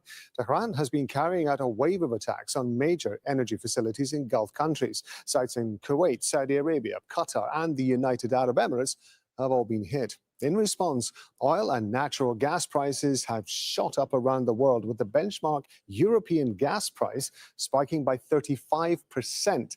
Oil now more than $110 a barrel. Qatar says there is extensive damage at Ras Laffan. It's the world's largest liquefied natural gas production facility. Iran's attacks came after Israel bombed its South Pars gas field. Now, President Trump has warned Iran against targeting Qatar's Ras Laffan again. And in a social media post, he says the US was not involved in the Israeli strike on South Pars. Now, we've got correspondents covering this from Tehran, Dubai, and Arlington, Virginia. First, we're going to go to Zain Basravi, who's in Dubai for us. So talk us through what's been happening in terms of those strikes in the Gulf, Zain. Well, the day after those strikes that were very sobering, it really was precedent-setting, a taboo that has been lifted of Iran attacking its Gulf Arab neighbors over the course of the last 3 weeks, really reached a crescendo with this targeting of energy infrastructure, 5 locations in Saudi Arabia, the UAE, and Qatar. The next day, we're seeing, yet again, more attacks being launched by Iran against oil refineries in Saudi Arabia, at least 2 separate areas targeted. In Kuwait, 2 oil refineries at ports targeted and set ablaze. 6 crews working all morning to try to put that fire out. And just a little while ago, the UAE confirming that it is once again dealing with missiles and drones coming in from Iran, air defenses ongoing. We heard the boom just about 10 or 20 minutes ago. So the attacks are ongoing. The GCC countries are still dealing with being in the middle of this fight that was started by the US and Israel, where Iran is now retaliating. And they are likely as concerned about the rhetoric that is coming from Washington as they are about what is coming from Iran, including rhetoric and attacks. Pete Hegseth has just been giving a press conference in which he said Arab neighbors should not be attacked, but struck a very strong tone suggesting that there was going to be only more conflict going forward. And this is the real problem for GCC leaders. There's a cadence, there's a rhythm to this conflict. There's escalation by the US and Israel, there's retaliation and reaction by Iran, and then it stress tests the ability of GCC leaders to stay the course, stay out of the fight, but also push for a diplomatic solution. And that gets louder every time there is an episode of escalation. What we've seen is even before the attacks on oil refineries and energy infrastructure, the Omani FM, in an opinion piece in The Economist, was calling for dialogue and saying that there must be a return to the negotiating table, and suggested the idea to begin the process with a non-aggression treaty. Now, this is the first person to say this outside of Iran, a non-aggression treaty in the region. Now, whether or not that will survive these ongoing escalations, that is really the question that leaders here in the GCC are grappling with at the moment. Zain, stay with me because I want to come back to you in a couple of minutes, but I want to go also to Mohammed Val from Tehran. Mohammed, Iran's Foreign Minister Abbas Araghchi has just posted on social media. He says, our response to Israel's attack on our infrastructure employed fraction of our power. He said the only reason for restraint was respect for requested de-escalation. Zero restraint of our infrastructures has struck again. Any end to this war must address damage to our civilian sites. Let's go back to Mohammed Val.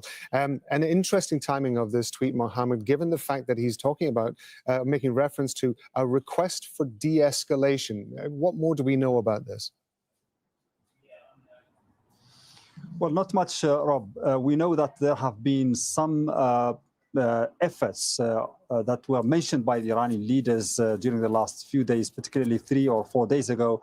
Several countries getting in touch with Iran and asking for, a kind of return to negotiations somehow.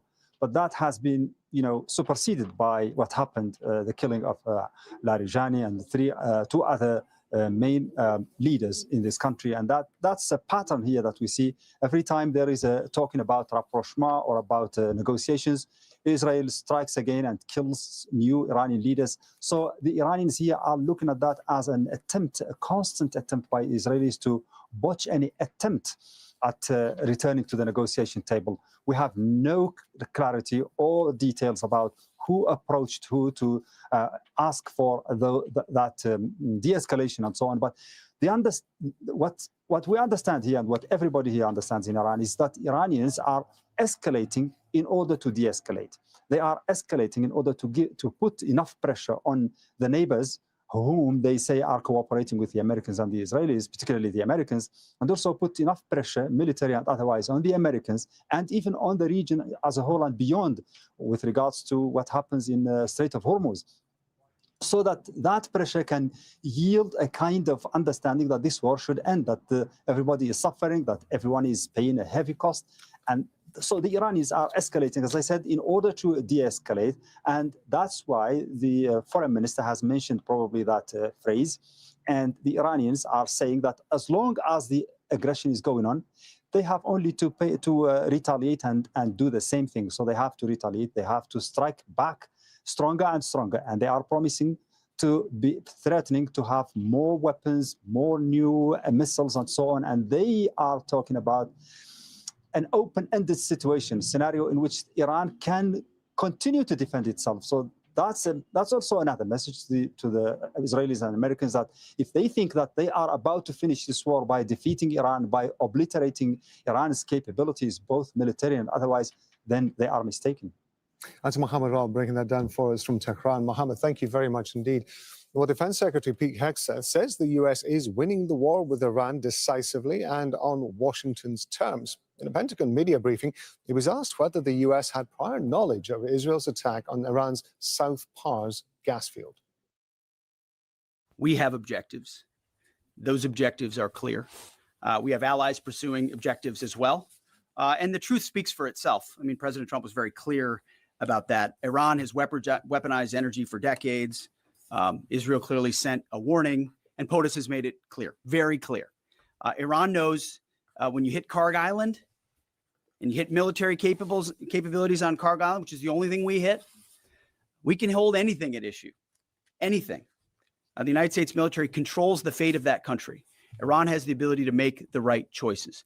It should not, going forward, target Arab allies, Arab countries, trying to create pain, the pain that they created themselves.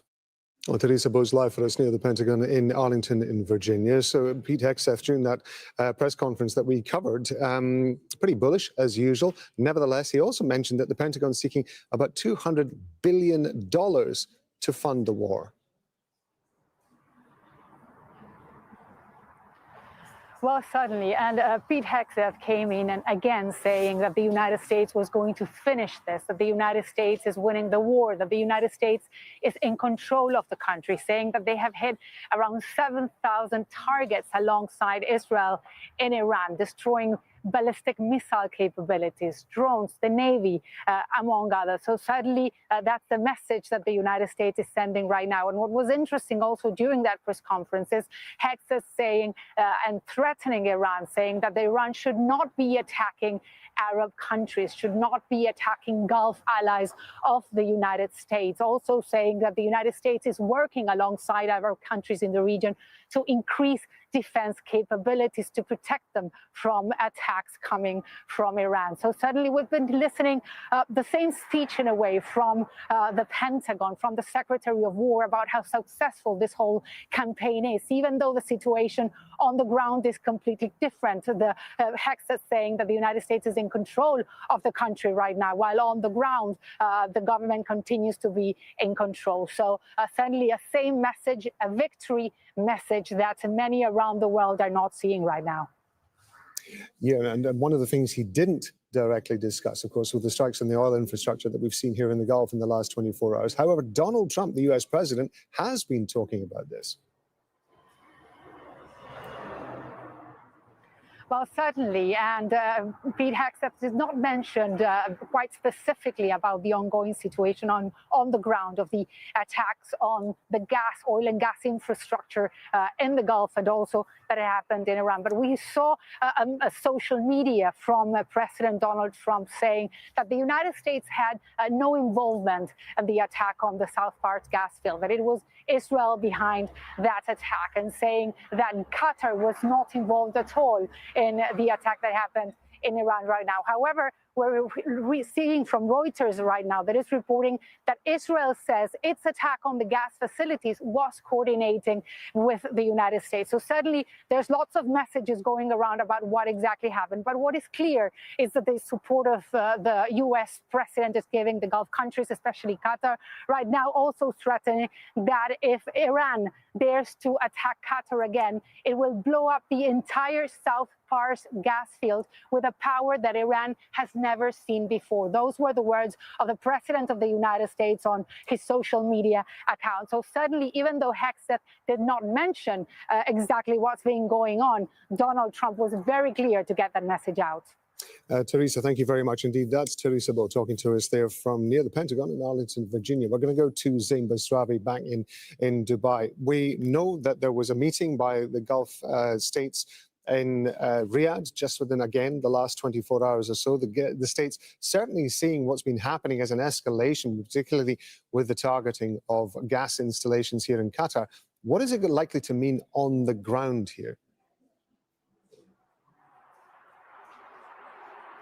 Well, we're getting a sense of exactly what the impact has been on the ground. We've talked about the economic impact. We've talked about the taboo removed of war being perpetrated by Iran on places where it is such an incongruent reality. But very practically, there's a report coming out from Reuters that gives us an assessment of damage at the Ras Laffan LNG facility that was bombed just yesterday. And this really gives us a sense of the kinds of things that GCC leaders are no doubt talking about, what is no doubt front-loaded in every conversation happening between leaders here right now. In an exclusive interview to Reuters, the CEO of Qatar Energy says that Iran's attack wiped out 17% of Qatar's LNG capacity for up to 5 years. That is a massive, massive hit. In the interview, he goes on to say that 14 LNG trains, 1 out of 2 gas-to-liquid facilities were damaged. Oil major ExxonMobil is the partner in the damaged facilities, and they have a holding stake there, with Qatar Energy holding part of it as well. They'll be losing 12.8 million tons of LNG for 3 to 5 years. Again, 17% of their export capacity. And all in all, this facility was a $26 billion facility to build years ago.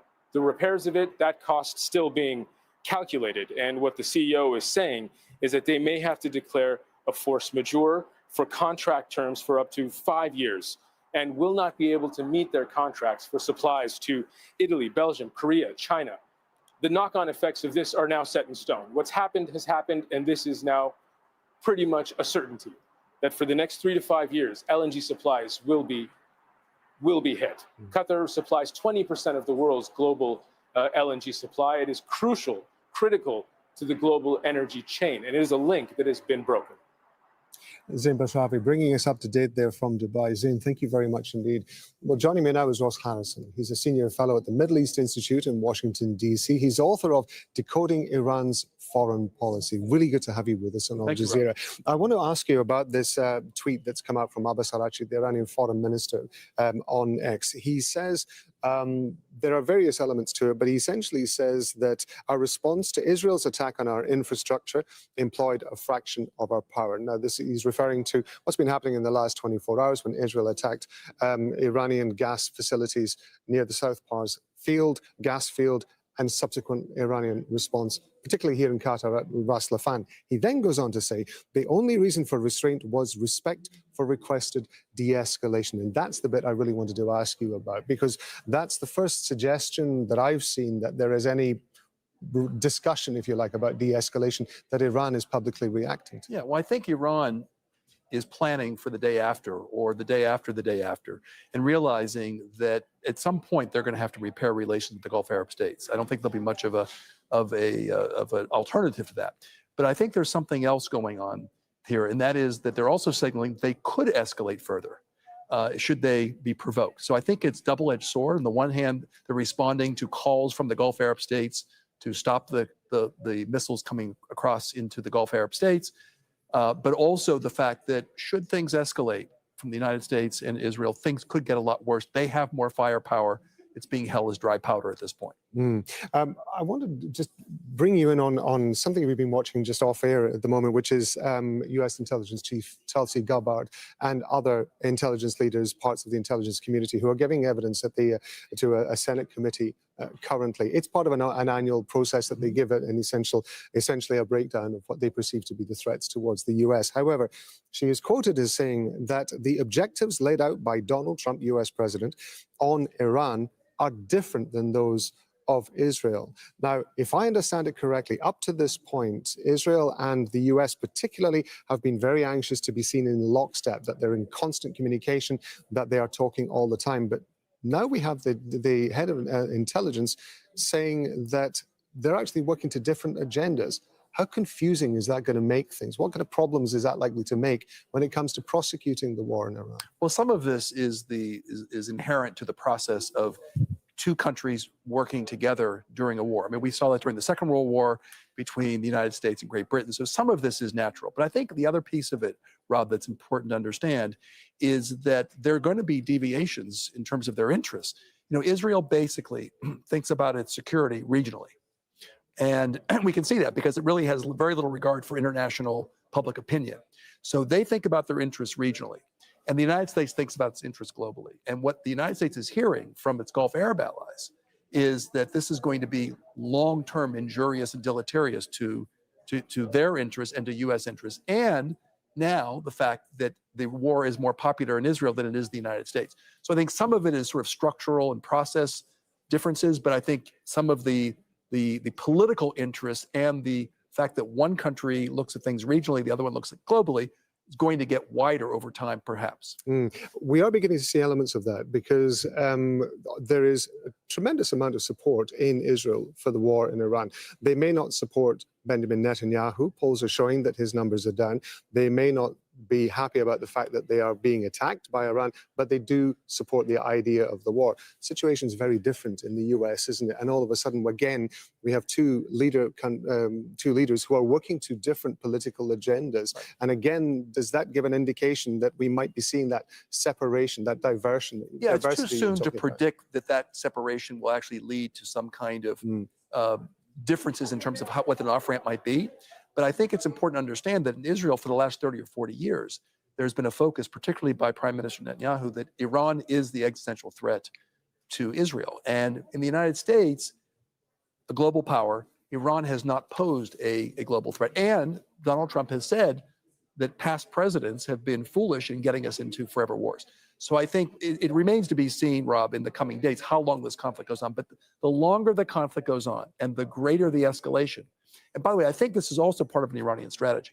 That from the very beginning, part of their strategy, as much of a guerrilla strategy as it might appear, was designed to separate the United States from its allies, from Israel, by inflicting pain on the United States, not just on Israel, and its Gulf Arab allies. And you may be seeing the nascent signs of that now.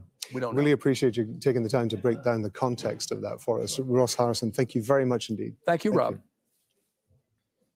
Well, as we've been reporting, Iranian attacks on Gulf energy facilities have caused the prices of oil and gas to soar. Europe's benchmark for natural gas rose by 35% when markets opened on Thursday. The global crude benchmark, that's Brent crude, rose to as high as $116 a barrel. That's the highest since Russia's invasion of Ukraine in 2022. Steph Vasson has more from Brussels.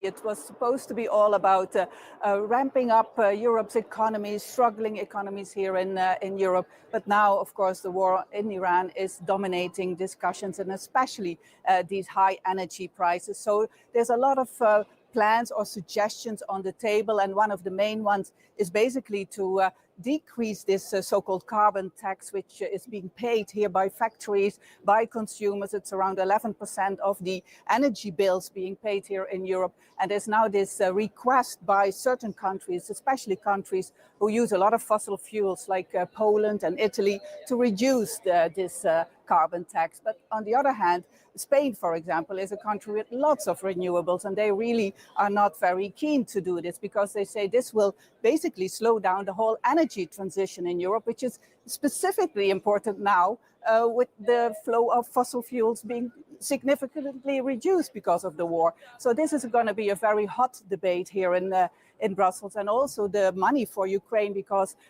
Russia, they say, is very much benefiting from this war. Oil prices are really high, so they need to help Ukraine in this war. That's what Europe feels. So $100 billion is already promised as a loan to Ukraine, but now Prime Minister Viktor Orban of Hungary is blocking this loan because of a dispute about a pipeline. And this is something really crucial that needs to be solved very quickly before Ukraine is running out of money.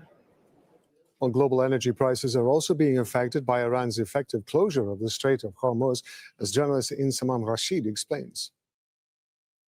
It isn't just the attacks overnight at some of those energy sites across the Gulf that is rising up oil prices. It is, in fact, what's happening here on the waters behind me on the Strait of Hormuz, where Iran has had de facto control over these waters militarily for the last few weeks, not allowing many ships to pass through the Strait of Hormuz. Usually around 20% of the world's oil passes through here. Instead, what they've been doing is they've inciting fear on many of the ships that are now parked up, anchored down in these waters behind me. To my left, there are dozens and dozens in the Gulf of Oman, if not hundreds, where you can see at nighttime with their lights on, just sat waiting for some form of green light to pass through this now very dangerous and perilous waterway. And it is dangerous and perilous because Iran continues to attack vessels overnight. Yes, again, we saw a vessel just off the coast of Khor Fakkan, just a few kilometers down from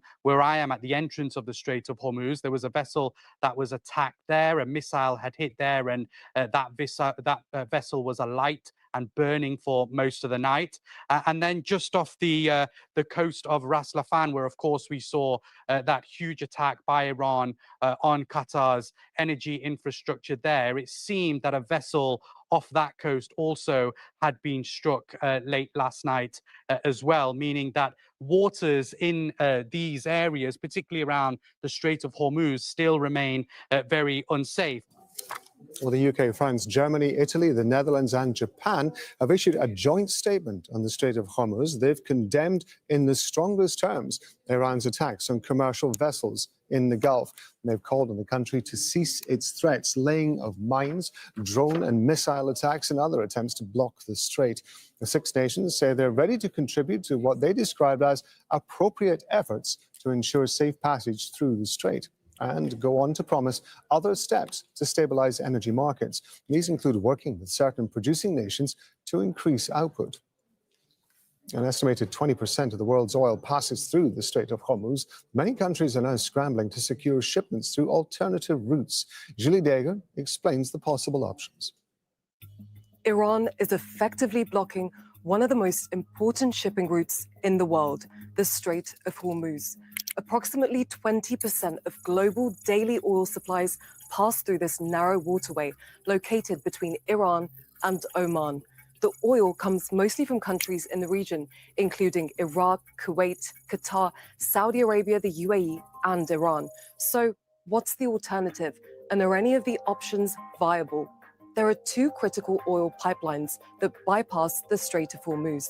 The first is the East-West pipeline that runs 1,200 kilometers across Saudi Arabia, from the Abqaiq oil field in the Gulf to Yanbu on the Red Sea. The Saudi oil giant Aramco is moving to push flows towards its 7 million barrel a day capacity, but that doesn't compare to the nearly 20 million barrels that usually pass through the Strait of Hormuz each day. The second is the Habshan-Fujairah pipeline that runs 360 kilometers from the Habshan onshore field in Abu Dhabi to the port of Fujairah on the Gulf of Oman. However, this option is even more limited. It only has a capacity of 1.5 million barrels a day, with a potential increase of up to 1.8 million.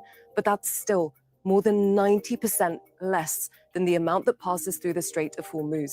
There are two other pipelines that could be of importance. The Kirkuk-Ceyhan runs 970 kilometers, connecting Iraq's northern oil fields to the Turkish Mediterranean port of Ceyhan. It also has a capacity of nearly 1.5 million barrels a day, although it's now largely dormant because of regional tensions and disputes over production. And finally, the Garajask pipeline, which was specifically built by Iran to bypass the Strait of Hormuz.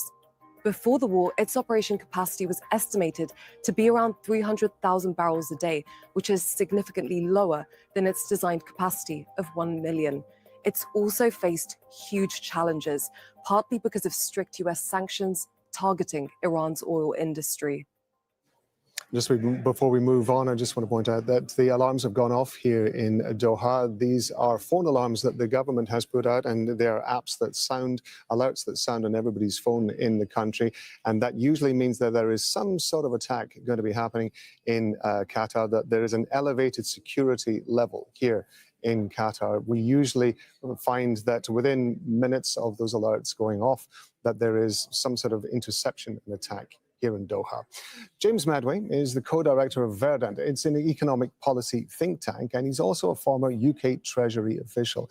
He says even if the conflict ends soon, it's going to take months for the price of gas and oil to return to their pre-war levels.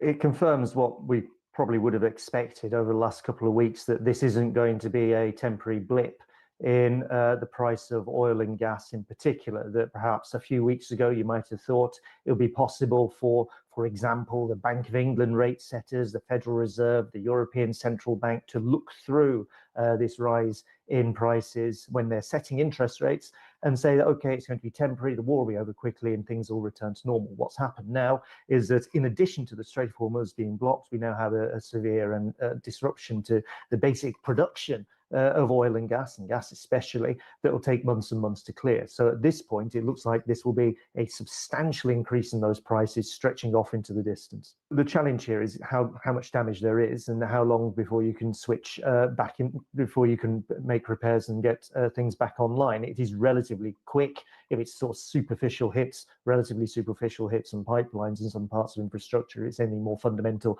This is a substantial piece of work to be done. That's a slightly technical question here. The issue facing other governments and other businesses and everybody else around the world is whether there are reasonable substitutes that can be made for oil and gas during this period of time. We found a Spanish Prime Minister talking up the fact that his country is producing a great deal of energy now from renewables, and a number of European countries, the UK included, do now source a significant part of the energy they use, electricity most obviously, from renewable sources.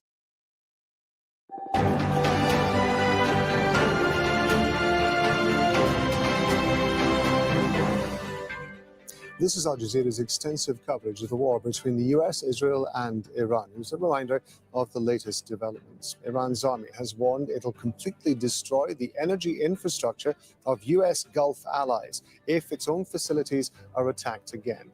Iran hit several facilities in the region overnight, including a major liquefied natural gas complex in northern Qatar. Tehran has also targeted sites in Kuwait, the UAE and Saudi Arabia. President Trump has threatened to, quote, blow up Iran's South Pars gas field if Tehran attacks Qatar's facilities again. Trump made those threats after Israel hit Iran's South Pars gas field on Wednesday. And Trump says the US was not informed of those strikes in advance and that Israel won't attack the area again. The UN chief, Antonio Guterres, has urged the US and Israel to end the war in Iran. He's been speaking at an EU leaders summit. Guterres has also called on Tehran to stop attacking its neighbors.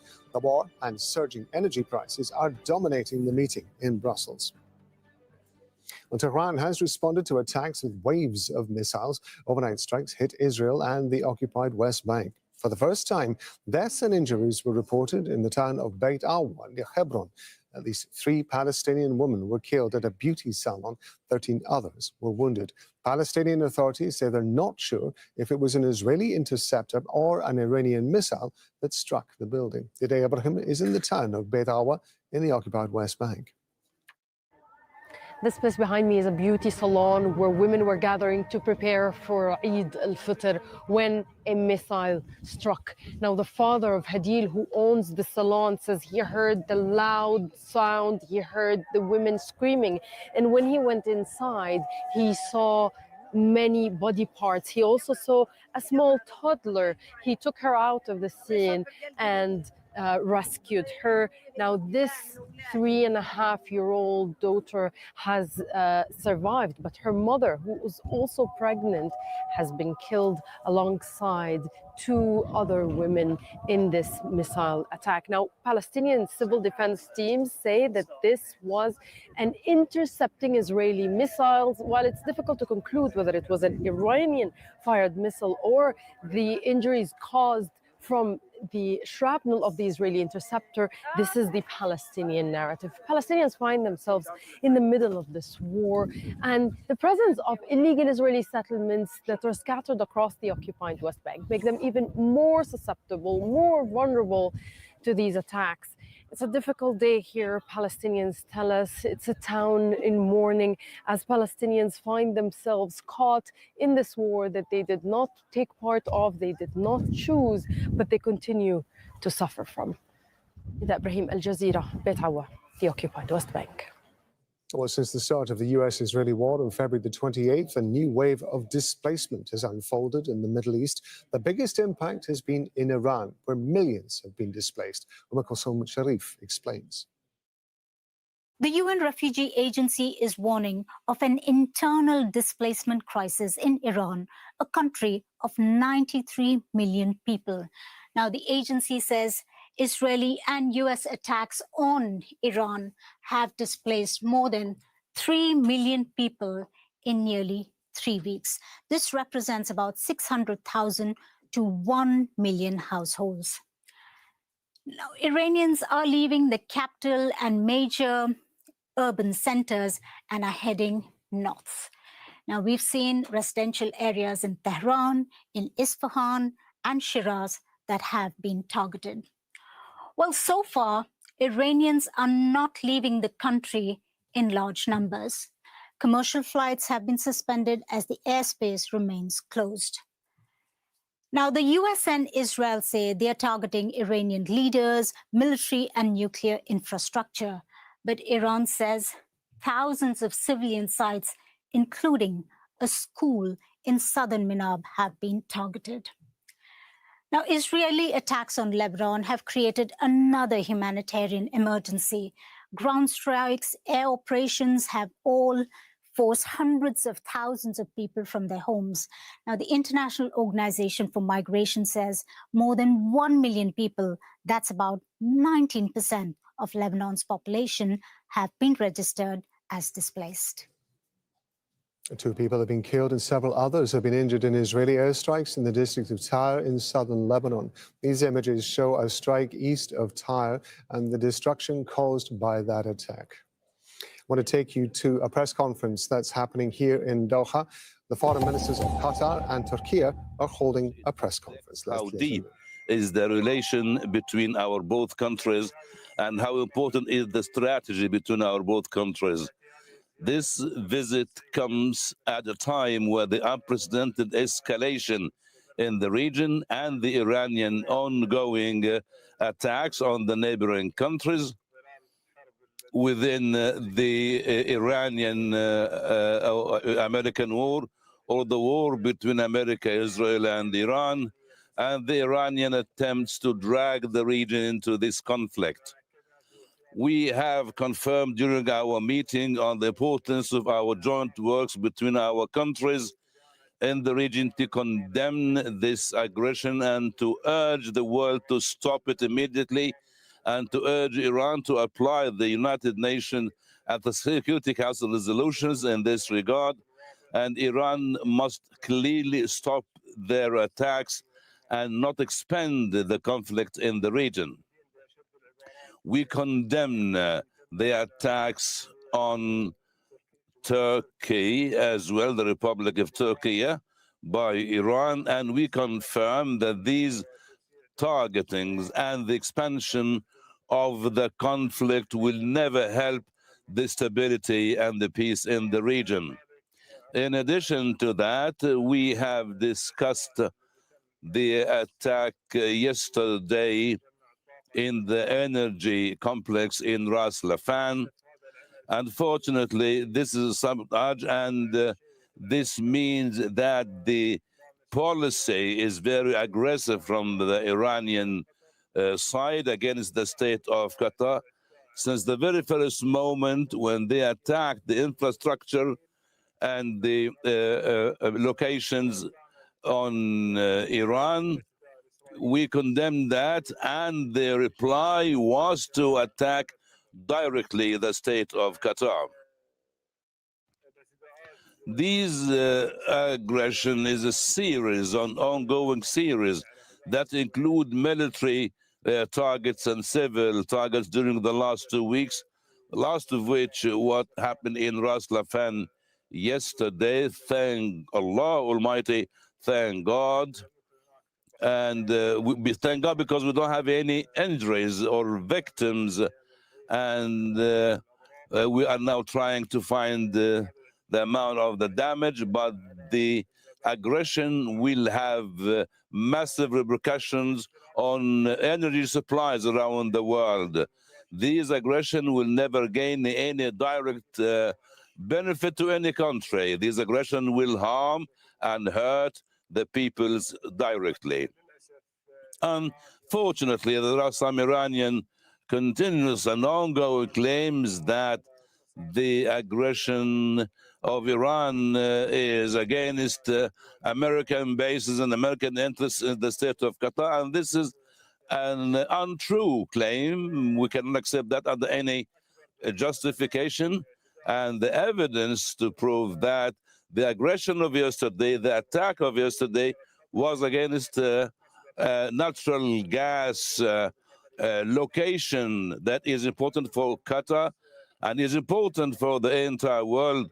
The aggression of yesterday has affected millions of people that the state of Qatar is helping around the world. These aggressions and the ongoing aggressions by Iran and the expansion of the war will lead to nothing except dragging the region into something bad. And the state of Qatar also urges for dialogue and diplomacy and apply wisdom, but the wisdom must have been lost these days. And we have seen that in what's going on in an important and vital strait like Hormuz. We confirm here that the security of the state, of the region, is a collective responsibility, and every country must commit themselves to this responsibility and to be up to that. At the same time, we confirm the importance of ceasefire immediately and to stop the aggression on the countries, on the regions of the country, so as not to drag the country into dilemma that is worse than that. Your Excellency, I'd like once again to stress the importance of our consultations between us and the Republic of Turkey. I'd like to thank Turkey for always being supporting Qatar and supporting stability and security in the region and in the world. The Republic of Turkey has been doing well with Qatar, and we in the state of Qatar as a government and the people, we appreciate the situations and the support of the Republic of Turkey. Finally, I'd like to say that this war, the current war, must stop immediately. The aggressions and attacks must stop immediately, because everyone knows who is gaining the most benefits because of this conflict in the region, and what's going on is for the sake of those people and this country. Thank you.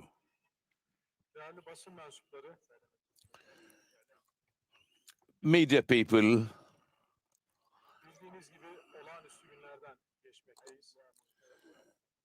we are witnessing very difficult days, and we are supporting Qatar. We are here in Qatar with the accompanying delegation despite all the responsibilities. But I'd like to thank Mr. Prime Minister and Foreign Minister of the State of Qatar for his great hospitality, despite he is very busy and occupied these days. He's a great friend of us, and for the sake of Qatar and for the sake of our region, the Prime Minister of Qatar and Foreign Minister of Qatar is a great asset. Is a great asset to the region and to Qatar at the same time. A lot of people know a lot of things, and I'd like to confirm that he is very important to the region and to his country. And I'd like to congratulate him personally for all his efforts. I remember during the mediation of Qatar, they have been attacked. And these attacks are ongoing now by Iran. And before everything, I'd like to say to my brothers in Qatar, the Turkish people wish you all the best. Our president wishes you all the best. And the attacks against the civilians and the energy locations cannot be accepted under any circumstances or any explanation. Turkey is also supporting the state of Qatar and will continue supporting the state of Qatar. This war is a threat to our brothers in the region in a direct way. And these aggressions are against peace and stability in the region. We were in Riyadh yesterday. We met in Riyadh, and the meeting was important, and we need that meeting and these meetings. We have confirmed during the meeting in Riyadh that we are supporting our brothers in the countries that have been attacked by Iran. We also confirmed the necessity of stopping these attacks, reaching a ceasefire, sorting out the problem within diplomacy and within diplomatic procedures. We need to achieve that. And here, I'd like to say that the main reason behind that war that is dragging our country to an unprecedented stage is Israel. The attacks happen while we are having diplomatic meetings. This is because of Israel, and we need not our region to be a place for conflict. We need not our region to be a place that disturbs the global security and peace. Whatsoever are the claims, the attacks of Iran against the region's countries are against the stability of the region and against the peace of the region, and we cannot accept that. These attacks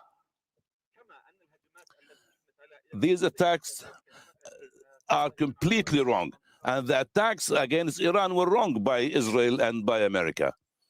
The attacks were also wrong.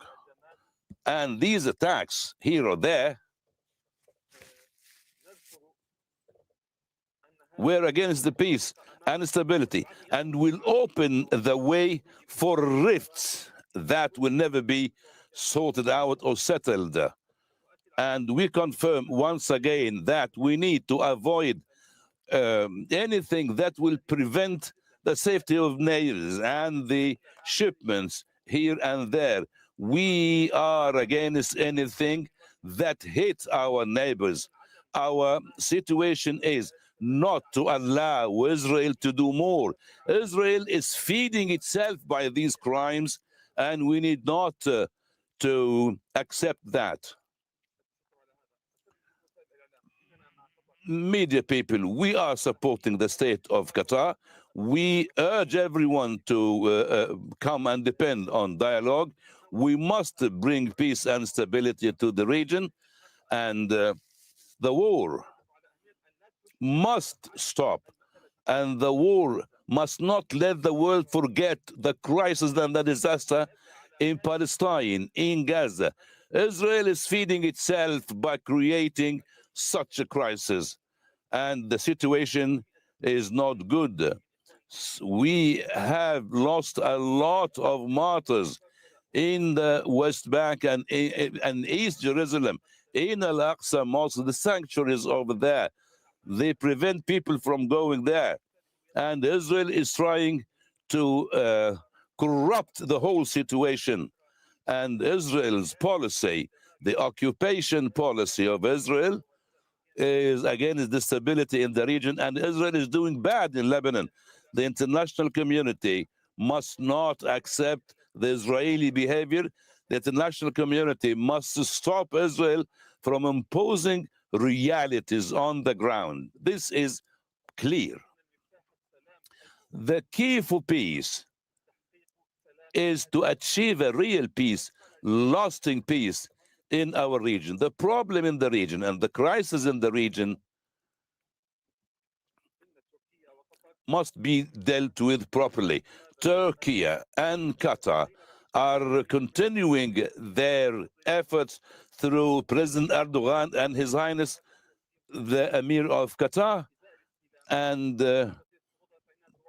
it's most important to continue our solidarity and to have the clear, same will. Until now, we have faced so many circumstances. We have helped each other.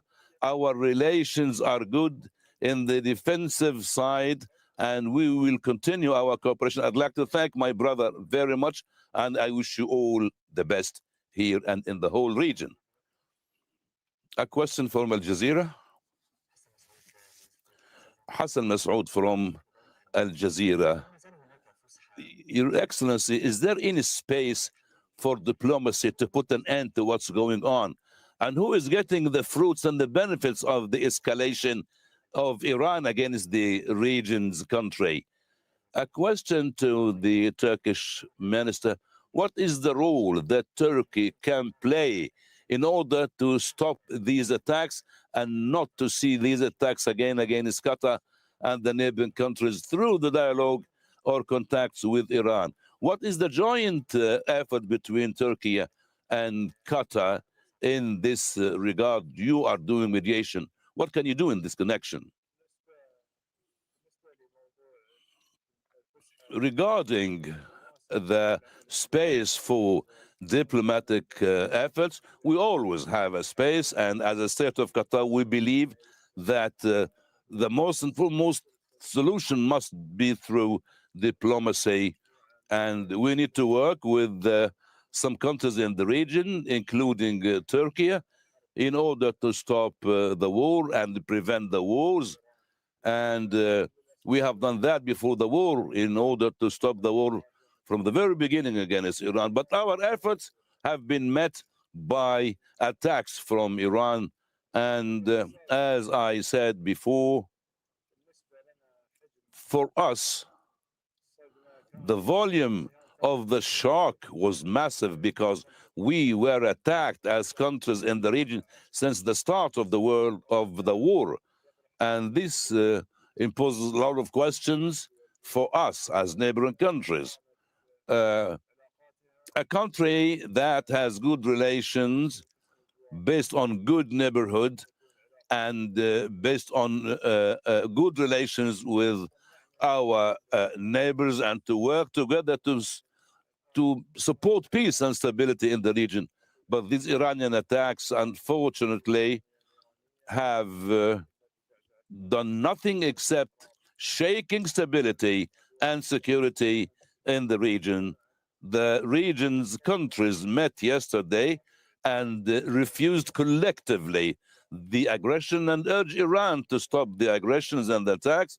But diplomacy is always there, dialogue is always there, but this dialogue and effort must be based on respect the sovereignty of each country and not to launch attacks against each other. There must be also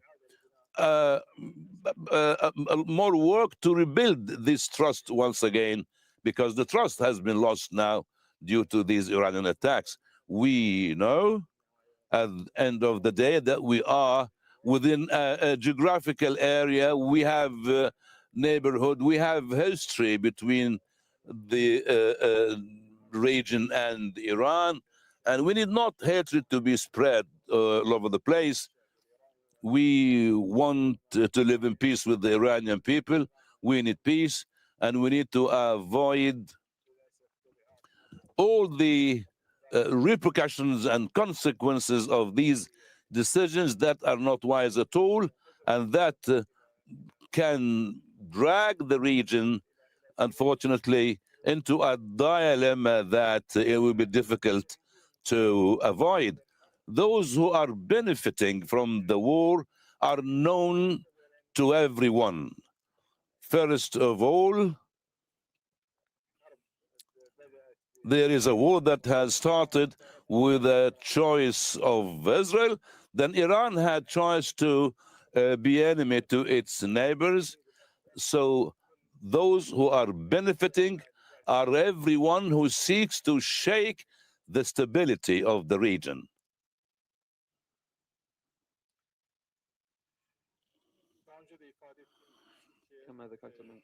As I said before, Turkey, in order to stop this war, is doing its best, particularly our president, and we need the war not to move from bad to worse. And we have done a lot before the start of the war.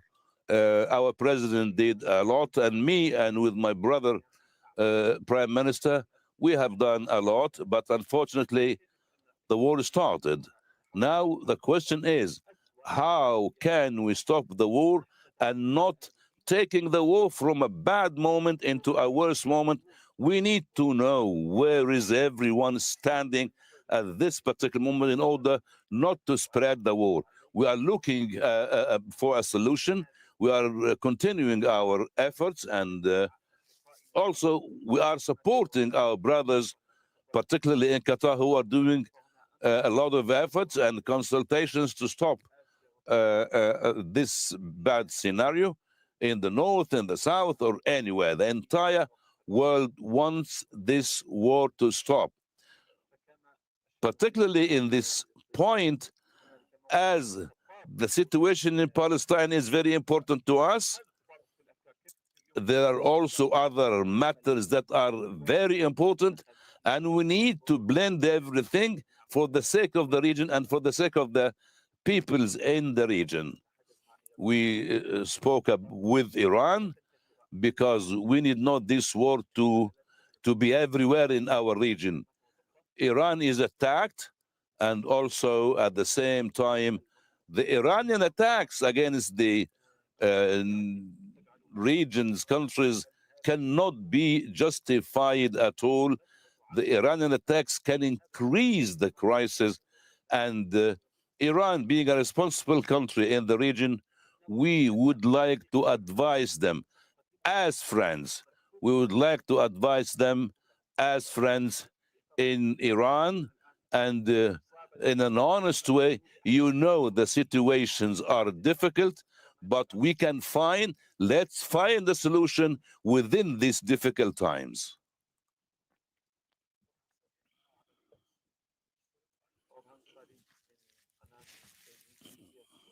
A question from the Turkish side to Sheikh Abdul Rahman. Yesterday, the energy facilities have been attacked yesterday. What is the volume of the damage, and what is Qatar going to do in the future? Have you had any contacts with Iran during the last 24 hours? Qatar has a special location, being a good mediator. Are you going to change your situation because of what's going on? What is your strategy?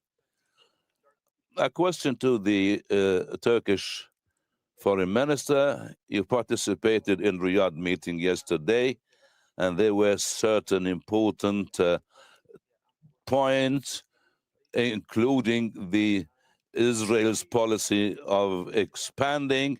How can you see the situation? How can you see the war right now? How can you see the situation of the region's countries regarding what's going on? Yesterday also you have met Araghchi, the Iranian foreign minister. Riyadh also has been attacked. So what can you evaluate everything?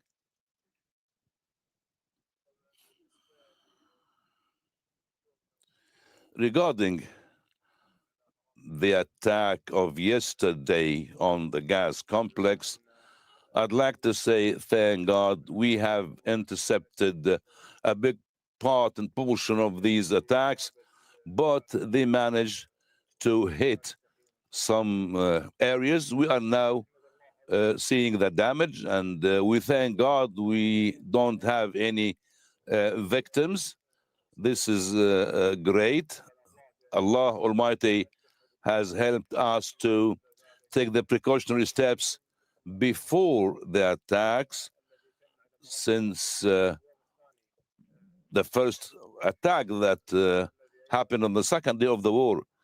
And this indicates the pretext and the claims of Iran that are not true.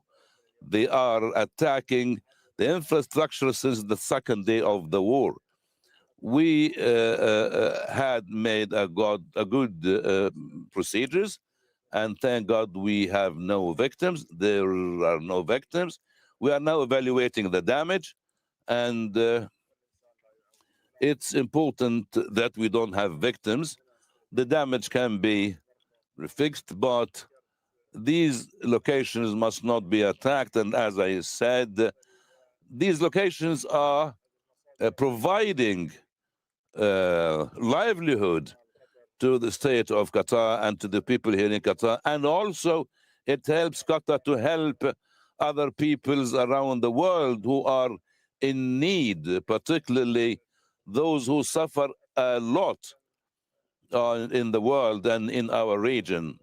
I hope that the Islamic Republic of Iran can understand that the Iranian attacks has deprived the most needy from our help. Regarding the state of Qatar and how can we deal with this situation, we have our rights, we reserve our rights to reply, and in all platforms and in all legal ways, everything will be highly expensive according to the international law.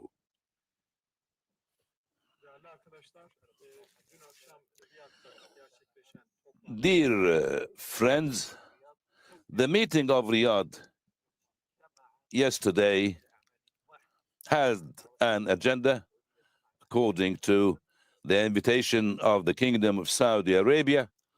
We have met whether we are involved or affected or interested in the situation in the region. We have met and we have condemned the Iranian attacks, and we discussed the procedures and the steps that must be taken in this regard. Those countries who have been attacked by Iran also have their own say. We have spoken openly and positively.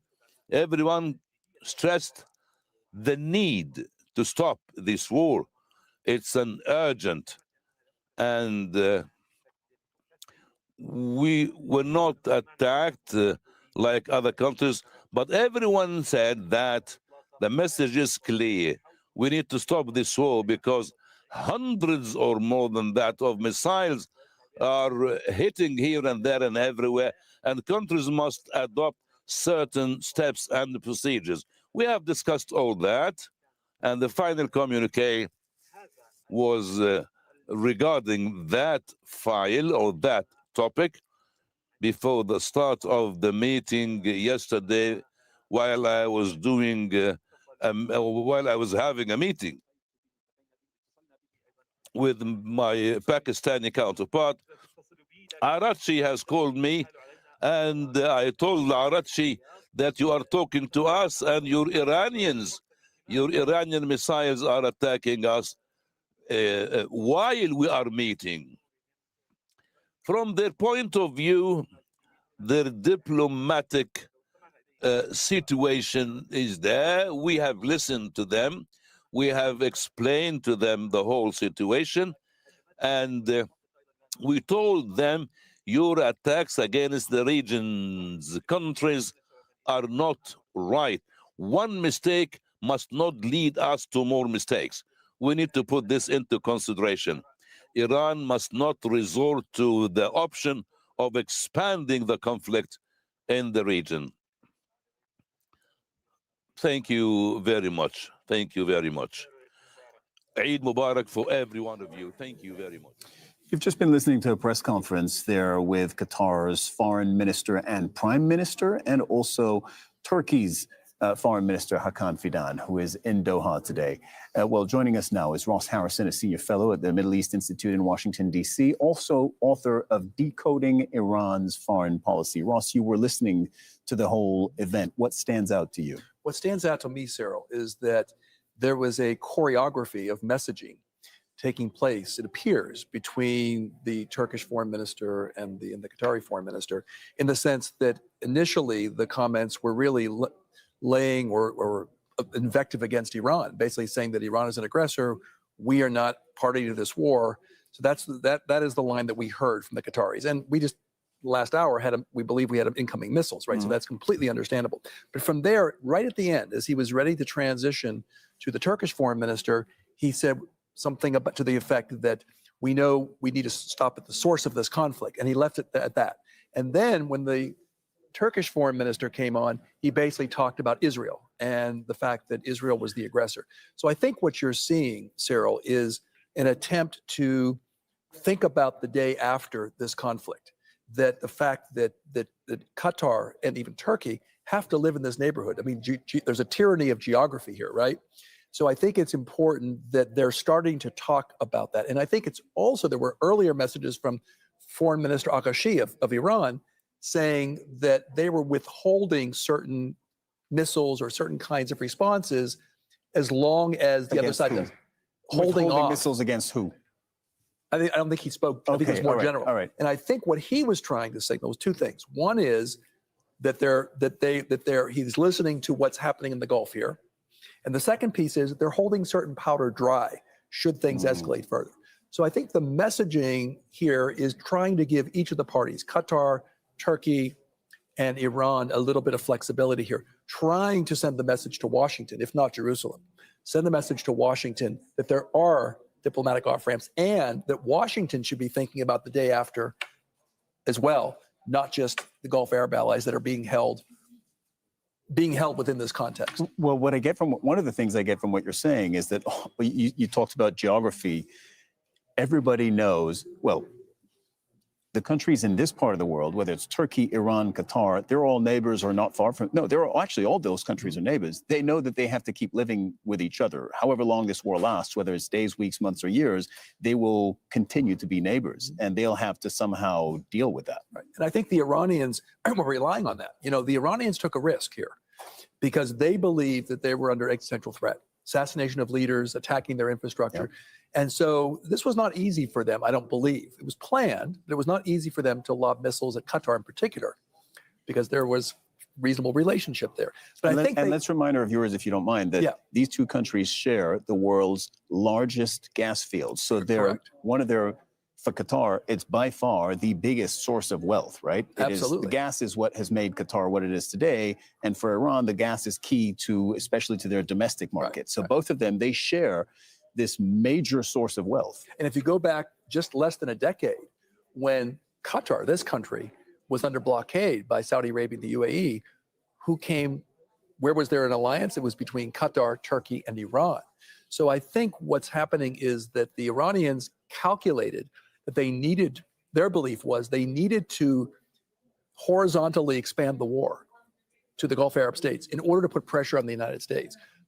And the calculation, I think, was that at the end of the war, the Gulf Arab states, as angry as they are with Iran, that they know, because of the tyranny of geography and the fact that they share this gas field, that they would have to find some kind of diplomatic on-ramp. And that off-ramp. On-ramp, diplomatic on-ramp meaning a better diplomatic relationship. Sorry. And then, but that ultimately there would be anger at the United States for starting this war. So I think that's also a piece here that we need to look at. Okay. You're staying with us. We're joined by Osama bin Javed, who was at that press conference being held in Doha. Osama, tell us what stood out to you. And also one thing we haven't touched on yet for our viewers is why the Turkish foreign minister was in Qatar in the first place. Well, you see, this is an expansion of Turkish diplomacy. You've seen Hakan Fidan talking to the Iranians, talking to the Saudis and everyone else in the region.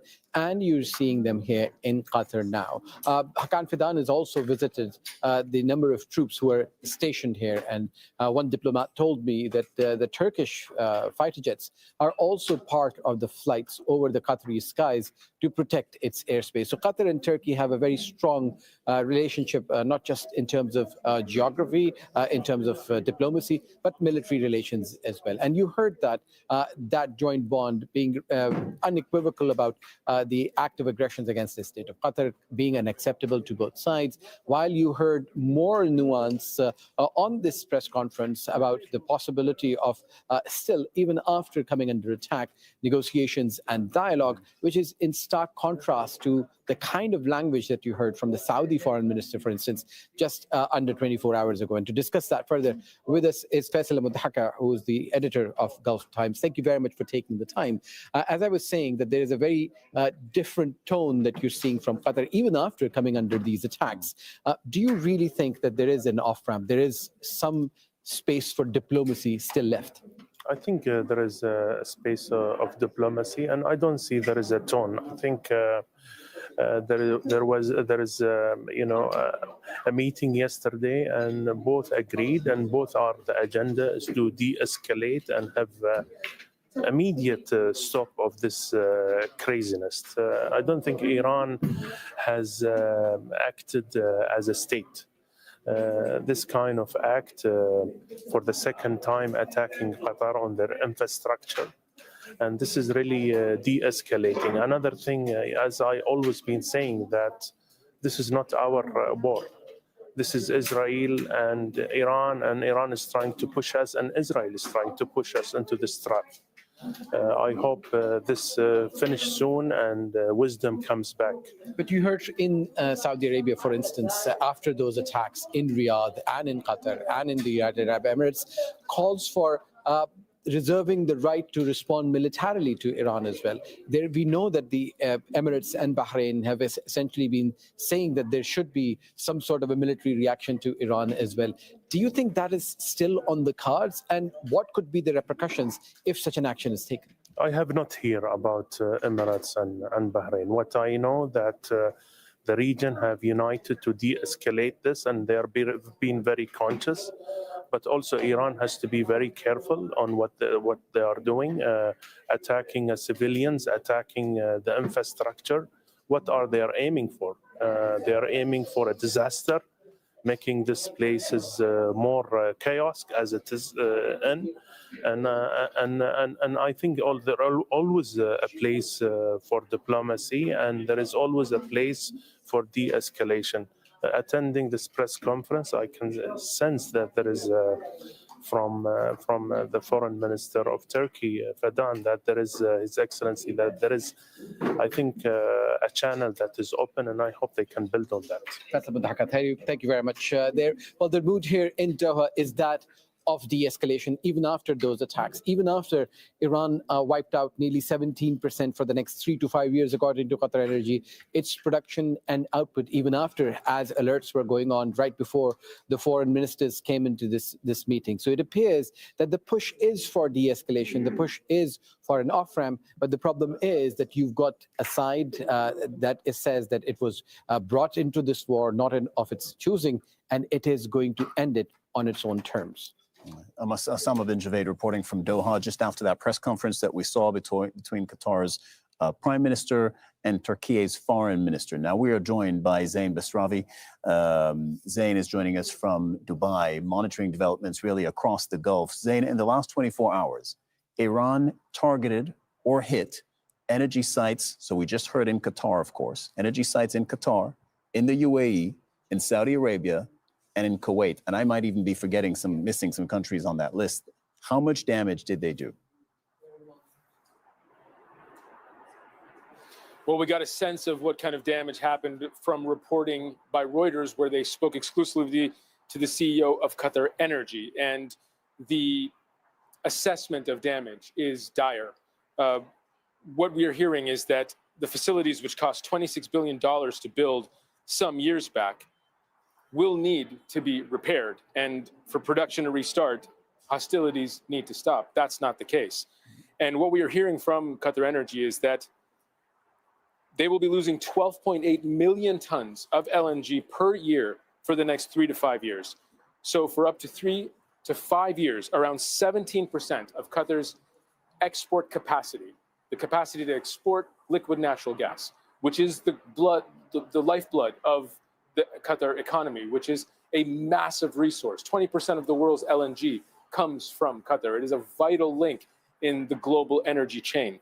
For the next 5 years, that's going to be severely impaired. And what Qatar Energy has said is that they may have to declare force majeure on long-term contracts for up to the next 5 years. That means supplies to Italy, Belgium, Korea, China are all going to be heavily compromised.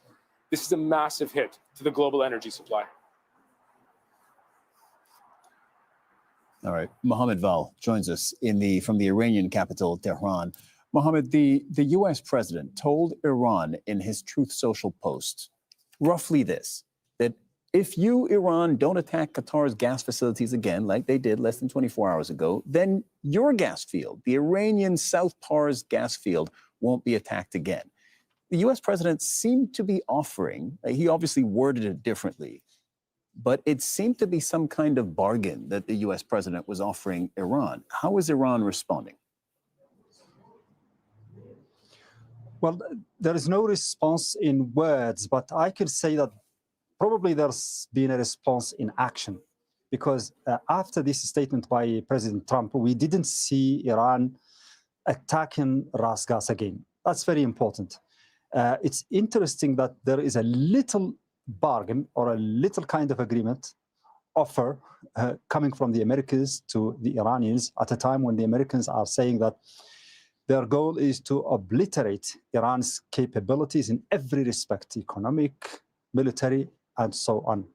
So, I mean, the Iranians might have taken this as a positive gesture, and if they don't attack Ras Gas again, then this might be something that can be built on. They can talk again about other things, and they can widen the scope of this small window of opportunity within this big situation of chaos. We understand that there have always been efforts by several countries to bring the two sides to the negotiation table. The two sides have been saying they're not interested in that, but now we are seeing if the Iranians have heeded Trump's conditions and requests, then we are seeing indirect negotiations or somehow direct negotiations between the two sides of this war without even any intermediary or any kind of mediation between them.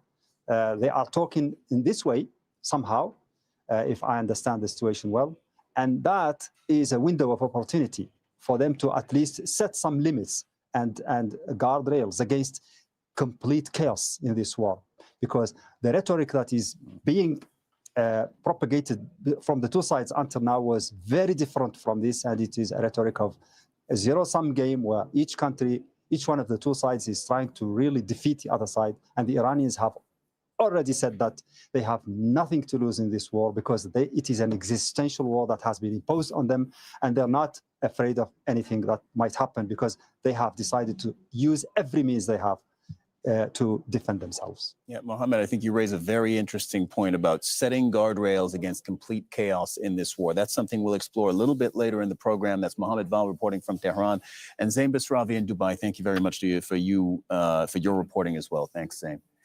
Now, Israeli officials say Wednesday's strike on Iran's South Pars gas facilities was, quote, coordinated with the United States, but is unlikely to be repeated. Well, that's in contradiction with what the U.S. president said, Donald Trump, posting on Truth Social that Washington had no prior knowledge of that attack. Iran responded to that with strikes, as we just said, on energy installations across the Gulf. Let's unpack this. Noor O'Day joins us. Noor, you're live from Ramallah. That's in the occupied West Bank. So there's this direct contradiction now between what Trump wrote on his social media and what we're now hearing from multiple Israeli sources. What do we know, and can you walk us through this? Well, Sarah, what we know is that the Israelis were adamant from the get-go, right when they announced this strike on Iran's Pars field, that this was done in coordination with the U.S. administration and with its consent. This is an operational no-brainer. There are, this is a war zone. There are planes flying around. People who are flying those planes would probably have to coordinate with one another. But more importantly, politically, this was understood to be a strategic strike that Israel couldn't just do on its own. So even today, the Israelis are adamant. The U.S. knew about this, but that for now, that Israel is willing to consider this a message to Iran, and that it wouldn't do it again. It's really kept like this, and we've heard a lot of irony and mockery, really, in Israeli commentary. In fact, one member of Israel's security cabinet kind of lamented mockingly that Israel doesn't have oil and gas that Iran can target, and so well it is now targeting the Gulf. There is really no sympathy expressed at the price that neighboring Gulf countries are paying for Israeli actions. Yeah, and Noor, I'm just rereading the words of Donald Trump on his Truth Social, and he wrote in all caps, this was less than 24 hours ago, no more attacks will be made by Israel. And the latest information we have from these Israeli sources is attacks are unlikely. So again, they're not saying exactly the same thing. It could end up mattering very much in this war. Noor, something else. No. There have been Iranian strikes on Israel in the last few minutes. What have you been able to learn about that?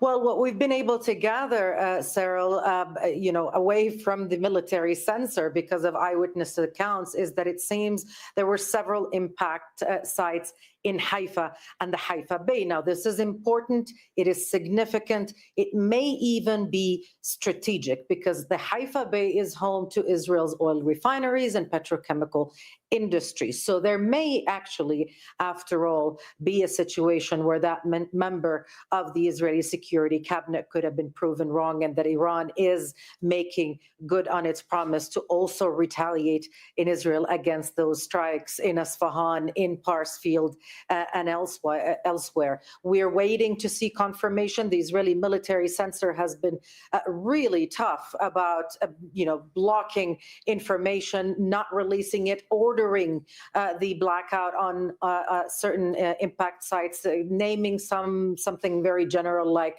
impact in central Israel when we have no idea what that means, and then maybe dropping the information days later, as we saw with the damage to planes in the Ben Gurion airport. We will keep an eye on that and keep you posted with all the latest developments and visuals that we may be able to collect. And Noor O'Day reporting from Ramallah. Thank you very much, Noor. And the U.S. Pentagon has been giving a briefing on progress in the war on Iran. Speaking alongside Defense Secretary Pete Hegseth, the chairman of the U.S. Joint Chiefs of Staff, that's General Dan Kane, said that Iran's missile capability still has not run out. They came into this fight with a lot of weapons. This is why we continue to be as aggressive and assertive as we can against their ballistic missile capability, both their medium-range ballistic missile capability and their short-range missile capability. So we are continuing to hunt and find them and kill them, and we will continue to do so. So they still retain some capability. And we have layered defenses throughout the region that will allow us to protect those. And we're working with our partners across the Gulf region to help them improve any defensive capabilities that they may need.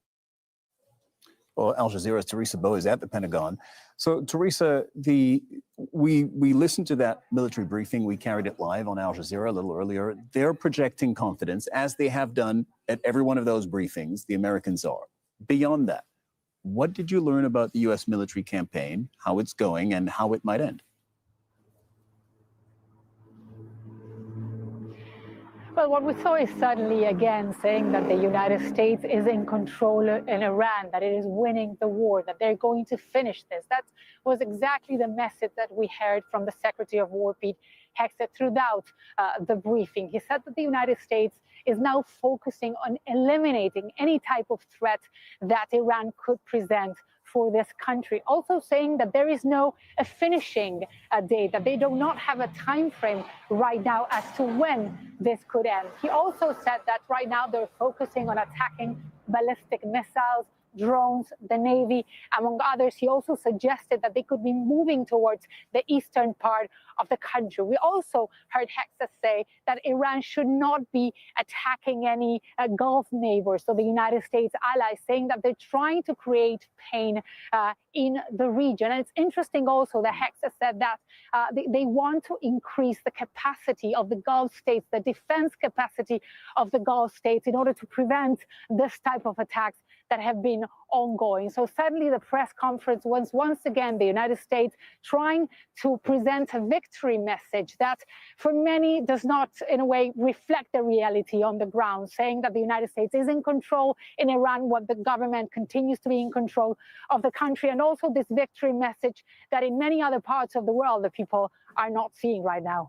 Teresa, the cost of the war, we're 19 days in right now, and the cost of the war for the U.S. is adding up. The Pentagon is reportedly asking for $200 billion of funding to keep fighting this war. The defense secretary was asked about that. What did he say?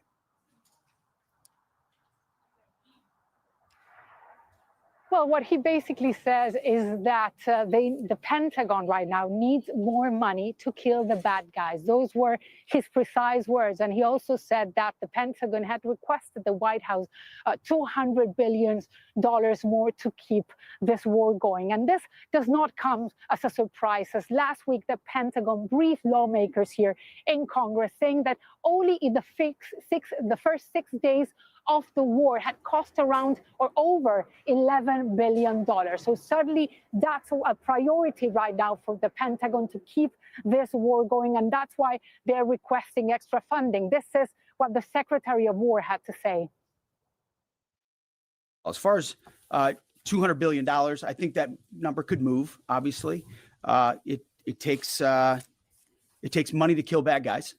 So we're going back to Congress and our folks there to ensure that we're properly funded for what's been done, for what we may have to do in the future, ensure that our ammunition is, everything's refilled, and not just refilled, but above and beyond. So suddenly the Pentagon right now needs more money to get this war going. And it's part of a whole strategy from the White House right now. Let's not forget that in January, Donald Trump requested Congress at a point to increase the U.S. defense budget from $1 trillion to $1.5 trillion. He says that this is something that would allow this country to have a dream military. So now definitely Pentagon is requesting $200 billion extra to continue with the war in Iran. Teresa Bow reporting just outside the Pentagon. Thank you very much, Teresa. Joining us now in the studio is Ross Harrison, Senior Fellow at the Middle East Institute in Washington, D.C., and author of Decoding Iran's Foreign Policy. And from Tehran is Abbas Aslani, Senior Research Fellow at the Center for Middle East Strategic Studies. Ross, I wanted to ask you, how do you read Donald Trump's Truth Social post? I think it's the latest one, unless he's been writing again in the last few moments, where it sounded to me like a bargain that he was proposing to Iran. He was saying to Iran, don't hit Qatar's natural gas, and Israel won't hit your natural gas. So it sounds like he's trying to place limits. And our Tehran correspondent, Mohammed Val, was saying something similar, putting guardrails on this war before it totally spins out of control. How do you read that? Is it guardrails? Well, I don't know if it's guardrails, Cyril, but I think that bargaining can take place on the battlefield, not just at a negotiating table. And I think that's what you're seeing here to some degree. There is no, to our knowledge, excuse me, there's no diplomatic path at this point between the United States and Iran. But I think what you're seeing through the messaging of Foreign Minister Agassi in Iran and Donald Trump in Washington, I think you're seeing potentially some informal bargaining. I think the other thing you're seeing, Cyril, is perhaps some concern about Israeli actions damaging U.S. interests. You know, one of the things I think is important for your viewers to keep in mind is that in Israel, the war is largely popular. Roughly 80% of the population supports the war. In the United States, it's unpopular. And plus, Israel is a regional power. So it focuses on its regional interests, and the U.S. has to focus on its global interests. And what is it hearing, Cyril? It's hearing from Qatar, from all the Gulf Arab states, and from Turkey, and from all of its allies that this war has to stop. So I think what you're seeing is Trump trying to perhaps send a signal to Israel, but also through, not necessarily through talks, but through posts and maybe through some actions and maybe through some, hopefully, eventually, some kind of de-escalation, you're seeing some kind of informal bargaining going on. That would be the hope. But given the fluidity of words coming out of Washington, we cannot rely on that. Fluidity of words, eloquently put. Abbas, you're in Tehran. I wonder how you look at it from the Iranian capital. Do you think that there could be, formally or informally, but one way or another, do you think there could be some kind of agreement between Washington and Iran? Hey, there are some things that we won't hit. There is some level of escalation that we don't want to reach. Cyril, it seems that the U.S. president and his administration are trapped in an escalation ladder whereby they are seeing that, Iran geographically has advantages also, as well as a symmetrical method. But in the meantime, we are seeing that Israelis are trying to bring more escalation. At a time that everybody is thinking of an off-ramp to exit this war, Israelis are trying to prolong the conflict through bringing further escalation and in parallel conducting, round of assassinations here in Tehran. It seems that they are not happy to see this end to come. And through the recent escalation, everybody in the region, excluding Israel, are losing. Even Iran, which its energy infrastructure was earlier attacked, also the other regional countries. But there can be somehow, I think, a balance to be achieved at the moment that the two sides see that, initiating aggression against the energy infrastructure could be to the detriment of the whole parties. And it depends on, from now on, what Israel and the United States will do. And but if they engage again in further, escalation, Iran will respond. We are at a time that, Iran wants to establish a new security arrangement whereby there will be no future attack against the country. When Tehran sees, amid the ongoing war, further escalation, it sees that security arrangement is not approaching to be, or is not being established. Okay. So at least there is some time left to establish it. It makes Iran to respond. But it depends also, I think, on the other side to stop that escalation. Yeah, so actually to that point, which you also made a little earlier, you said something along the lines of Israel's thinking only of escalation where everybody's looking for an off-ramp. I would point out that Iran has responded to every strike and every escalation with a counter-escalation of its own. And Iran also has agency, and it is part and parcel of why we are where we are today. You say everybody's looking for an off-ramp. I don't think we've seen Iran look for an off-ramp, or at least not publicly so far. But I want to take it to Ross for a point that Abbas made, saying it depends on what Israel and the U.S. will do now. It is the second time in 19 or 18 days of war that Israel has gone reportedly further in its targeting than what the U.S. would have liked, right? By striking the oil depots in Tehran, which sent all of this toxic smoke across the Iranian capital, and then by striking Iran's gas fields. That was less than 24 hours ago. And Donald Trump said, we didn't know about it and we didn't want it to happen. How do you read this split, apparent split? We don't even know if it's genuine because the Israelis say, actually, the U.S. did know. But how do you read that split?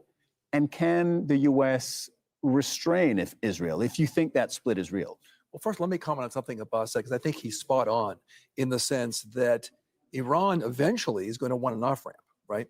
But I think right now, their concern, to his point, is that if this war ends prematurely, and if they lose the escalation dominant role here, then they're going back to the status quo ante after the September war of 2025, the June war of 2025, when they believe they lost deterrence. So their goal is to establish a new, I call it a deterrent paradigm. Abbas calls it a security paradigm, where at the end of this war, there will be severe disincentives or complete disincentives for Israel and the United States to ever do this again. So in terms of reading the split between Washington and Jerusalem, that's hard to read. I think that what the Iranians have relied on here, Cyril, is that their aggression in the Gulf would eventually divide the Gulf states from the United States, because they would believe, the Gulf states would believe that the United States and Israel were the aggressor, and therefore that would split them. And eventually, it might even, if they put enough pressure, economic pressure on the Gulf states, that would then transition to pressure on Donald Trump, that could also create a split with Jerusalem.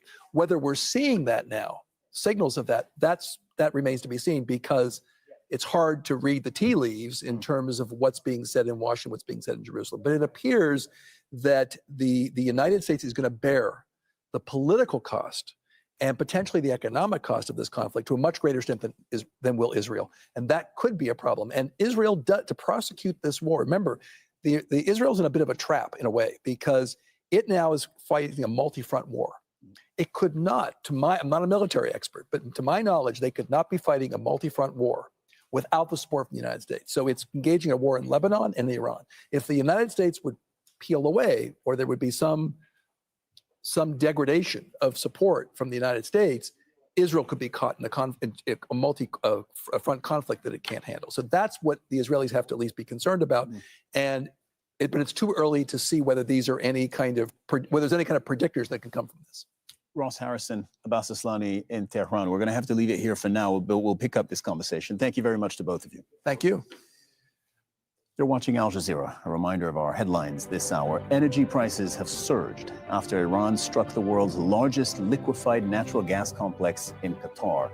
Qatar's state energy company says that it will take 3 to 5 years to repair the damage. The CEO of Qatar Energy says liquefied natural gas exports will drop by about 17% for the coming years. The country is calling for diplomacy and regional respect after Israelis and Iranian attacks targeted regional energy facilities. Iran's army has warned it will completely destroy the energy infrastructure of Washington's Gulf allies if its own facilities are attacked again.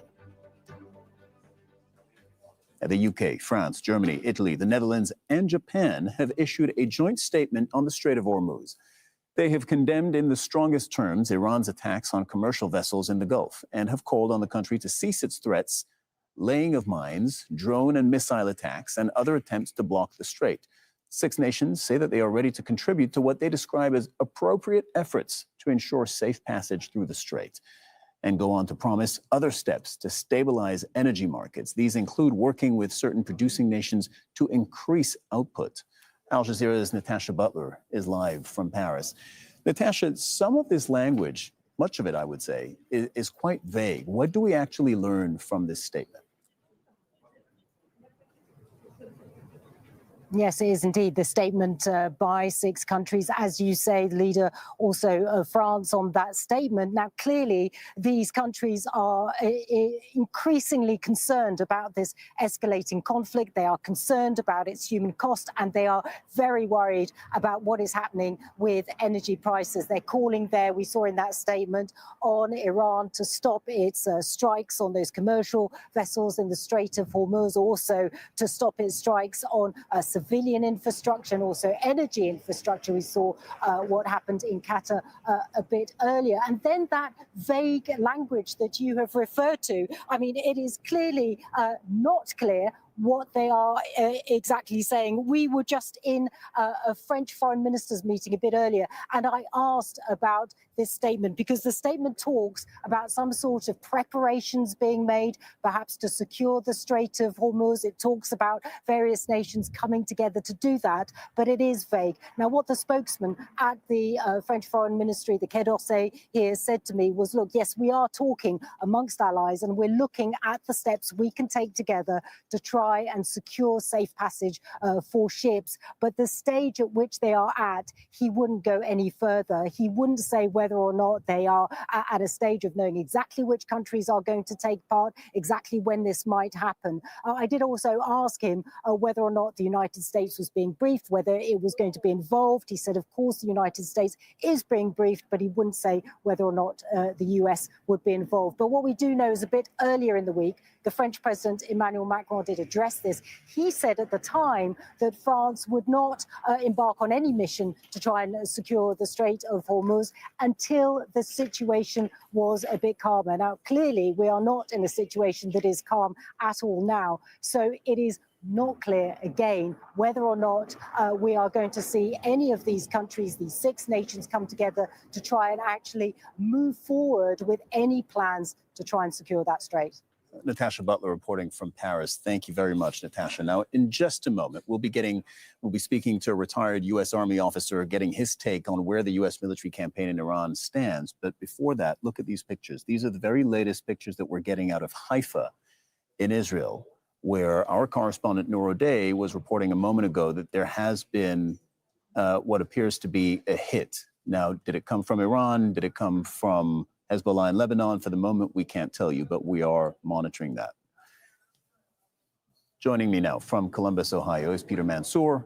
Peter is a retired United States Army officer and a military historian. We'll try and tap into that in just a moment. We got a briefing, another one of those Pentagon briefings. There have been, I think, 4 or 5 by my count since the start of the war. I listened to this one, and I have to say it's the one with the least amount of content and update that I can, gather since this war started. I'm wondering what you take away from it and where this U.S. military campaign currently stands against Iran. Because what the Pentagon is projecting is it's going very well. We're disabling their Navy, their missiles, their drones. You listen to them, and their scorecard is all green. They at least project complete confidence with where they are. How do you assess this military campaign? I don't know how many times you can say we're continuing to bomb Iran. I mean, every morning they come before the American people in the world and they say that the campaign is going well, maybe a little ahead of schedule. They've got their list of targets. They're working through them.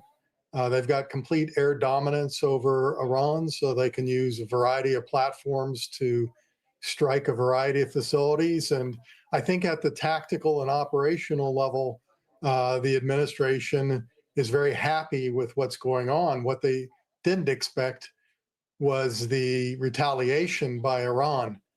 Even though the military warned that Iran had the capability to close the Strait of Hormuz, I think the president just didn't believe it and thought that the Iranian regime would collapse after its supreme leader and its top military and political leaders had been killed. So right now, the campaign is in flux, somewhat of a stalemate, with bombing continuing, but the Strait of Hormuz closed. The first time we heard from Pete Hegseth and the chairman of the Joint Chiefs of Staff, General Dan Kane, in this kind of press briefing format, so this takes us back about 17 days when the war started, or 18 days, I got the sense, or at least they were telling us, we're going to take out all the missiles and drones until we reach a point when they can no longer fire them. And it seems to me that's now changing. First of all, there's still missiles and drones being fired every day at least half a dozen countries across the Gulf and the Middle East. That's one. And secondly, what we're hearing from the Pentagon is changing a little bit. They're now saying, and the president's saying the same thing, they will always be, meaning Iran will always be able to lay a mine in the Strait of Hormuz or fire a short-range ballistic missile or a rocket. Is that a change of tone that to you is significant? I think reality is staring them in the face. They have done a lot to reduce Iran's capability to fire missiles and drones. They've destroyed 90 to 95% of the launchers, but it's almost impossible to destroy 100%. And so Iran will likely have the capability to fire small numbers of missiles and drones for the indefinite future. And that is going to keep the Strait of Hormuz closed, because if you're a civilian aboard an oil tanker, why would you take the chance of transiting the strait and being hit? even one drone hitting an oil tanker can cause a lot of damage. So this is something that the administration is going to have to figure out. We actually know how to open the Strait of Hormuz, but it's going to be very expensive and will probably require U.S. boots on the ground in the littoral region on both sides of the strait. Say more about that, please. You say that it's possible to open the Strait of Hormuz. I think that has been an open question for the last few days, whether it was possible or not. But you say it requires boots on the ground. Yeah, you have to take the coastline on the Iranian side of the strait, clear out any launching points for drones, and establish air defense bases that can create local air superiority and anti-drone capability, anti-missile capabilities in the area, rather than relying on naval platforms to do that. That, of course, then is going to require the troops to come into contact with Iranian ground units, and you're going to have a ground component to this war, which is not what this administration wants. So in that scenario, we're talking about a partial ground invasion. That also sounds like it would take a long time. Clearing the strait might not take a long time, but you have to keep the troops there until Iran comes to an agreement to stop the trying to close the strait. And that could take a very, very long time, because that's their only leverage in determining the outcome of this conflict. They want to use their ability to interdict the strait to get better terms at the negotiating table. I'd like to tap into your expertise as a military historian. The U.S. is the world's preeminent military power, and they are waging a war along with another formidable military power, which is Israel. So together, they vastly outmatch Iran. I think that's nobody's contesting that. And yet we've seen the U.S. as, again, the preeminent military power in the world lose multiple wars in the last few decades. So what does history teach us about this situation? Well, I recall the time in the Paris peace negotiations that ended the U.S. involvement in Vietnam, when Colonel Harry Summers, a U.S. Army colonel, looked at his Vietnamese counterpart, his North Vietnamese counterpart, and said, "You know, we won every battle in this war." And the Vietnamese counterpart looked at him and he goes, "That may be true, but it's also irrelevant, because look who won the war." There are other components other than simply military dominance that factor into whether wars are won or lost. A national will to prosecute the conflict, diplomacy, and staying power. And Iran is in the region. I mean, it's not going anywhere. The United States, this is a very expensive conflict, and it doesn't have the support of the American people. So it's going to be very difficult for the United States to come out of this the victor, barring some unforeseen development in the military campaign. Winning every battle but losing the war. You mentioned the Vietnam example. Do you think that is what is staring the U.S. in the face in Iran, or not necessarily? Perhaps. There's no doubt that the Iranian regime has been greatly weakened by this campaign. And in war, the unexpected can happen. So maybe we do reach a tipping point where the Iranian regime is attrited to the point where it decides to give in. We haven't reached that point yet, and it's unlikely that we will for the near future. But it's not impossible for that to happen. But the most likely scenario is the war continues. Iran continues to try to keep the Strait of Hormuz closed, put pressure on the world economy, and put pressure on the Trump administration to basically stop the bombing campaign, declare victory, and bring the forces home. Peter Mansour, retired U.S. Army officer and a military historian. Thank you very much. Thank you. Japan's prime minister is in Washington right now for talks with the U.S. president. Sanae Takaishi landed at Joint Base Andrews on Wednesday ahead of the meetings expected to focus on Donald Trump's call for America's allies to assist in securing the Strait of Hormuz. Takaishi has said that she expects the talks with Trump will be difficult. Well, Asian countries have their own concerns in this conflict. About 80% of the oil that usually passes through the Strait of Hormuz would be headed to Asian markets. And Japan and South Korea import more than 80% of their oil through Hormuz. For India, it's about 37%. For China, around 25%. When shipping routes are under threat, these economies are especially exposed. The first impact of any disruption is higher prices. Every $10 increase in oil prices adds roughly $160 billion a year to the world's oil import bill. Let's go now to our White House correspondent, Kimberly Halkett. So, Kimberly, I'm not sure what the timing is on this visit by the Japanese Prime Minister Sanae Takaishi, but what do you expect from that? Yeah, it should have happened by now. We should be seeing them in front of the cameras in the Oval Office. But according to the pool reports, the pool is still waiting. So we are watching carefully to see when they will go into the Oval Office. But in the interim, what we can tell you is that when it comes to this meeting, we expect it to be largely overshadowed in terms of the goals that the Prime Minister of Japan was looking to achieve. And the reason is, as you point out, Donald Trump has been calling for Japan as well as other allies to secure the Strait of Hormuz. And what we know is that Japan initially refused that call. And so we expect that she is going to be under enormous pressure by the U.S. president in order to change that decision. But here's the problem.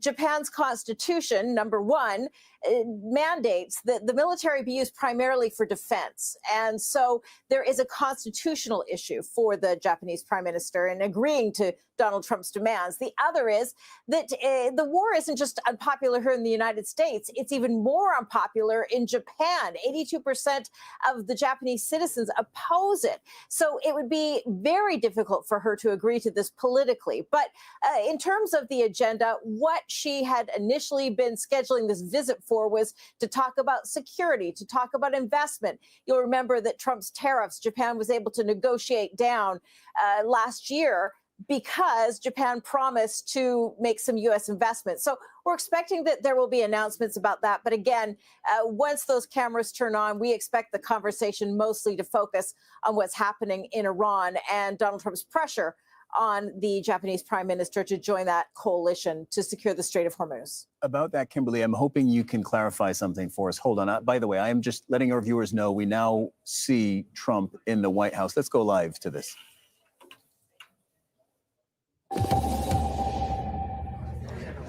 Great job.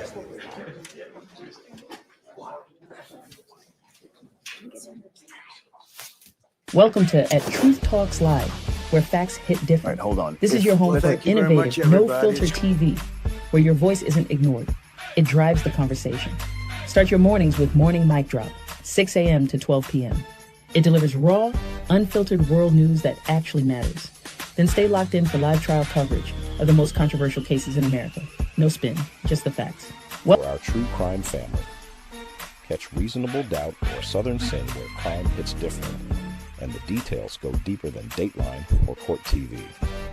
And every night at 8 p.m., it's Truth Talks, a bold, multicultural talk show breaking down everything, from pop culture to politics, with voices that don't hold back. Real news, real talk, real voices. Hit like, subscribe, and turn on notifications. Because when we go live, you don't want to miss it. At Truth Talks Live, a channel So we have where a your voice very and facts popular, matter. powerful woman, and she's a great woman. We have a very fine relationship, and we're going to be talking about trade and many other things. And it's an honor to have you. Thank you very much. 皆様ありがとうございます。本日は非常に特別な方にいらしていただいております。歴史的な選挙の圧勝ということで、私と共通するものがあると思います。私たち素晴らしい絆を持っておりまして、だからこそ私の方からも応援のメッセージを出させていただきました。素晴らしい人であり、私も心から尊敬している方です。日本の歴史上最も素晴らしい選挙で圧勝したということで、人気の高い女性であり、すごい方だと私も思っております。本日に関しては貿易その他の課題について多く話をする予定です。Thank you, Donald, for inviting me to the White House today. Thank you. My visit is timely. So, given the current situation, so. Oh, please, yes, Okay, absolutely. You have a very good interpreter. Yeah. Who I've known Your for, friend. who I've known Your for a long friend. time. I with- know, with he's Shinzo, your right? friend. 今中東情勢も含めて、それから世界中の安全保障環境が非常に厳しい状況にあります。Right now, situations in the Middle East and also the entire world, we are actually experiencing a very severe security environment. そして世界経済もかなり厳しい影響を受けつつあります。And also the global economy is now about to experience a huge hit because of this development. でも私は世界の繁栄とそして平和に貢献できる世界中に平和と繁栄をもたらせるのはドナルドだけだと思っています。But even against that backdrop, I firmly believe that it is only you, Donald, who can achieve peace across the world. そのために私は諸外国に働きかけてしっかりと応援をしたいと思っています。And to do so, I am ready to reach out to many of the partners in the international community to achieve our objective together. 今日私はそれを伝えに来ました。So today I came here at the White House to directly convey this message to you.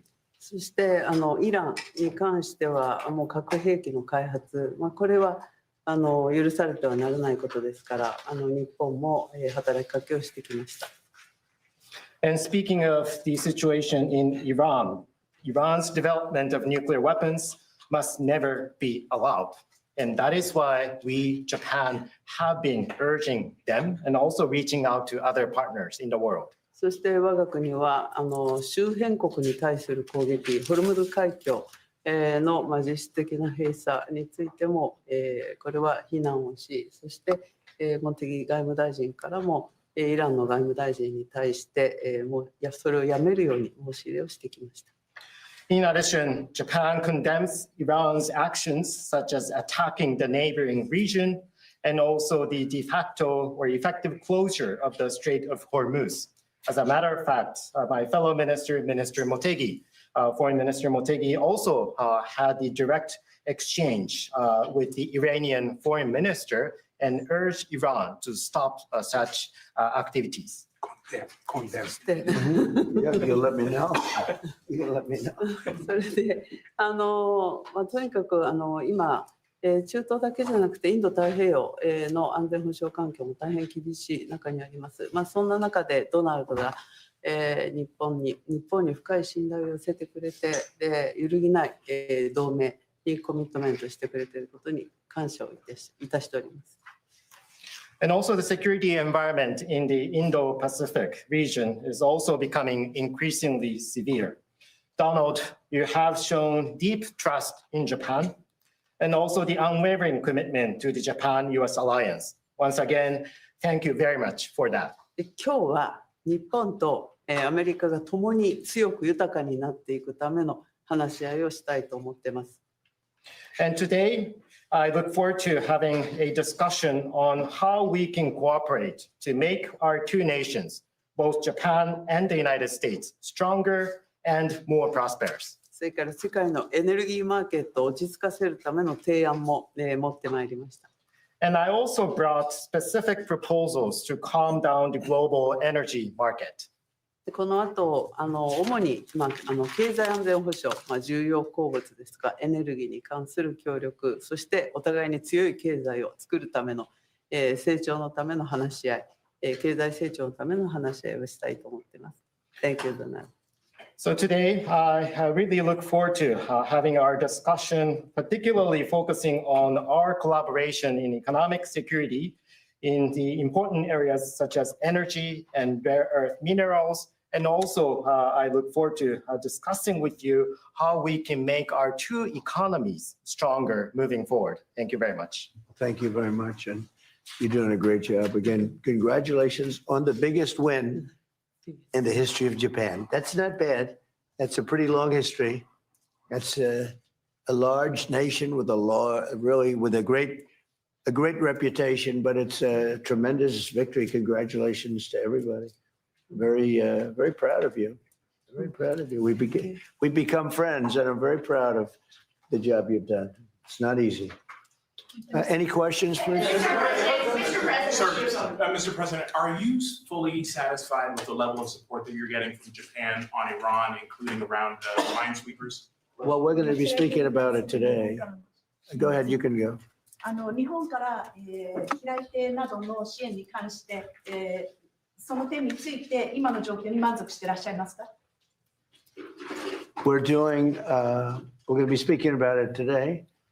We've had tremendous support and relationship with Japan on everything that were given to us yesterday, the day before yesterday, having to do with Japan. They are really stepping up to the plate. Yes. 非常に日本の素晴らしい支援を受けていると思います。おとといのコメントから、日本からはそれに対して非常に力強いメッセージを得ていると私は思っています。Unlike NATO. NATO とは全く違いますね。Please. Mr. President, do you intend to lift sanctions on Iranian oil, and do you intend to potentially put U.S. troops or more troops in the region? No, I'm not putting troops anywhere. If I were, I certainly wouldn't tell you. But I'm not putting troops, and we will do whatever is necessary to keep the price as low. I actually thought when I did this, look, the Dow just hit 50,000 a couple of weeks ago. They said that couldn't happen for 4 years. It wouldn't happen in my term. It's such an outrageous thing because I said it would happen. I didn't know it was going to happen that fast, but it just hit 50,000, and we did that in 1 year, not 4. S&P had just hit 7,000. They said that was even more impossible than the Dow hitting 50. And we did that in 1 year. So it was all done. Everything was going great. The economy was great. Oil prices were very low. Gasoline was dropping to, I mean, we had $1.99, $1.85. We had great everything. And I saw what was happening in Iran. And I said, I hate to make this excursion, but we're going to have to do it. And I actually thought the numbers would be worse. I thought that it would go up more than it did. But we're doing this excursion, and when it's completed, we're going to have a much safer world. And the Prime Minister agrees with me on this. She considers it to be terrible what Iran did. I think every country does, just about every country does.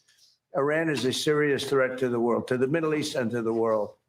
And everybody agrees with me. I think virtually every country agrees with me on that. So I wanted to put out that fire. And I said, you know, if I do that, oil prices will go up, the economy will go down a little bit. I thought it would be worse, much worse, actually. I thought there was a chance it could be much worse. It's not bad, and it's going to be over with pretty soon. We've obliterated their Navy. We've obliterated their just about everything there is to obliterate, including leadership. Their Navy's gone, their Air Force is gone, their anti-aircraft equipment is gone. We're flying wherever we want, Pete. We have nobody even shooting at us. They have, I mean, and as you know, their leadership is gone. Their leaders are gone. They pick new leaders, they're gone. They pick new leaders, they're gone. And now they're looking for new leaders again.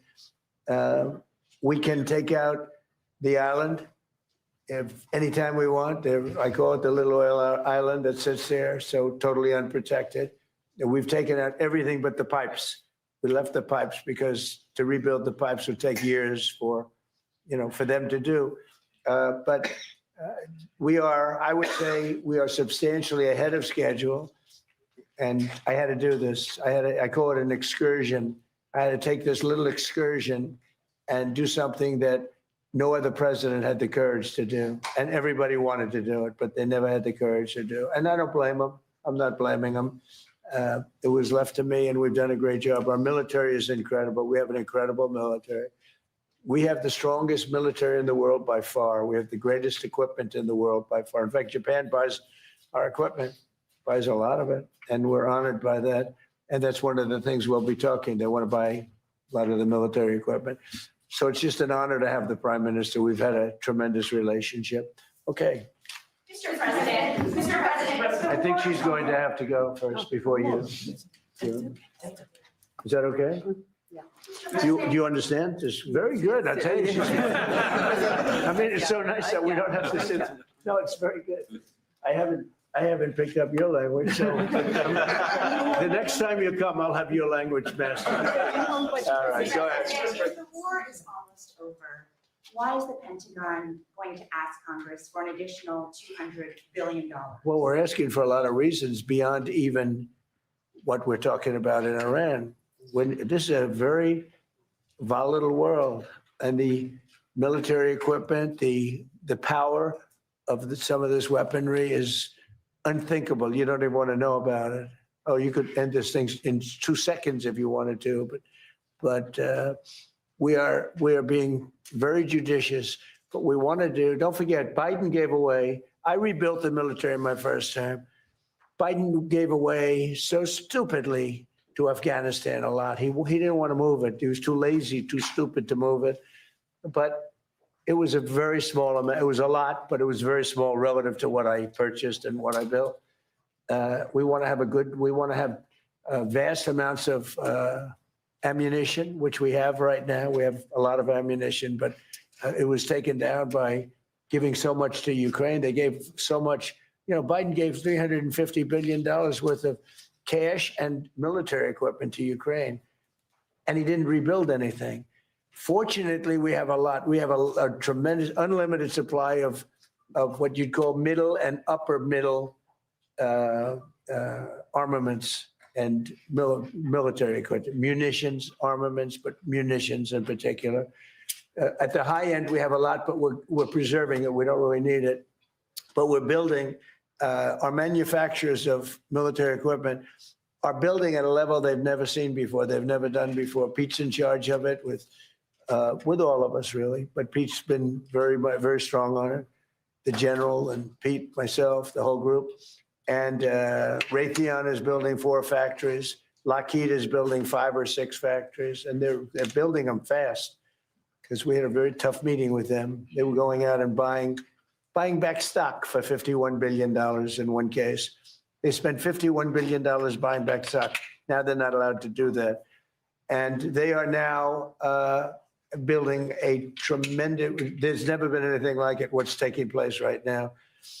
So we're in very good shape, but we want to be in the best shape we've ever been in. We were that, you know, when I rebuilt the military, we were in great shape, and then Biden blew it, and he didn't do anything. He didn't do anything. And if you listen to the Democrats, they don't even want to have a military. Now you see how important it is. But we have the strongest military in the world. We have the best equipment. We make by far the best equipment. The other night, they had 114 rockets shot at a certain location. And out of 100 highly sophisticated rockets, out of 114 sophisticated rockets, every single one of them was shot down with our equipment. All our equipment. It's amazing, actually, how good it is. So we want to be sure, and it's a small price to pay to make sure that we stay tippy top. Mr. President, you said the Treasury Secretary this morning said there were defections among Iranian leadership. Are you aware of that? And is there anybody the U.S. can work with as a leader going forward? Well, we have a man named the Treasury Secretary here, so maybe he wants to discuss it. Does anybody know? Do you know who he is? Central Casting.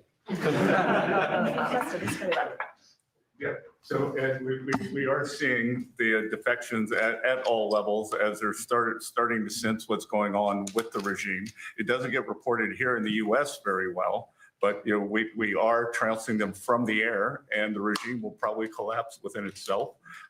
At Treasury, we've seen where they've wired their money out of the country. We're coming for that. We're going to get it back to the Iranian people. Mr. President, defections. On Israel, There's a lot of military defections also. You have a lot of military defections in Iran. I don't blame them. Thank you, Mr. President. Have you talked to Prime Minister Netanyahu about attacking the oil and gas fields? Yeah, I did. I told him, don't do that. And he won't do that. We didn't discuss. You know, we do, we're independent, we get along great.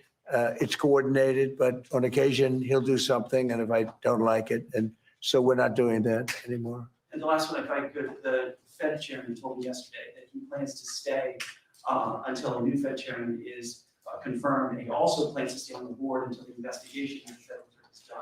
Well, he's under investigation because he's building a building for hundreds of billions of dollars more than it's supposed to cost. The building you see over there is under budget and ahead of schedule. That's the ballroom. The ballroom is a much bigger building. It's a much more complex building than what he's doing, and it's at a fraction of the cost. Something is going on, whether it's contractors. That's what I do best in the world. I build great buildings. I've always done it, and I build them under budget and ahead of schedule. They could have $4 billion. This is a renovation job for $4 billion. And if you look at the building, it's not even, I don't know if Kevin Warsh is ever going to be able to move into it. It's been under construction for years. It's the most expensive building ever built. Now, I know it's gross incompetent because I happen to think he's grossly incompetent. Today, certainly you should be lowering interest rates. All right. Certainly, who would not lower them? But he's stubborn and he's got Trump derangement syndrome. But a lot of people have that. You know, it's not a curable disease. But he's also building. He should be lowering rates immediately. But he won't do that because he's a stubborn, incompetent person. And that's a bad thing. You know, when you're stubborn and incompetent, I think it's the worst combination.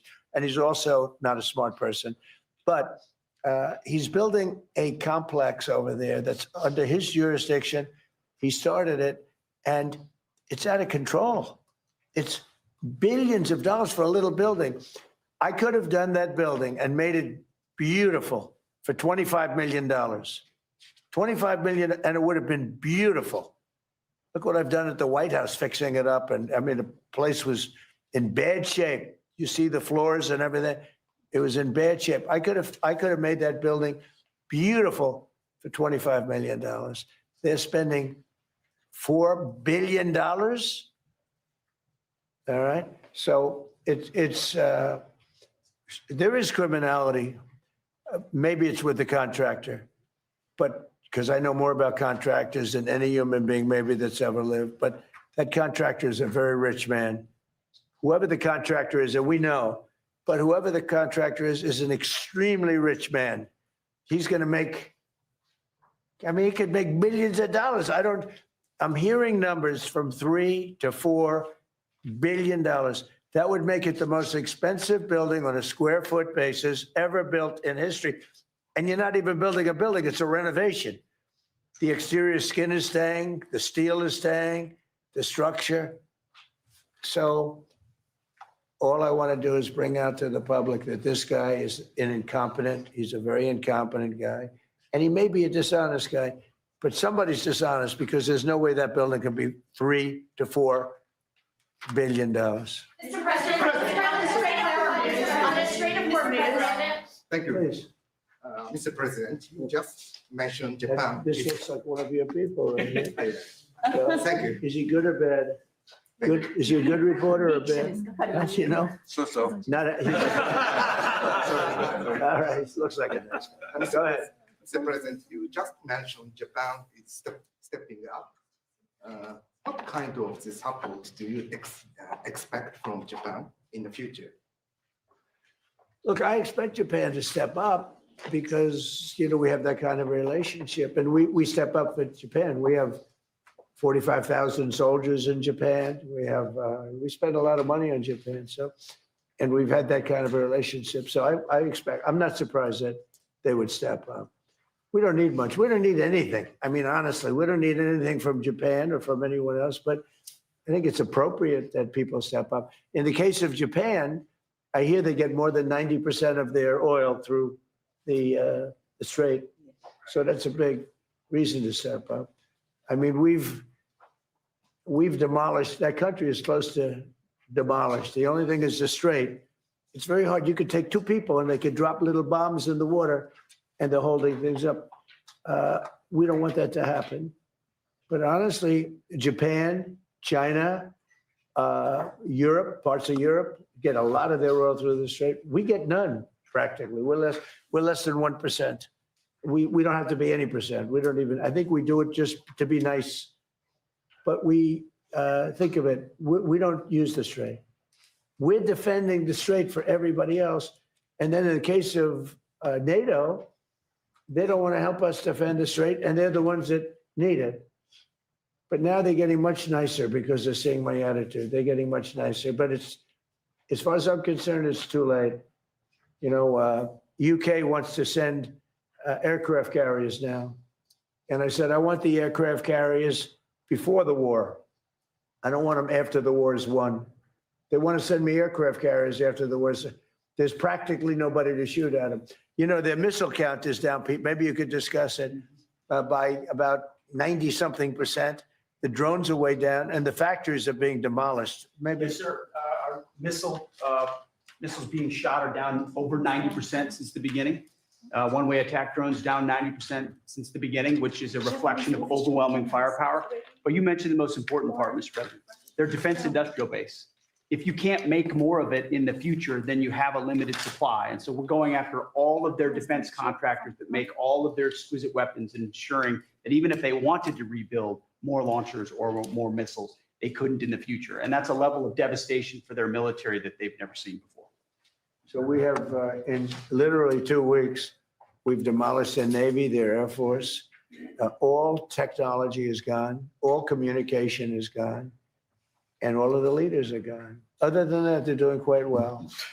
Okay, how about one more question for the Prime Minister? Let me pick a beautiful person from Japan. A question for the Prime Minister. Go ahead. Yeah, sure. Oh, he doesn't believe he's beautiful. Oh, he's sounding shy.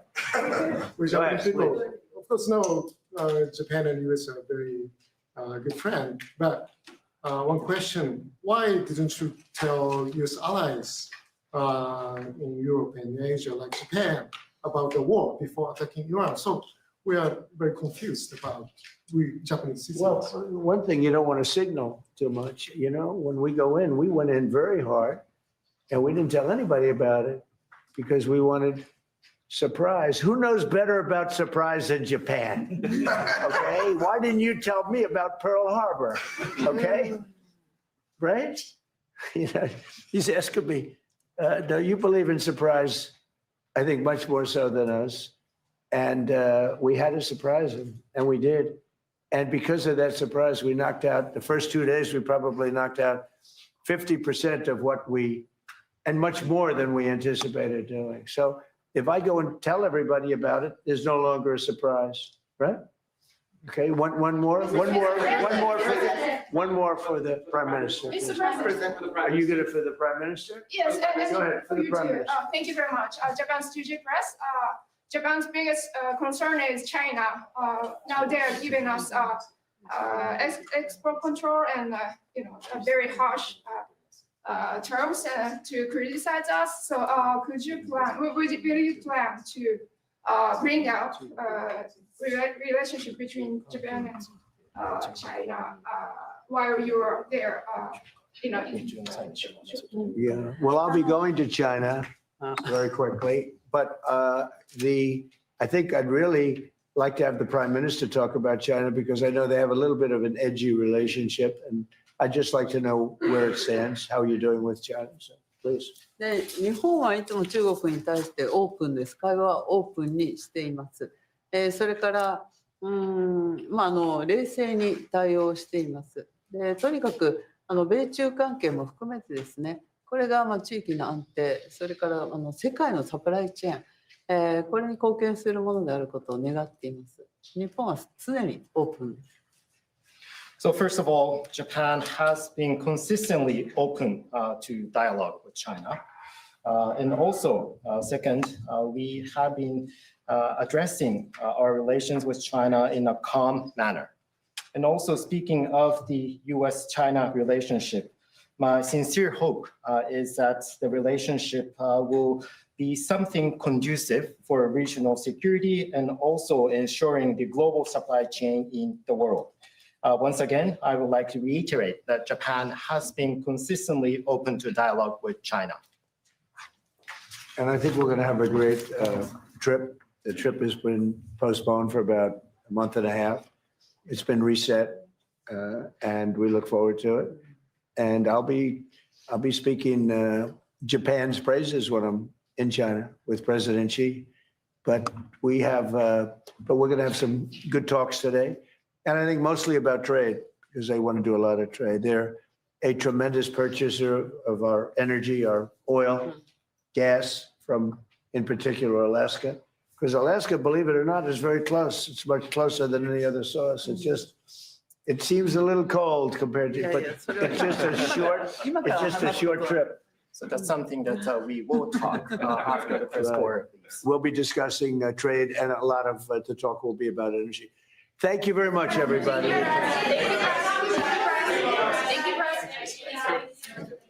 So U.S. President Donald Trump is hosting Japanese Prime Minister Sanae Takaishi at the White House as the U.S.-Israel war against Iran approaches the 3-week mark. Now, Japan, like much of Asia, is directly impacted by this war. It usually gets more than 80% of its oil from the Middle East. That is now blocked because Iran has effectively closed the energy choke point, that is the Strait of Hormuz, in retaliation for attacks by the U.S. and by Israel. Al Jazeera is live from the White House, from Tehran, from Dubai, and Ramallah. First, we go to Kimberly Halkett at the White House, who's been covering this event, this meeting live. Kimberly, Donald Trump says that the countries which buy Middle Eastern oil, Japan is one of them, should help open the Strait of Hormuz. Do we know now, after this meeting, if Japan is going to help in that endeavor? Well, what we know are two things. The U.S. president has an expectation that Japan should step up, noting that they get 90% of their oil that is imported is through the Strait of Hormuz. But we also know that he's name-checked China as well, and there's certainly been no pledge there. What we have heard ahead of this meeting is that there has been a statement, a joint statement that was put out by not only some NATO leaders, but also Japan, that essentially signaled that the allies would not be sending ships, but instead are contributing what they call appropriate efforts. So in other words, what Japan and European allies have done so far is signaled political support, but not military support. Kimberly, what else from that exchange can you put on our radar? Yeah, well, I think what's important to note here are the words of the Japanese prime minister. She went farther than I think anyone expected in terms of talking about the impacts of this war on the global economy. The fact that Donald Trump has tried to project that militarily the United States has done well and that Iran is decimated, but there's no arguing that the impact of this war has had ripple effects through the global economy. And the Prime Minister Takaichi said that very clearly. She said the global economy is experiencing a huge hit. So what she has said is she's proposing ideas to what she says will calm the global energy markets as we see the price of oil and gas spiking. And she's also said that she has come to this meeting at the White House to reach out to partners, agreeing that Iran cannot have a nuclear weapon, condemning the attacks that have occurred and the closure of the Strait of Hormuz, but also looking for a way or that off-ramp that so far has not been readily available in order to bring this conflict to a close and to, in her words, achieve peace and harmony. All right, Kimberly Halkett at the White House, thank you very much. We'll see what else, if anything, comes out of that meeting between the U.S. president and the Japanese prime minister. Now, we continue to cover developments really across the U.S. and Israel war against Iran, developments in the Middle East, developments in the Gulf, developments really across the world. Noor O'Day is southwest of Ramallah in the occupied West Bank, monitoring developments in Israel. Noor, there was a strike on the Israeli city of Haifa. Do you know what was hit?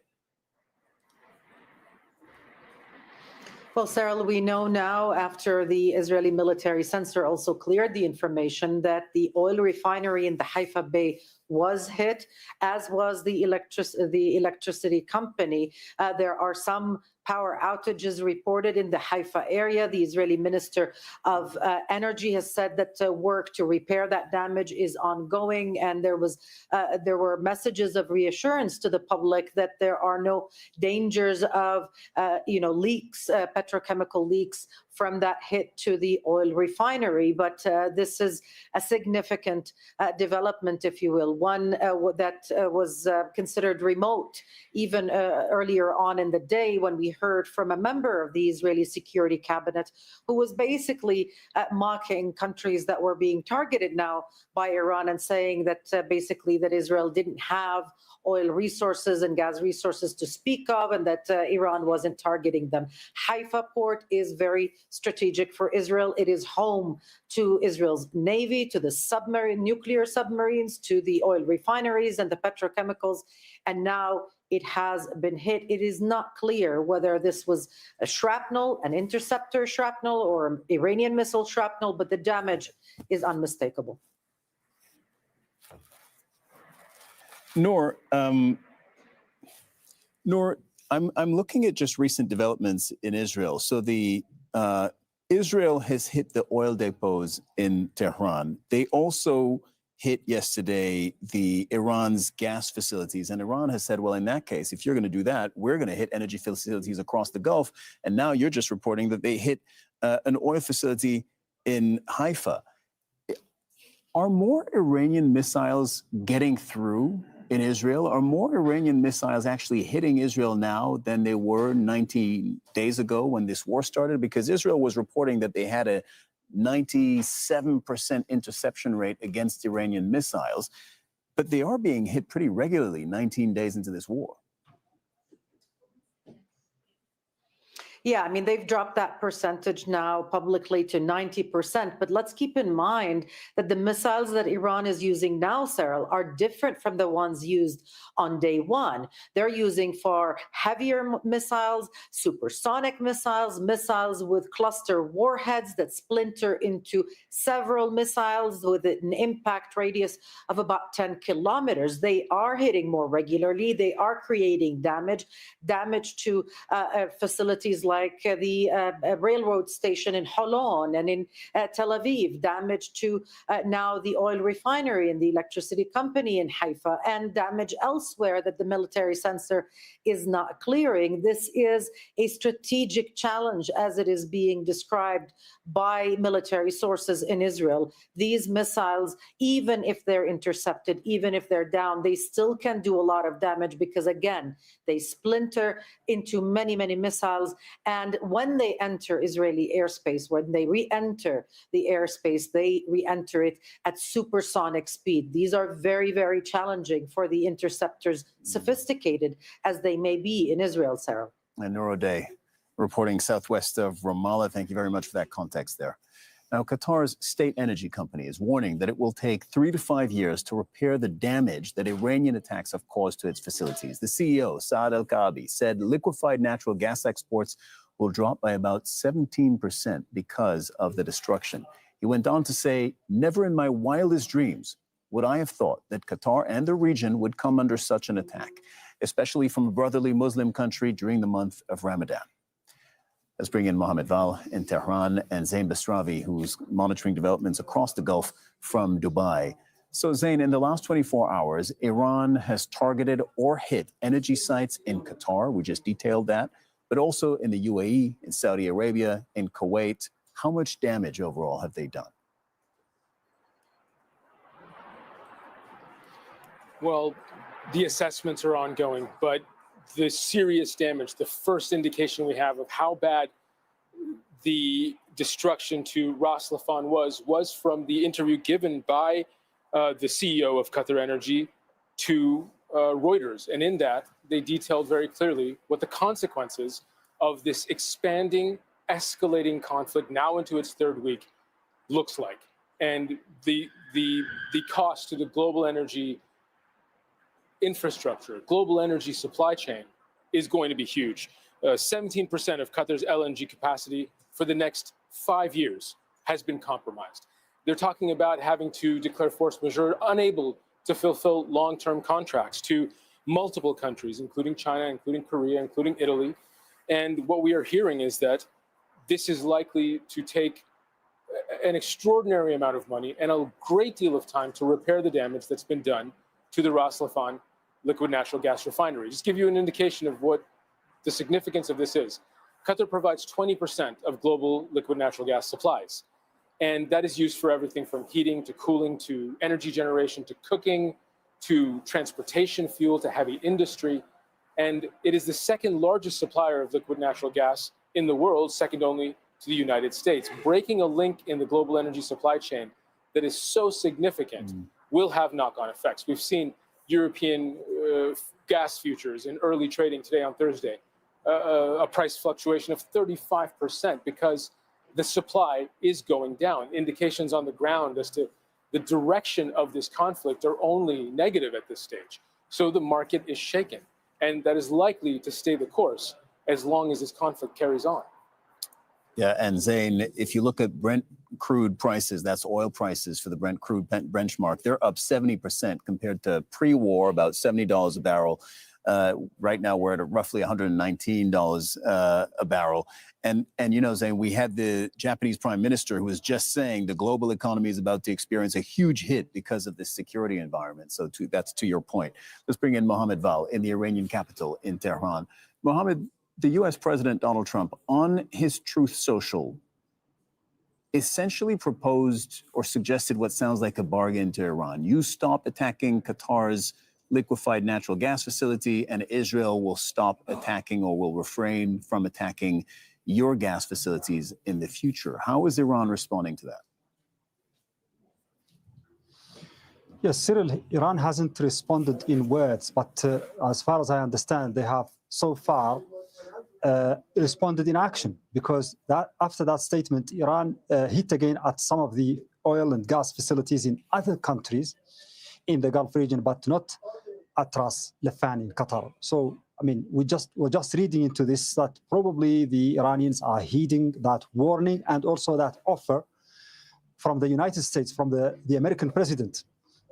We have to wait and see. Maybe in the next 24 hours, I will be proved wrong. But if I am proved right, maybe the Iranians have taken this offer, this little tiny window of opportunity for some kind of, I don't know if we should call it direct or indirect dialogue between the United States and Iran right now, with regards to what should be included in the all-out war and what should be not included or accepted. And that, for some observers, might be a beginning of something there. The two countries have always been saying that they're not about to go to negotiations. Iran has said it's not looking for a ceasefire. It's not looking for negotiations. Donald Trump says that he has goals that are very clear: the total destruction of Iran's capabilities, military and otherwise, and also the institutions and the government. Along with the Israelis, of course, they are on board and they are leading that campaign against Iran. But suddenly we have some kind of offer of negotiation, or not negotiation, of agreement on a particular point. Is this going to be the beginning of a wider style of type or a kind of dialogue between the two sides or not? There are many countries who are willing to be on board and try to create some kind of rapprochement between the two sides. There are countries that offer negotiations, but that didn't come to any results. But right now, at least we have the two sides are being able to, if I'm proved right, they are being able to at least have that tiny window there in the middle of the whole chaos. Back to Zain Basravi in Dubai. So Zain, Iran has secured an enormous amount of leverage by effectively closing the Strait of Hormuz, choking off all that energy, the oil and the gas that goes through there from the Middle East to consumers around the world. As they've done that, Gulf countries have looked at rerouting their energy, right? Getting their energy out to market through other routes. It seems to me that Iran is now attacking those other routes as well. What are you seeing there? That is exactly right. Iran is playing a multi-layered hand here. It's not just one thing it is doing. It is a real mixed weapons approach to this conflict as part of its retaliation. We've seen earlier last week that they attacked Oman, ports in Oman, oil export facilities in Oman that were being used as an alternative route. Ships there, ports there came under attack. Oman had to move ships away. And earlier today, the refineries that were attacked, the Samraf refinery in Saudi Arabia, that's on the Red Sea coast and near the city of Yanbu. And it really does illustrate that what they are trying to do is create a multi-layered chokehold around this region, around the Arabian Peninsula. And if things do escalate, if they do continue to go forward in this way, if Iran is able to block the Red Sea route as well, that will be a massive additional hit to the global supply chain, to the global energy markets. And it really does show that Iran is prepared to slash and burn everything. Now, really briefly, looking back at Trump's first administration, when he tore up the JCPOA, what he did was levy heavy sanctions against Iran. And he did this thing called a maximum pressure campaign to really hit Iran's economy. What we are seeing Iran doing now, hitting the global economy any way it can, is its version of a maximum pressure campaign. But even as we're in the middle of this, the region's leaders, Qatar's foreign minister and prime minister, saying today that they still want to live in peace with the Iranian people. They still want to give dialogue and diplomacy a chance. So even as the rhetoric and the reactions ratchet up, Gulf leaders are calling for an end to the conflict, an end to fighting, an end to attacks by Iran, and for both sides, all sides, to return to the negotiating table. Again, this is not a fight that you can punch your way out of. Every escalation only makes it worse. Zain Basravi reporting from Dubai, Mohammed Val reporting from Tehran, the Iranian capital. Thank you very much to both of you. The U.S. Pentagon has been giving a briefing on progress in the war in Iran. Please support Speaking independent media like alongside Morning Defense Mic Drop Secretary on Pete Truth Talks Live, the chairman of the where U.S. your Joint voice Chiefs of Staff, matters. that's General Dan Kane, said that Iran's missile capability has not run out. They Welcome came to into At this Truth fight Talks with a lot of Live, weapons. where facts hit different. This is why your we home for continue innovative, to no-filter be as TV, aggressive where and your voice isn't assertive ignored. as we can It drives against the their ballistic conversation. missile capability, Start your mornings with both Morning their Mic medium-range Drop, ballistic 6 a.m. missile to 12 p.m. capability, It delivers and their raw, short-range missile unfiltered world capability. news So that actually we are matters. continuing to Then hunt stay and locked in for find live them trial and kill them, coverage of the most controversial and cases we in will America. continue to No do spin, so. So they just the still facts. retain some. Our true crime family. Catch Reasonable Doubt or Southern Sin where crime hits different, and the details go deeper than Dateline or CourtTV. And every night at 8 p.m., it's Truth Talks, a bold, multicultural talk show breaking down everything, from pop culture to politics, with voices that don't hold back. Real news, real talk, real voices. Hit like, subscribe, and turn on notifications, because when we go live, you don't want to miss it. At Truth Talks Live, a channel where your voice and facts matter. That's our program for the day. Keep watching Morning Mic Drop on at Truth Talks Live, where your voice matters. We are here daily from 6 a.m. to noon with unfiltered breaking world news coverage. Like, subscribe, and hit the notification bell for when we go live. See you tomorrow.